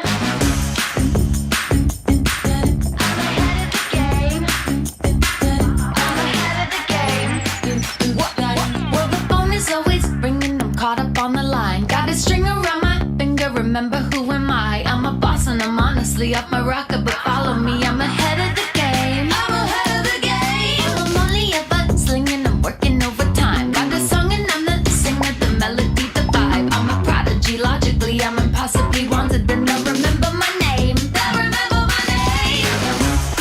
Ooh,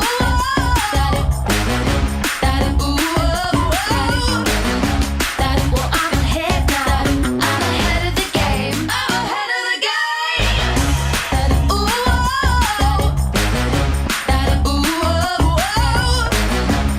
well, I'm ahead now. I'm ahead of the game. I'm ahead of the game.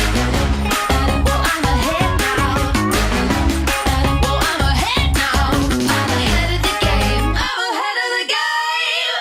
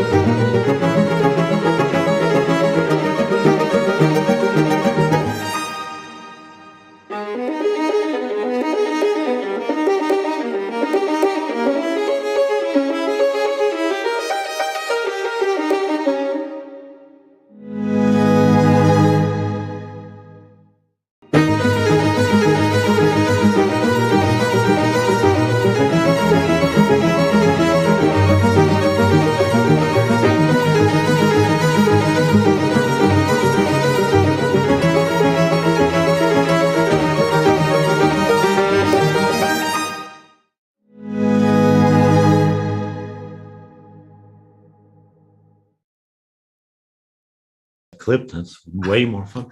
And welcome back, everybody, to the finish of the group stage of the FIDE Grand Prix. We were just watching that very inspirational clip there. And here we do have Yu Yang versus Pretke as, I was going to say the last game running, but it's technically not true because FIDE against Svidler is also still going, just not relevant. And also the Hare Krishna as is the Hare Krishna game. Yeah. Oh. So we will focus on this because it determines if we have a tiebreak tomorrow in case Yu Yang wins, or if we do not in case Pretke wins or the game ends peacefully. D5, D6 played by Yu Yang here, which is a bit surprising, I would say, because I thought knight G5, E6 was one of the more relevant bits of planning that white could aim for in this position. Considering that something along the lines of queen H6, queen takes H4 is extremely likely to happen. Anyway, so yeah, I'm not sure how he's planning to reply to, let's say, just straight up queen H6 here. Maybe he wants to go knight C2 and try to defend, attack the bishop on D4 and use the slight lack of squares for that bishop to his advantage, but yeah, not sure. Apart from queen H6, what else do we have here as black?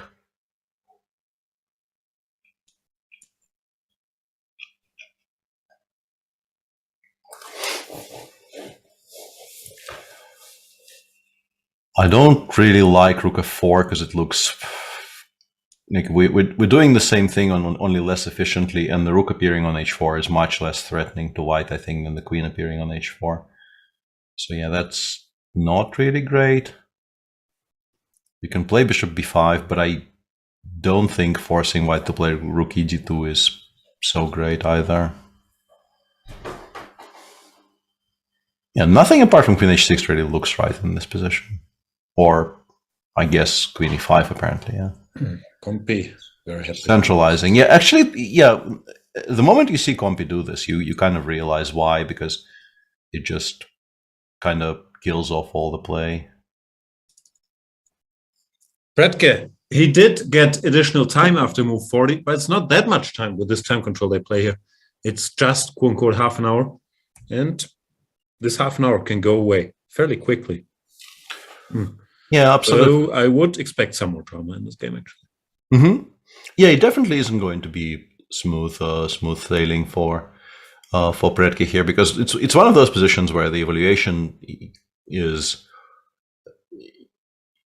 so poor for white that you assume it's just going to be a stroll, but it's very unlike some other -3s you might see.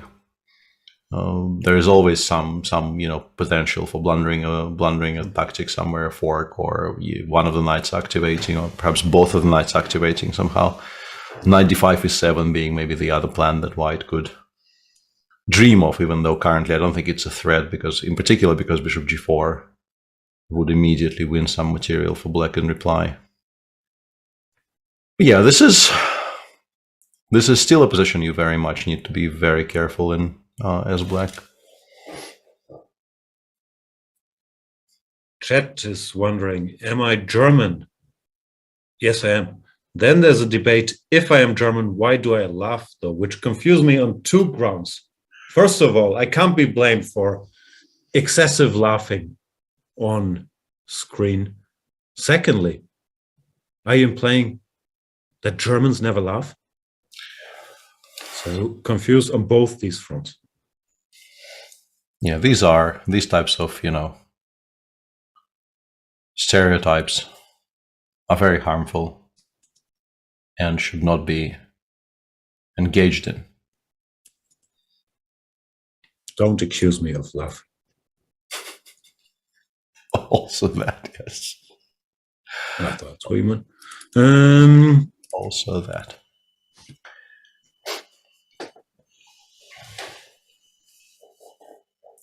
The Western chess is saying, it is said that Germans never make a joke, though. Guys, do you think you're making this better with these stereotypes that possibly even Germans are familiar with? It has come to the Germans' attention that the world think We did get the memo. They are humorless. We did not think it was funny. Yeah. So we did completely humorless TV show, dark, to prove the world wrong. There's not a single joke in there, is it? I don't think there's a single laugh, single ray of sunlight. Yeah. The Dark Makers, they saw the Batman movie and they said, nah, too cheerful. Way too cheerful. Pretke. Move? So needs to make a move, yeah. I think. Just because, yeah, you want to keep the clock under control, just settle on something. I think one of the issues for black here is that many moves here retain much of the advantage. So the choice, even bishop b5, which I thought was just forcing white to make a move white kind of wants to make, is supposedly very strong for black. But yeah, I think time management legitimately is his by far most important task right now. Just don't fall behind too far on the clock. Keep control of that aspect, and you'll be fine.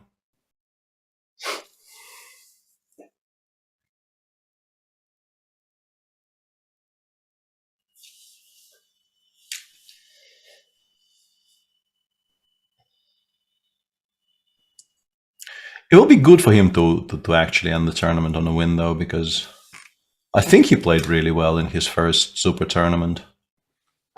So you think he would prefer winning over drawing or losing? Yes, I'm of that opinion currently. I might choose to amend it if circumstances demand, but for now, this is my story and I'm sticking with it. But in order to win, he should make move. Yeah, make move good, make move faster, even better. Yes, those are currently the rules of engagement. The chat keeps telling me Tony Erdmann is the best German movie ever made. First of all, can't be correct because that is obviously Victoria. Secondly, I've asked around, no one's ever watched that movie. I'm not even sure it exists. No one's seen it. So how could anybody know if it's good or bad or the best movie ever? What movie? Tony Erdmann. I'm not sure if it's a real movie, but it keeps being brought up as the best German movie ever. I haven't seen it. I've asked many people that have seen many movies. They haven't seen it either. It's a mystery. I don't know. Could be some drama.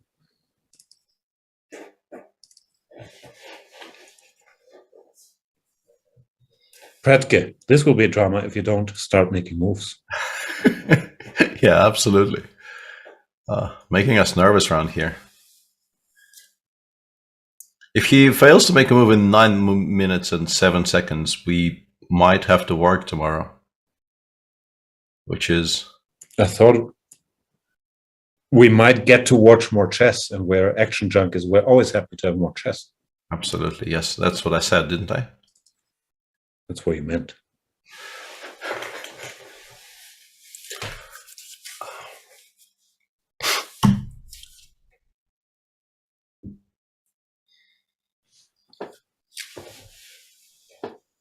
Run, Lola, run. Oh, are we naming German movies now? There's not that many you need to be aware of. Like Victoria is best. Gegen die Wand is good. I think that's the list. Is Wim Wenders German? I think he Wenders the same thing. There may be some. I believe he's German, but his movies are Hollywood movies. No, I don't think that counts. I'm not sure if he's German. Yeah, like some of his stuff is supposed to be in like the top 100 ever made. Like him doesn't sound that German, but he is German. Yeah. Sky Over Berlin and yeah. things of that nature. He is German, according to Wikipedia, so I was wondering if you just had some kind of... I've now watched Der Himmel über Berlin. Might be good. That's the sky over Germany.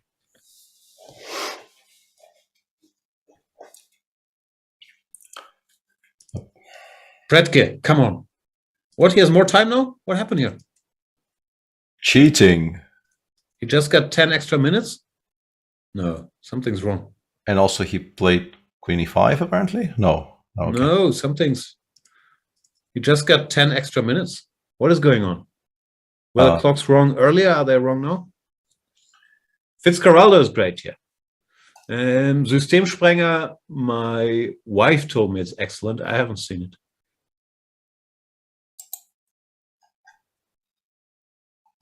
Yeah, according to the clock on Chess24, he has 7 minutes. Less than 7 minutes. Yeah, he had 7 minutes here 2 minutes ago. Now he's back to 7 minutes. Yeah. Some bugs still in this new version. Queen h8, apparently. Why? But why exactly? That's often what happens when you have many options and you spend 10 minutes in such a position. You end up making one of the moves that's not one of the options. You just choose something else.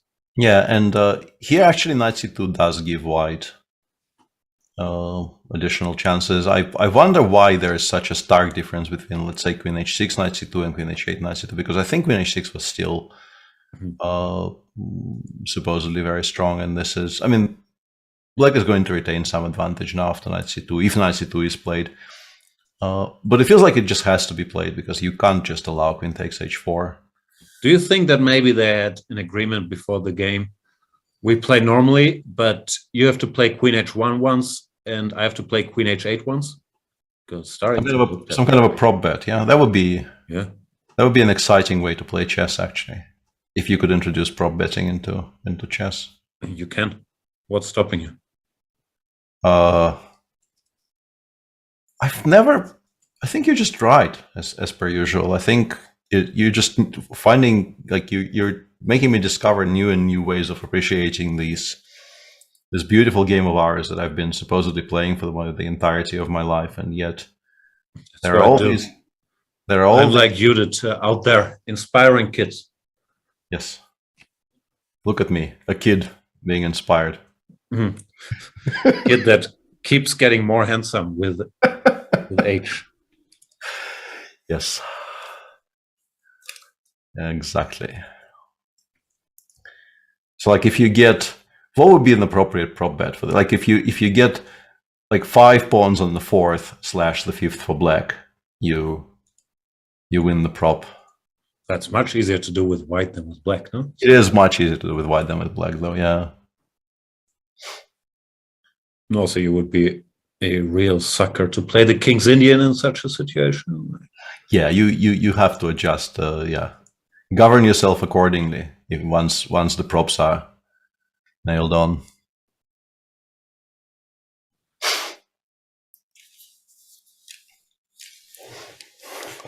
How about a double cube like in backgammon? Yeah, I think that idea has been floated, and I think I've seen chess. That has been done, no? Like that has been done in chess cafes parks around the world. Yeah, in parks and chess cafes and places like that. That definitely has been done, and it's a sound idea for money games.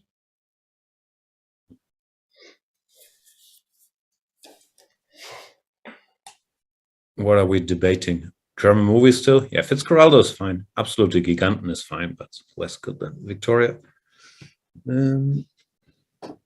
Any chess cafe in Germany? I haven't been for ages, because I think you have to leave the house for it technically, but I think in Hamburg, I'm not sure how active they are. There were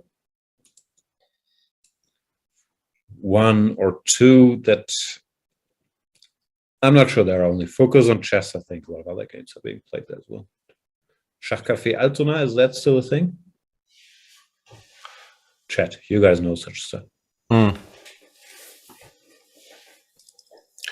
Yeah, and here, like historically in the Soviet Union, sort of mining games were actually played in parks. There were a couple of places in the city where it was sort of a very well-known spot for people who brought their own board and their own clock and would play all comers for money. And yeah, you had to be careful because there was definitely a bit of a suspicion that the clock may have been filed, and one side of it might run slightly faster than the other, considering it's always on the one side, because he just sits on the bench somewhere and the clock is on a, you insert a wooden plank between the rails of the bench, and you put the clock on the plank, and it's there at all times on one side, so he knows exactly which side of the clock will always be his. Who is he? It's just one guy who's sitting there? It's always the same guy, yeah. The guy I lost some money to in 1992, I think. Oof. And then had to... It's a very embarrassing story, actually. And, perhaps since we're not really... Preti refuses to make moves, so story time with Peter maybe it is, yeah. It was... What time was the Karpov Timon match in Indonesia? It was 96? No, that was much earlier, I think. No, it was the Karpov Timon, Indonesia. Maybe not Indonesia, but like the one that Karpov won to play short, I think, which he lost. That cycle. Oh, that's 91. I think that's like, yeah, that was 91 and 92, yeah, or maybe 93, but it was sort of very, very early on. And due to some, I have no idea why they came up with the idea, but they decided to hire me to do some newspaper coverage of that. So I wrote some game reports for one of the, at the time, possibly even Leningrad newspapers, although I think it was already St. Petersburg. And I was supposed to get paid eventually. And they told me to go to this very, very large building, kind of very famous building where all the, newspaper writing and publishing and blah blah is being done slap bang in the center of town. And I came there at the appointed time, and the guy is just not there to meet me downstairs. And it's obviously like it's a building in which you cannot just get in without an invitation or some kind of a pass, and I have none. So I'm standing there downstairs, and it's like November, so it's not very warm. And I'm standing there like an idiot, and the guy who guards the entrance just doesn't let me pass. And eventually he kind of took pity on me, and he said, "Who are you trying to meet?" I gave him the name. He said, yeah, this newspaper, so you can call the local phone number and ask them where he is. We called the phone number, and the very nice lady picked up and said, "Are you looking for this guy?" "Yeah, he's been drinking for 3 days. We haven't seen him. He is not showing up today, so you might as well just go home. He's just, not gonna get paid today, sorry." So I packed up and left. And the way to go back from that place to the metro station that I needed goes through one of those places where people play Blitz for money. And because by that point I am already a well-formed chess player with all the chess player habits that we all know and love, such as if you walk by somebody playing a game of chess, you cannot not stop and look at the position. It's borderline physically impossible to not look at the position and see if they know what they're doing. So I stopped and looked at the position, and the guy, I think he looked up and he kind of realized from the way I was watching his moves that I kind of understood what was going on. And he said, "Okay, young man, do you want to play or not?" And I thought, yeah, why not? And I sat down, and he said, "You look like you know this game. You look like you play this game, so maybe you want to give me time odds." And by this point I was annoyed enough that like it didn't really ring any alarm bells for me to like give time odds. In most places in the world, it's probably a safe proposition. This being 93, I was like rated 2450 or something like that, and was an international master already. Nothing that spectacular, but I'm probably better than a random player in the street. But specifically in like Moscow and St. Petersburg, this is probably not very safe. I gave him 4 against 5.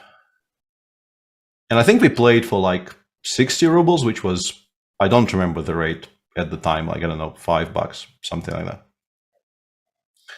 I lost 3 games in a row, all because I gave him 4 against 5, and I ran out of time. And like eventually, people later they told me who he is. He was like a Soviet master of sports, decent player, obviously, but I wasn't that bad either. But giving him time odds was unwise. And then, kind of very embarrassingly, because I didn't get paid for my stupid newspaper article, I had to tell him I have no money. And he kind of took pity on me and said, yeah, that's fine. You can find me later and give me the money later. And then he complimented me by saying, you're not a bad player, kid, he told me. You're probably a candidate master, right? And I thought, yeah, okay, I deserve that. And then, because my parents kind of brought me up right, in that respect at least, I went there sort of same week trying to find him and give him the money, and he wasn't there. And then he wasn't there the next time and the next time. And eventually I found him like a year later in the club, in the Chigorin club, in the official meeting place of the St. Petersburg chess players, and gave him the same amount of money, which by that point was probably worth like half as much, but it was still the same, whatever, 200 rubles that I lost. It was kind of embarrassing, but this is my story of how I played a hustler in Leningrad in 1993. That is a great story. And I'm sorry for your losses. Yeah, those are irrecoverable losses. I played a lot with the hustlers in New York City, but I never made much money either. Like in Washington Square Park, it's fun to go, but usually, yeah, they either play double or nothing until you say, I really have to go home, I can't play another double or nothing game, or they realize you're too good, and then they call Russian Paul, who I'm not sure if he's Russian or if his name is Paul, but he's like the final villain. He's like a FIDE master, and I think he knows me. But yeah, I played a lot of Blitz with Russian Paul. Greetings, big fan. I'm not sure if he's still around. Yeah, but it's always great fun to stop by. I also have a story about that, but it's not my story. But basically, it's Shaba told me in years gone by. Alexander Shabalov, a very, very strong grandmaster, originally from Latvia and then from the US, that he once played some chess against a hustler, I think in either Central Park or Washington Square. And he said it was going really, really well. He was kind of winning without giving the game away too much. And really, Russian Paul is still around. That's good to hear. Sorry. And greetings to Russian Paul. Yeah. And then but you have to realize that Shaba is like very much, it will be slightly insulting if you call him a budget sheriff, but apart from the slightly insulting part of it, it's true. Like he is absolutely in the same mold of players, like the spiritual descendants of like Tal and Alvin's Vitolinch, and just a very, very sharp attacking player, doesn't really care about material, wants to give mate. Very, very good player in his prime. And he said everything was going well, and he was like up three stakes or whatever. And then they played some Sicilian, and on the white side of it, he just got to some position, and his pawn on e4 got attacked. And he just played long castles without thinking, because clearly, like, spending 2 tempi winning a central pawn in that particular Sicilian is never going to be good. And the guy looked up at that point at the move long castles being played in like 1 second flat. And Shaba says, I knew the game was up at that point. Like I won that game and immediately packed up and left, because I realized there was a big mistake and things could kind of spiral out of control if I don't immediately decamp.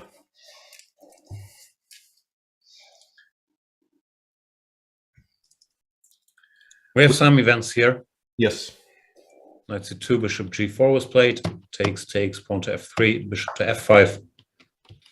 So far, it looks like Pretke has the situation on the board still under control. The clock, not so much. So we'll see how comfortable he is just playing on increment for the rest of the game. Pretty much, yeah. You have to assume that 156 here is not going to stay 156, and eventually he will go down to actual fumes and have to control it. It does seem like we had to trade away a very beautiful bishop on d4, but we are controlling the passer on d6 quite well.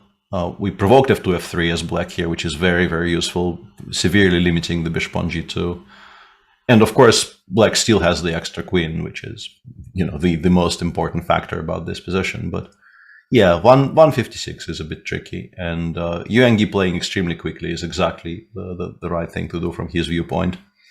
Just, don't let the guy get up, don't let the guy take a breather. Continue making moves. Trust that your autopilot doesn't make your position too much worse.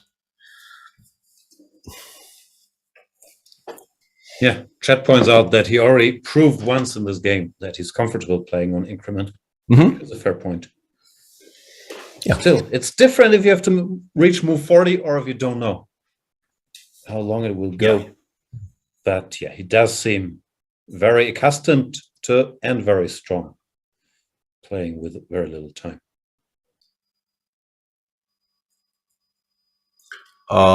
So Predke versus MVL playoff. No, Predke is on -1. So by winning this, he just denies UNG a shot at the tiebreak, and MVL qualifies outright.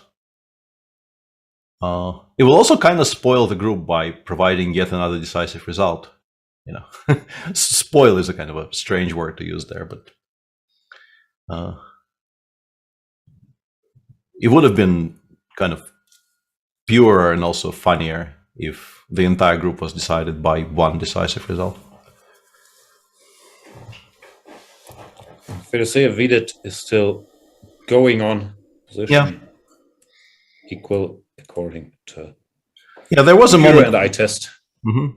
There was a moment a few moves ago where I think FIDE once again had the better chances. I think move 45. The machine was suggesting King G7 here. I think it thought for a while and landed specifically on King G7 for some reason. Just preparing to play Bishop f3 next move, stopping the rook from taking on h6 with check. Not a very easy move to make, where white seemingly is kind of making headway, and we are just making a quiet move. In particular, since like rook a7, rook a6 still wins the h6 pawn, because you have to give it up if you want to avoid the perpetual. But this was the computer choice, and instead he played Bishop f3, which basically allows an immediate perpetual. And it more or less is a draw for the move Bishop f3, because after rook h6, King g8, white can of course just give checks on the 6th forever. But true to form, Vladimir just goes rook d6 there instead of repeating. Or I know this feeling when you just want to draw someone who is slightly worse, and they prefer to keep being slightly worse and continuing the game. It's very hard to deal with for members of this CCC. Not saying it is one, but yeah, I've been there. Yeah, and by playing, rook e5 was played by FIDE there, attacking everything along the 5th rank, and rook d7, rook c7 preserves the pawn on b5. And now black can either just start pushing the g-pawn, or you can also, I think, just win the a2 pawn, right, by giving checks from e1, e2, and then playing bishop d5 and taking on a2 next move, also immediately equalizing. Black is just not worse, I think, currently, despite being a pawn down. Artem Kozyrev is saying, I do not say hello to Peter and Jan because I do not want to interrupt. Much appreciated, Artem. Hi, anyway. Duda fan is saying, I think we started some kind of anti-mod revolution. Please don't. Yeah. It's a rough job, especially nowadays. But yeah, I very much appreciate having them around. And there's been a number of moves in the UNG game, yeah, and it's curious that Black appears. We're currently watching with. I mean, the bar would tell us anyway, but we also have the evaluation on the main screen, and yeah, I'm surprised by how winning this is, considering the fact that we do have to, I assume, give up on d4 at some point, and it looks like white has two connected passers, and with only two pieces, quote-unquote, in the attack against the white king, it seems like there should be a way not to get mated for white and preserve the potential push in the center, but seems like the machine very much disagrees and says this is just lost. Yeah, I'm just wondering, why does rook takes d4 just lose outright here? Rook d4, queen f2, king h1, king g7, rook 4 d3. Yeah. The rook. Yeah, it's very specifically, I think, bishop h3. Yeah, rook h3 loses the rook, of course. I was wondering about bishop h3, but apparently both queen c2 and queen e2 just win a full piece here, because you can't stop rook takes h3. Yeah, and this is what I missed. Yeah, I thought I get to play d7 next move, and if I get to play d7 and not lose immediately, it becomes much more difficult. But yeah, this is a clever little solution. Just queen e2 and rook h3 completely unstoppable, and ending the game on the spot. Yu Yangyi calculating. He does have time. The problem is nothing really works, so you can't calculate his way home here. But he maybe can at least spot some ways to make it tough.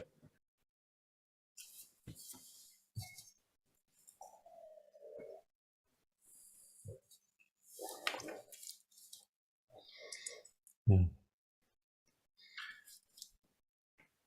And yeah, e4, e5 just gets completely ignored by the machine here. It says we don't have to react in any way because of how strong our threats are. We don't really care. Yeah, queen g3 is good enough. Even king g7 is apparently completely winning, just making sure we have rook h8 in our back pocket and we can reach for it whenever we want. Queen g3 looks nice, though, at least keeping them in check. Absolutely, yeah. But still, like, I would expect black to be better here, but I think if I didn't know, I'd be quite surprised by just how bad this position is. It doesn't look like, at least at first glance, without the engine running in the background, I would say drawing chances, but maybe with precise play, black still prevails. But no, just completely gone, apparently.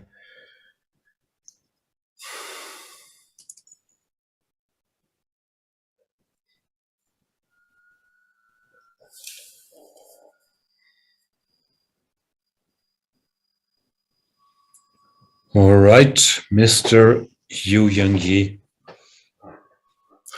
Yeah, taking his time here as he should. Go on. That's all I had. No, I was going to say it's kind of annoying for him here that he can't continue playing instantly. I think he would very much like to just make a move here that continues the fight and doesn't lose on the spot, but he now has been thinking for whatever it is, 3 minutes, and that's 3 minutes that Prudke has also been thinking about all the possible moves White can make without Prudke time to spot stuff like this, maybe. Yeah, because in terms of practical chances to hold this, you absolutely want to be playing as instantaneously as possible. But yeah, just a bad position in which you know that if you make one more mistake, there will be no more questions to ask even of your opponent. So he is desperately looking for something to play here, which doesn't lose straight away, but seems like it's very difficult to even find a move like that.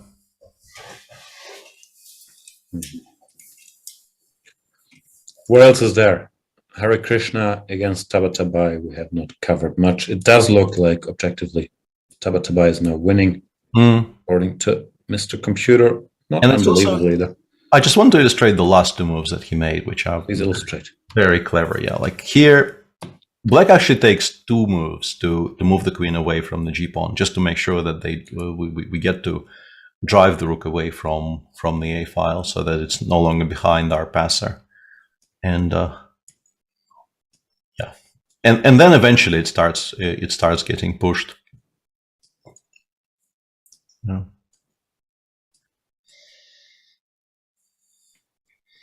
I still want to say that like the machine wins this very, very easily, but I don't really know how straightforward all of this is in purely human terms. If you're supposed to allow g6, g7, and just say, yeah, it's not going any further.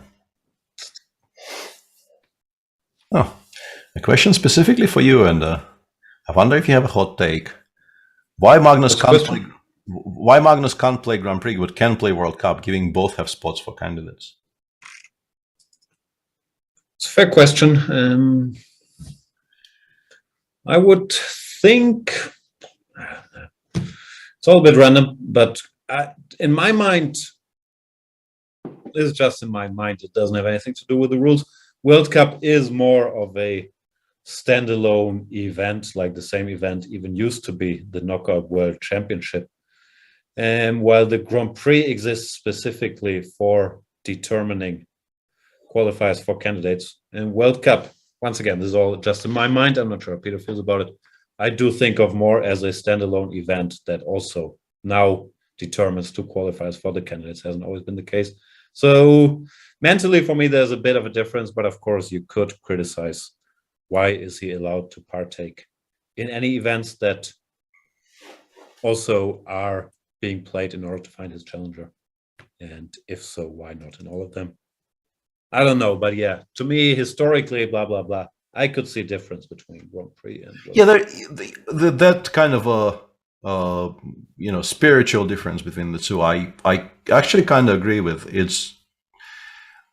I'm still not entirely sort of.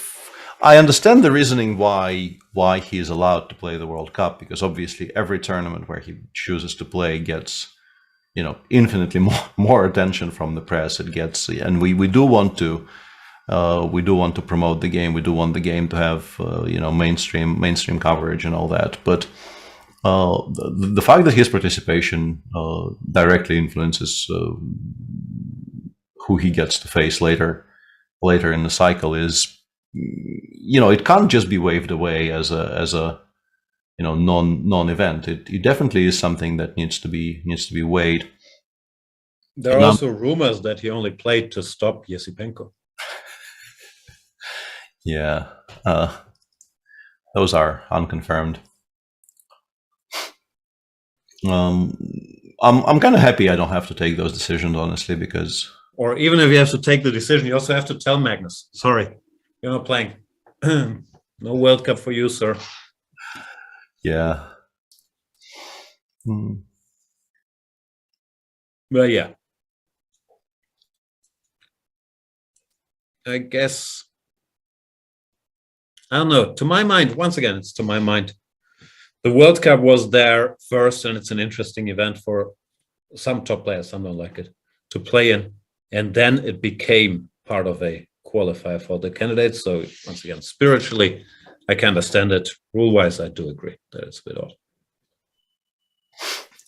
As for this position, King G7 play. Yeah, Predke is still on 2.5. Yeah, this is mate in 3, so you have to play something like E5 or Rook D3 or something. But nice move, King G7. No, just opening up the door for Rook H8. Also, just in case you ever need it, this will never be a check. He's in control. Yeah, he is playing really, really well today. And frankly, most days, even that game against MVL was just very, very difficult. And he made some very interesting decisions in it. But in the end, feels like at least to me, it felt like simply the more experienced, the more kind of weathered Neidorf player of the two prevailed due to just that edge in understanding the positions. It wasn't really any kind of a blowout, but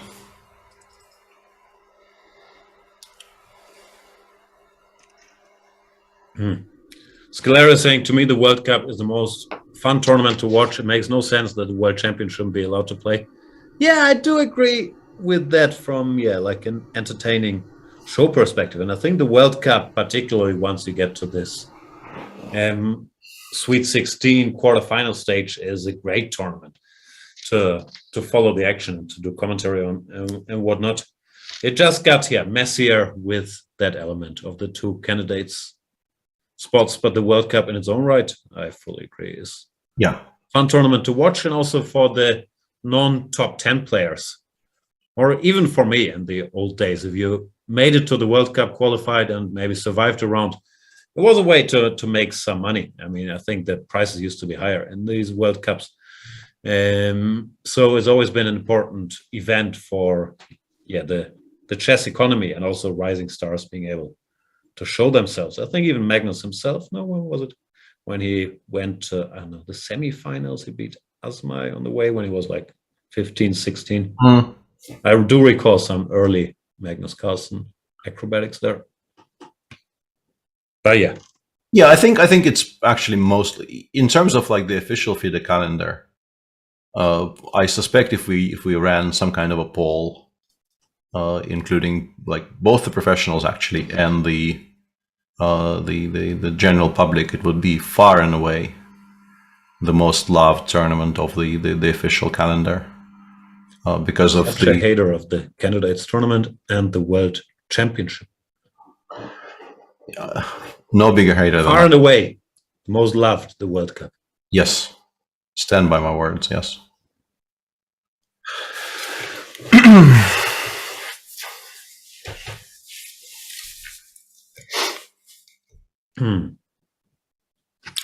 Yeah, problems here for you, Young-Yi, they remain the same as they were like 5 minutes ago. Doesn't feel like you're entirely helpless, but whichever move you try to make, it runs into very concrete problems because your king is too weak and the queen is too powerful of a piece to be contained properly. So you just don't know what to play. It feels like everything is losing by force, but eventually a move needs to be made. Some description. Yeah. Yeah, nothing works. Rough spot for Yu Yang-Yi. And Pretke once again seems to be comfortable with his 2 minutes on the clock, making good moves. Yeah, absolutely. Absolutely. Link No Poor is saying chess tournaments are complicated. We're not here playing with rocks and squirrels. They used to be tough too, but that's why they came up with chess tournaments. But now we have computers. Yeah.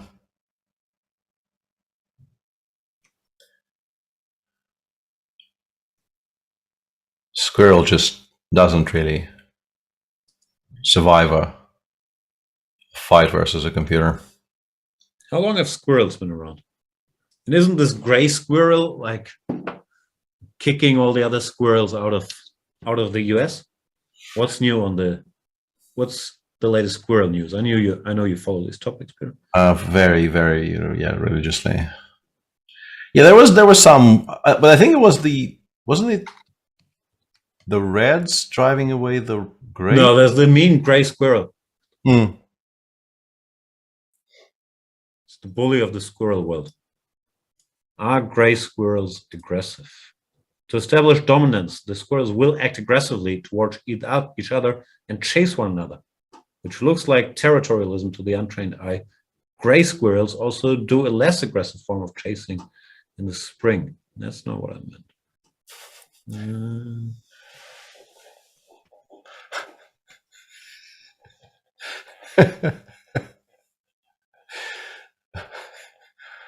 I mean, it's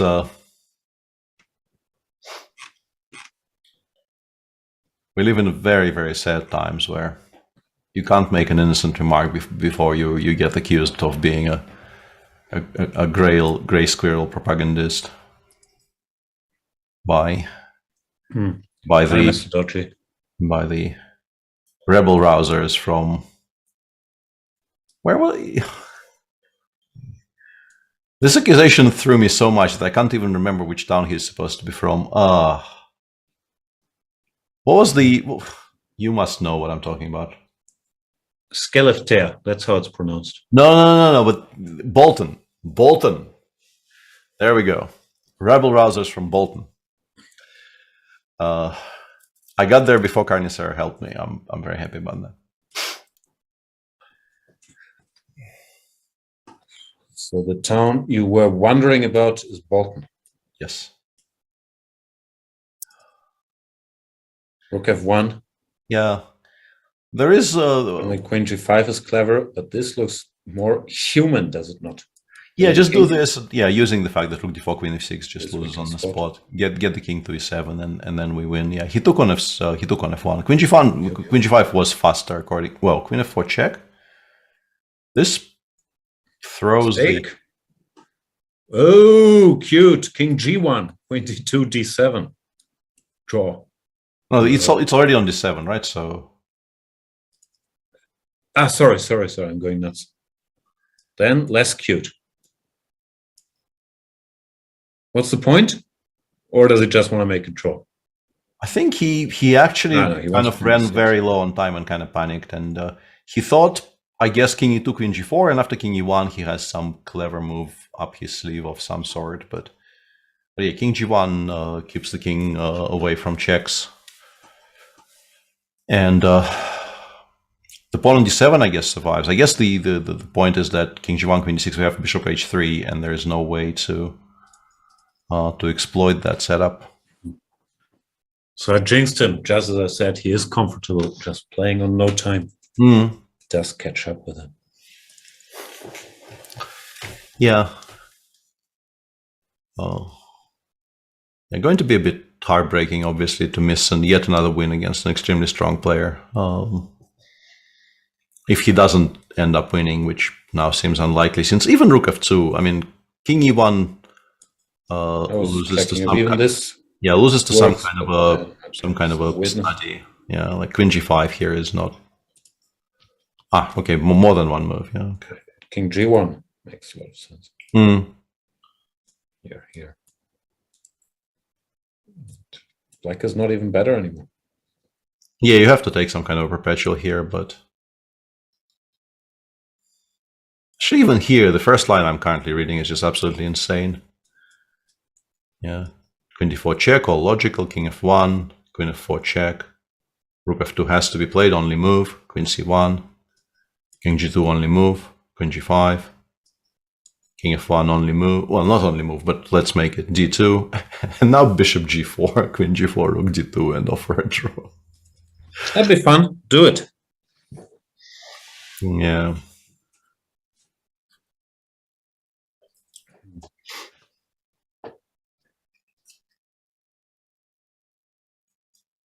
King e1 played. Yu Yang Yi does give one more chance for the queen to return. Yeah. Now you have to see queen h4 check, but it does win once again for Preci, even though it appears to be slightly trickier than it was earlier. But it does seem he to will win. go queen d6. No, he gave the check to go to d6 with the queen. Probably, yeah. It's it came from h4, so yeah. Yeah, he does d6 go played.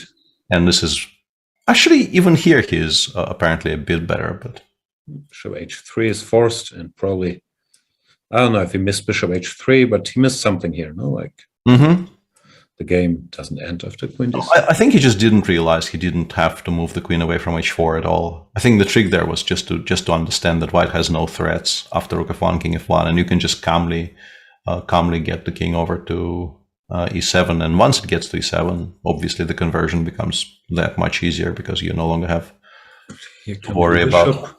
Now it's magic. Yeah, queen g3 and then d3 and mating threats. Oof. Yeah, this is no longer really Playing with fire. Manageable. Yeah, d4 d3 straight away is also not more logical. At least keeping an eye on the guy. Yeah, and absolutely only move rook f2. Strictly the only move. And now queen c5 is the only way to pose any problems, apparently. Weird. Yeah, very weird. And also white seemingly absolutely has to reply with rook f7 check. So d3 on the board. Yeah, he might still win. I don't think it's possible for him to lose really this position because black always has some bailouts. I think it's enough checks. Very unlikely that he ever actually loses. But Yu Yang could still go wrong and lose this. In the meantime, Vidit Fedoseev ended in a draw, but we kind of expected that. Hours ago. Yeah. Tabatabai is still trying to convert his advantage against Hare Krishna. Yeah, doing quite well in that respect, actually getting the rook behind and getting now the king back towards the g-pawns. Kind of likely to actually pick up his first win in the event, which will be good news for him. Yeah. Here. And evaluation just bottomed out here. Bar just calculated rook f2, queen c5 is still winning for black, probably. And changed his mind. Sometimes it happens. Computer runs a bit longer and spots some detail. Yeah. I don't know how easy it is to play queen c5 though. I don't think it's happening. Yeah, I was using the more polite version of the same, but I also think it's kind of highly unlikely because there are many other moves which look like queen d4 in particular looks much more natural than queen c5, but it apparently throws away the win because bishop b6 is much stronger there. Yeah, you need queen c5 because it threatens checkmate here. To let this pawn off the hook. Also, I'm not sure how eager you are to play such a position a piece down. All of a well, sudden. you win the bishop in You two win. tricks. So yeah, you know you're not losing. You probably also don't know you're winning, but you know you're not losing, so you're quite okay playing this. King should not go here. It's just kind of spotting queen c5 even exists on 30 seconds after playing chess for 6 hours. Like you also have to realize there, you know, it's round 6 of a very difficult tournament, and they've been playing for 6 hours straight. Another thing, well, 5 hours, is I'm not sure how obvious a move rook f2 is, like letting this pawn off the hook. Yeah, and bishop e6 loses to basically a study anyway. Yeah, this looks like a much more natural move.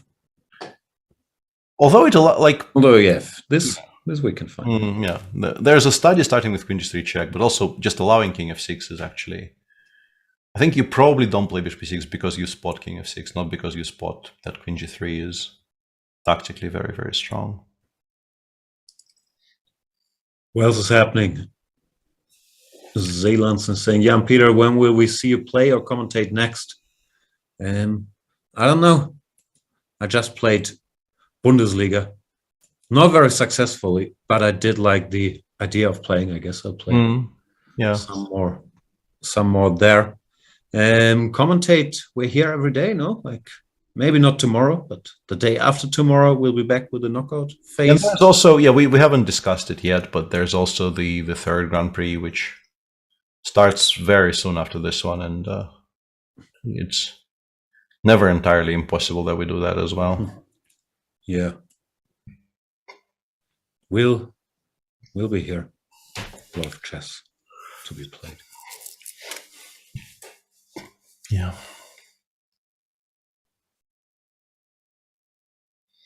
The clocks are being slowly but surely being equalized here because Yuengi also is finding it hard to choose a move.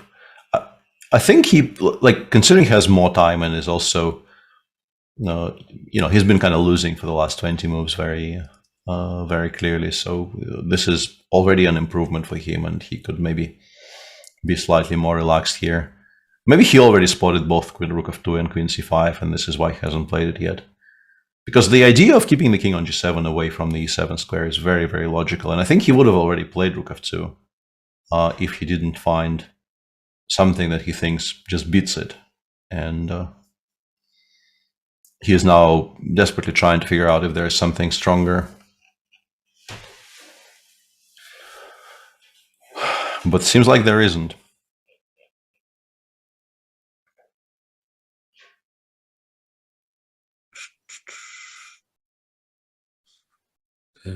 Time is running low, even for Yu Yangyi. Yep. Although he just gained 4 minutes on our clock. Plays bishop f1, going after the d3 pawn, but allowing this sequence is not so tough because it's all forced with checks. Yeah. If Predke finds queen g3 here, I guess he wins reasonably comfortably. Yes. And the pawn also falls with check.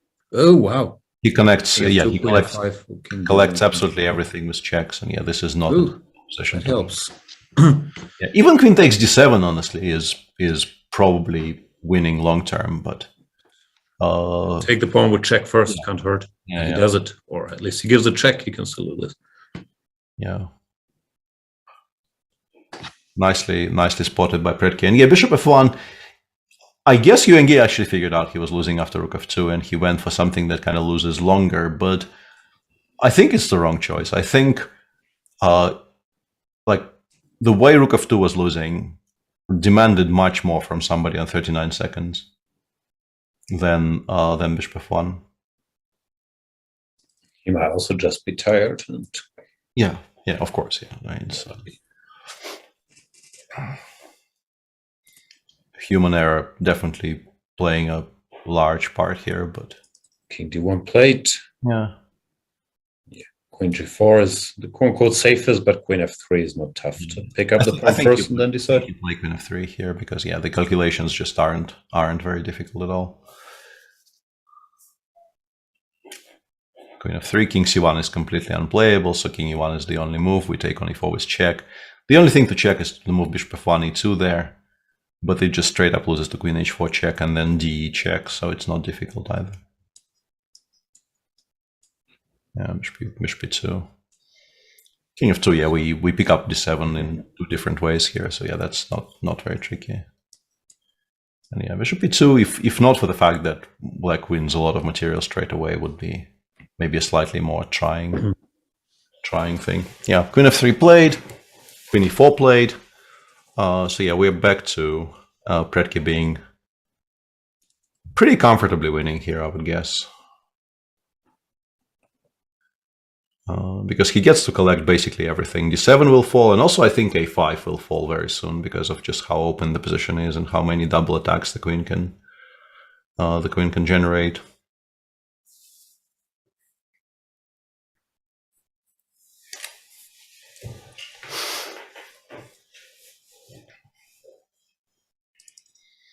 And he also gains some time on the clock by making a number of moves quite quickly.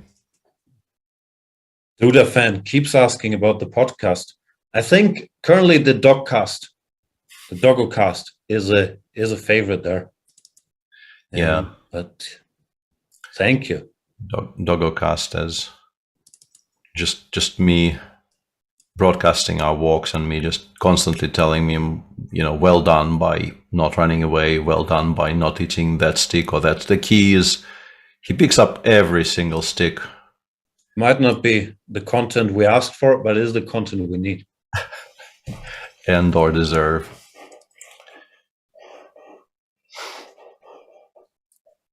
Apex Predator saying, which chat do they read? None of the chats. None of the chats, yeah. Imagine reading chats after 5 hours of streaming.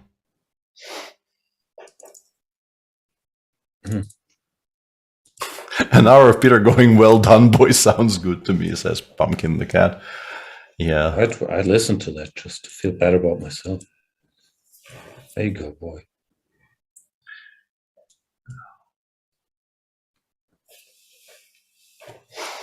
Yeah. Kenneth is asking, Jan, have you changed the battery in the smoke alarm? Never, and I never will.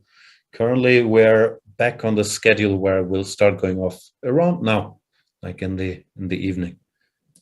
So it went all the way around the clock and it's gotten back. Yeah, it keeps doing that. So there was actually a period where it was going off every day at like 3 a.m. and then 3:30 and then 4. No, I was asleep.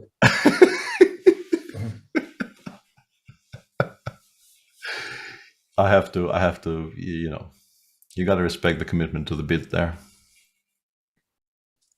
Yeah, 4 check. Yeah, I don't know why this is so precise compared to, any other check, but I guess he just wants to gain some time, which is doesn't hurt. Not a mistake. Yeah.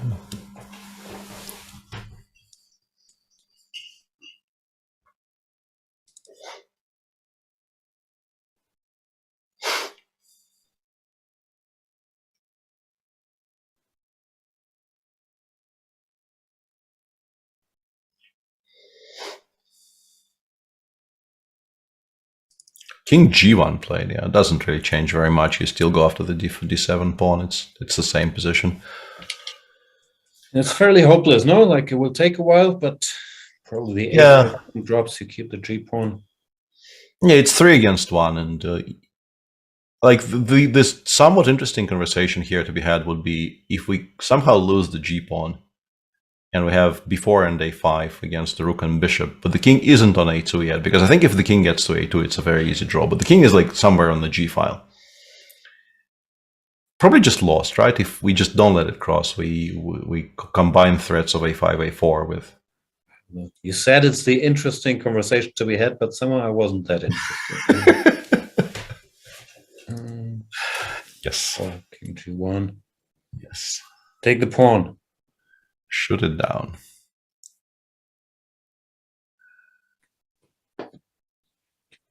Here comes the queen.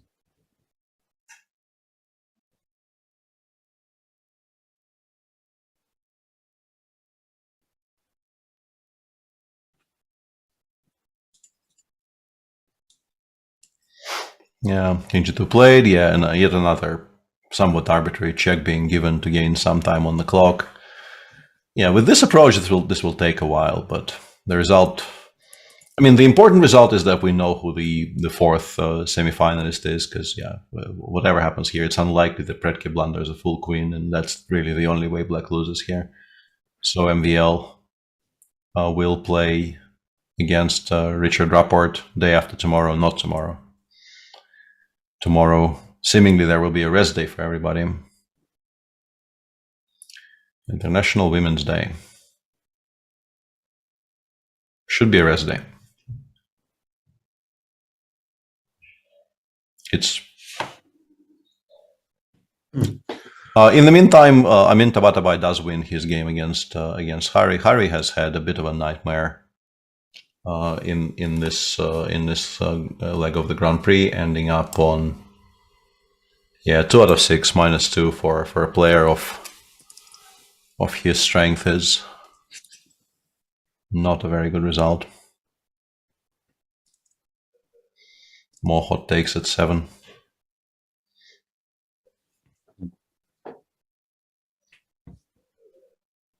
BSJ is saying, am I the only one who's seeing the valuable member of the chess community message? If not, I'm feeling somewhere used. I have no idea. What are you talking about, BSJ?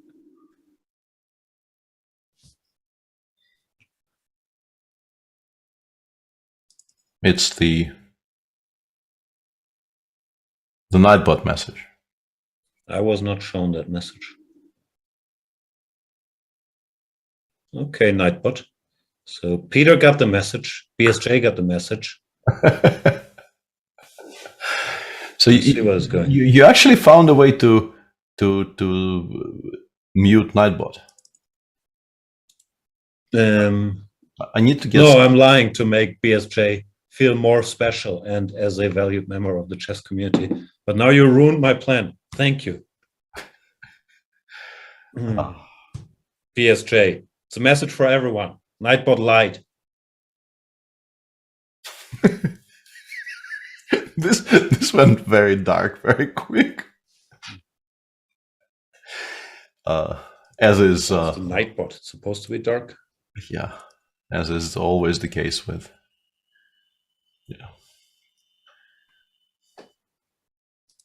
German content. Called for. I mean, the word dark was there in the title, so to speak.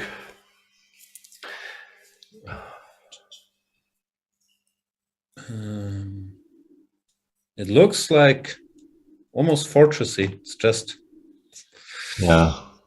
too many pawns. Too many enemy, yeah. Eventually this will get broken down, and I have a feeling there might be some potential for rook against queen. And hilarity might ensue. I say that as someone with previous on the topic.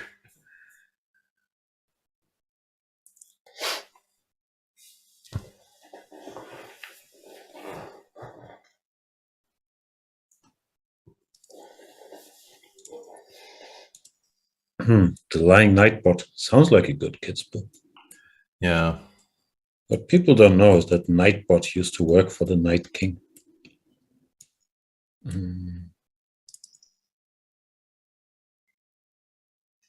So, Peter, seen any good movies recently? Nope. Nothing? I always need to kind of look back and check. There was something that I enjoyed. I think we had that. I haven't seen anything new since the last time we spoke about this, and I think the last thing that I watched that I kind of enjoyed was the Green Knight. But so you have not seen a movie since Vaikanze? No. I still haven't watched The Green Knight. I did watch Green Lantern, Green Book, Green Mile. Listen to Green Day. Green Potatoes. No, Green Tomatoes it's called. I did not see Green Potatoes. And I watched The Dark Knight, but Green Knight I have not seen. Fried Green Tomatoes, is that what it's called? What's that movie called? Dr. Furious George is saying, don't look up best movie this decade. But if we don't look up what the best movie this decade is, how will we find out? Also unlikely. Chess Misinformation is saying, hot take, best show on TV is Pam and Tommy Lee. Yeah, it's not the best show, but I'm also hooked. I'm hooked. What do you think will happen? Dr. Furious George says, it's called Don't Look Up. We appreciate this information. We were not aware of that. Lorinda is saying, Don't Look Up was the worst movie I've ever seen, apart from Speed 2. First of all, that's hard to believe. And Don't Look Up wasn't that bad. Secondly, what's with all the Speed 2 hate? It has cruise control. I was thoroughly entertained throughout the cruise. It has Willem Dafoe. People did not like Speed 2. Yeah. Doggo showed up briefly and then declined to be hugged or. Lorinda is saying, spoken like a man who fell asleep halfway through Speed 2. No. I can prove it by spoiling the end. So the cruise ship, it hits land. And there's all kinds of hilarity that ensues. It has an end? Yeah, I don't know. I barely remember Speed 1, and I don't think I've actually watched Speed 2, which may, judging by this conversation, may have been a misplay. Yes, Speed 2 is great. I'm not sure. I mean, it's always this debate. Which one is better, Speed 1, Speed 2? It's a bit like a Godfather situation where people say Godfather 1 might be more rewatchable, but Godfather 2 is the better movie. And I guess I feel the same way about the Speed franchise. Like, yeah, Speed 1 has the Bass and Keanu and all that, but Speed 2 has a cruise ship. Yes, cruise ship, very important, is what I'm taking away from this. Yeah, do you watch that Steven Seagal movie on a cruise ship? In German, it's Alarmstufe Rot 2, but I'm not sure what the original title is. I think, is that the one where he says nobody beats me in the kitchen, or? That I don't remember. I do remember that at some point Erika Eleniak jumps out of a birthday cake, but I think then she tries to kill him. I can see why that would be, the one thing you remember about the movie. Yeah. Hard. Under Siege? Is it Under Siege? Could be.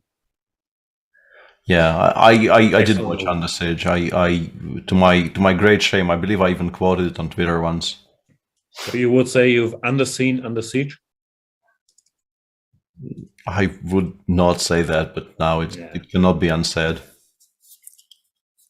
Under Siege is on the boat, Under Siege 2 is on the train. Correct. So there is the reverse, where the first movie is better because the first one is on the boat. Is on the boat, yeah. And it's very important. Speed 2 is 3.9 out of 10 on IMDb. Well, that's higher.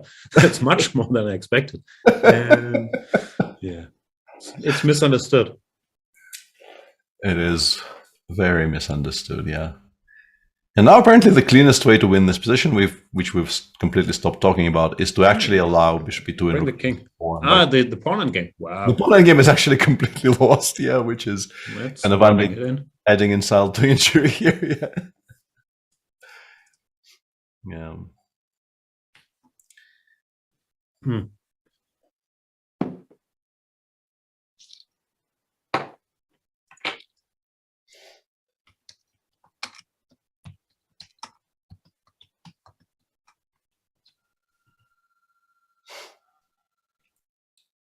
Carnicero is saying, I didn't know Erika Eleniak was an actor. Thought she was a lifeguard. No, you're confusing her with Shawnee MacLaine. That's her character on Baywatch. She's a lifeguard. Erika Eleniak is the actress that played that character. It's a common mistake. Yeah. King Time f6. to maybe throw Oh, in. Peter, did we talk about that I became a big C aficionado? Because you mentioned you started watching it, and I was dismissive as usual. But now I'm a C truther. I've seen Really? both seasons. Great show. I We might- have to thank Mr. Docci. I might return to it then, because yeah, Season 2 is amazing. that is a seal of approval. I can't do things. Yeah. Like season 1, you have to spend some time in the woods with the Jason Momoa family. Even that is enjoyable though. But season 2 is really, really good. Okay. I'll currently I thought I will watch and enjoy second season of Raised by Wolves, and then kind of life intervened and it hasn't really happened. No, C is great stuff. In case you don't know what it's about, it's a bit Game of Thronesy, just no one can see stuff, and which does not stop them from expertly killing each other. Like the killing skill is really not very affected by eyesight, is one thing that I learned from the show. And somehow, well, there's also a bigger, I don't want to spoil it. It's an excellent show, especially season 2. The season finale is the most epic battle I've seen since, I don't know, whatever. Season 2 make finale, the Two Towers or Battle of the Bastards. It's really good stuff. Yeah, and on the subject of Raised by Wolves, it is a very good show. Yeah, it's I just have not started that yet because somehow I'm very defiant when you enjoy a show. I always think I'm not going to like it, and then I watch it and I usually like it. I have to start giving you more credit. I always think it's in the Doctor Who and this universe, but it's usually not.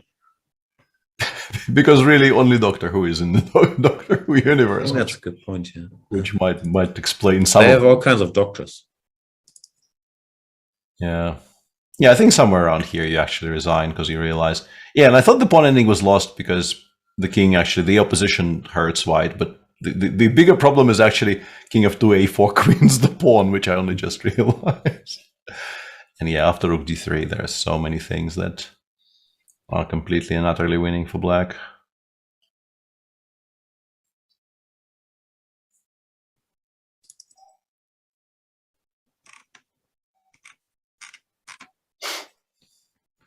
It does go away. Yeah. You can also at some point just play a4 ba and use both flanks to win very comfortably, but you're also completely winning even without any of those niceties like give a check, play g3. Game will be over very soon.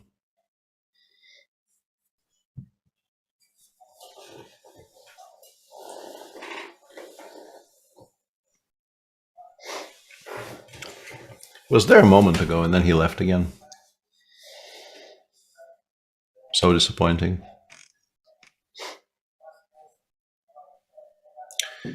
That's not actually true, Neil. I've watched the first 2 seasons, just not the third one.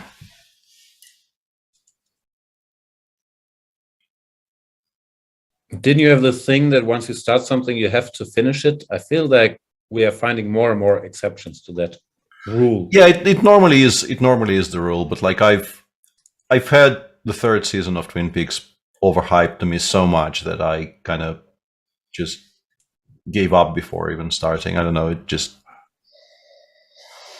so many people suddenly started saying, "Than you." Yeah, give me a second. Queen b2 check. Good move here. King goes away. g3, and the game ends. Starts with g3, which is not wrong either, but slower than Queen b2 check.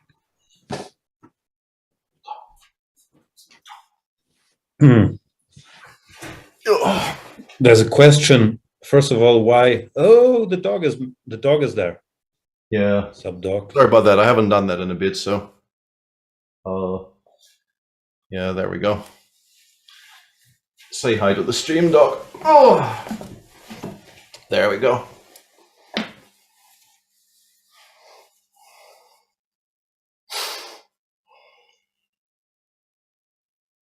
Yeah, not, the position is, I think it deserves some upped doggo quotient here, considering the fact that black is now mating in 14 on my screen. Does the doggo want food in return for the cuddling? No, I'm pretty sure he's been fed just now. But yeah, he's not Maybe two still good move. Yeah, not a huge fan of being forced to be in that spot. Well, wait up. There we go. Oh, by the way, speaking about Peter Svidler recommendations, I also read the first book of what's called IQ. I enjoyed it. It's not bad. Yeah, it's I think the first one is stronger than at least some of the immediate follow-ups, but book 5 ends on a I'm now in sort of IQ withdrawal because book 5 ends on a bit of a cliffhanger, and I have no idea when book 6 is coming out. So I'm now, apart from waiting for book 3, I'm also now waiting for book 6 and book 5. Yeah, or 5 is out, depending. Like there are various. Let's back up here. So you're saying book 5 ends on a bit of a cliffhanger. So apart from waiting for book 3, you're also waiting for book 5? But they're not making any sense. Yeah, they're different series. Like book 3 is a very, very specific reference, just as Yuangi resigns, and these are the results of today's round with black. Book 3 is not in the same series. Yeah, book 3 is specifically the Patrick Rothfuss book 3, which we've been waiting for. Feels like, I don't know, 10 years. I don't exactly know when book 2 was released, but it's been a while. I've lost count on the actual, what's it called? Winds of something, yeah, the GRR. I have one of these stupid. Oh no, that's different. What book do you have? This might be yours because I wouldn't buy it. Yeah, that's fair.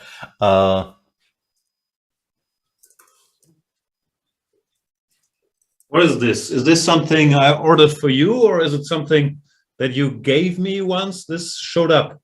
This is a Mistborn, or and this looks very Peter Svidlerish. Brandon Sanderson, The Bands of Mourning. I'm not sure if I'm supposed to give this to you.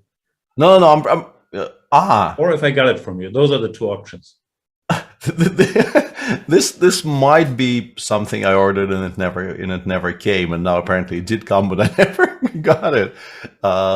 So it's yours, yeah, because I couldn't really track it down. Well, I mean, it's definitely mine. The only question is whether it's a double that I decided to give you to try, or if it's something that I ordered and forgot that I ordered, and I ordered it to your place. So yeah, definitely mine. All right. And yeah, if you Google Doors of Stone, the first question that is listed on the People Also Ask is Doors of Stone ever coming out? Which is by this point a very pertinent question, talking about book 3.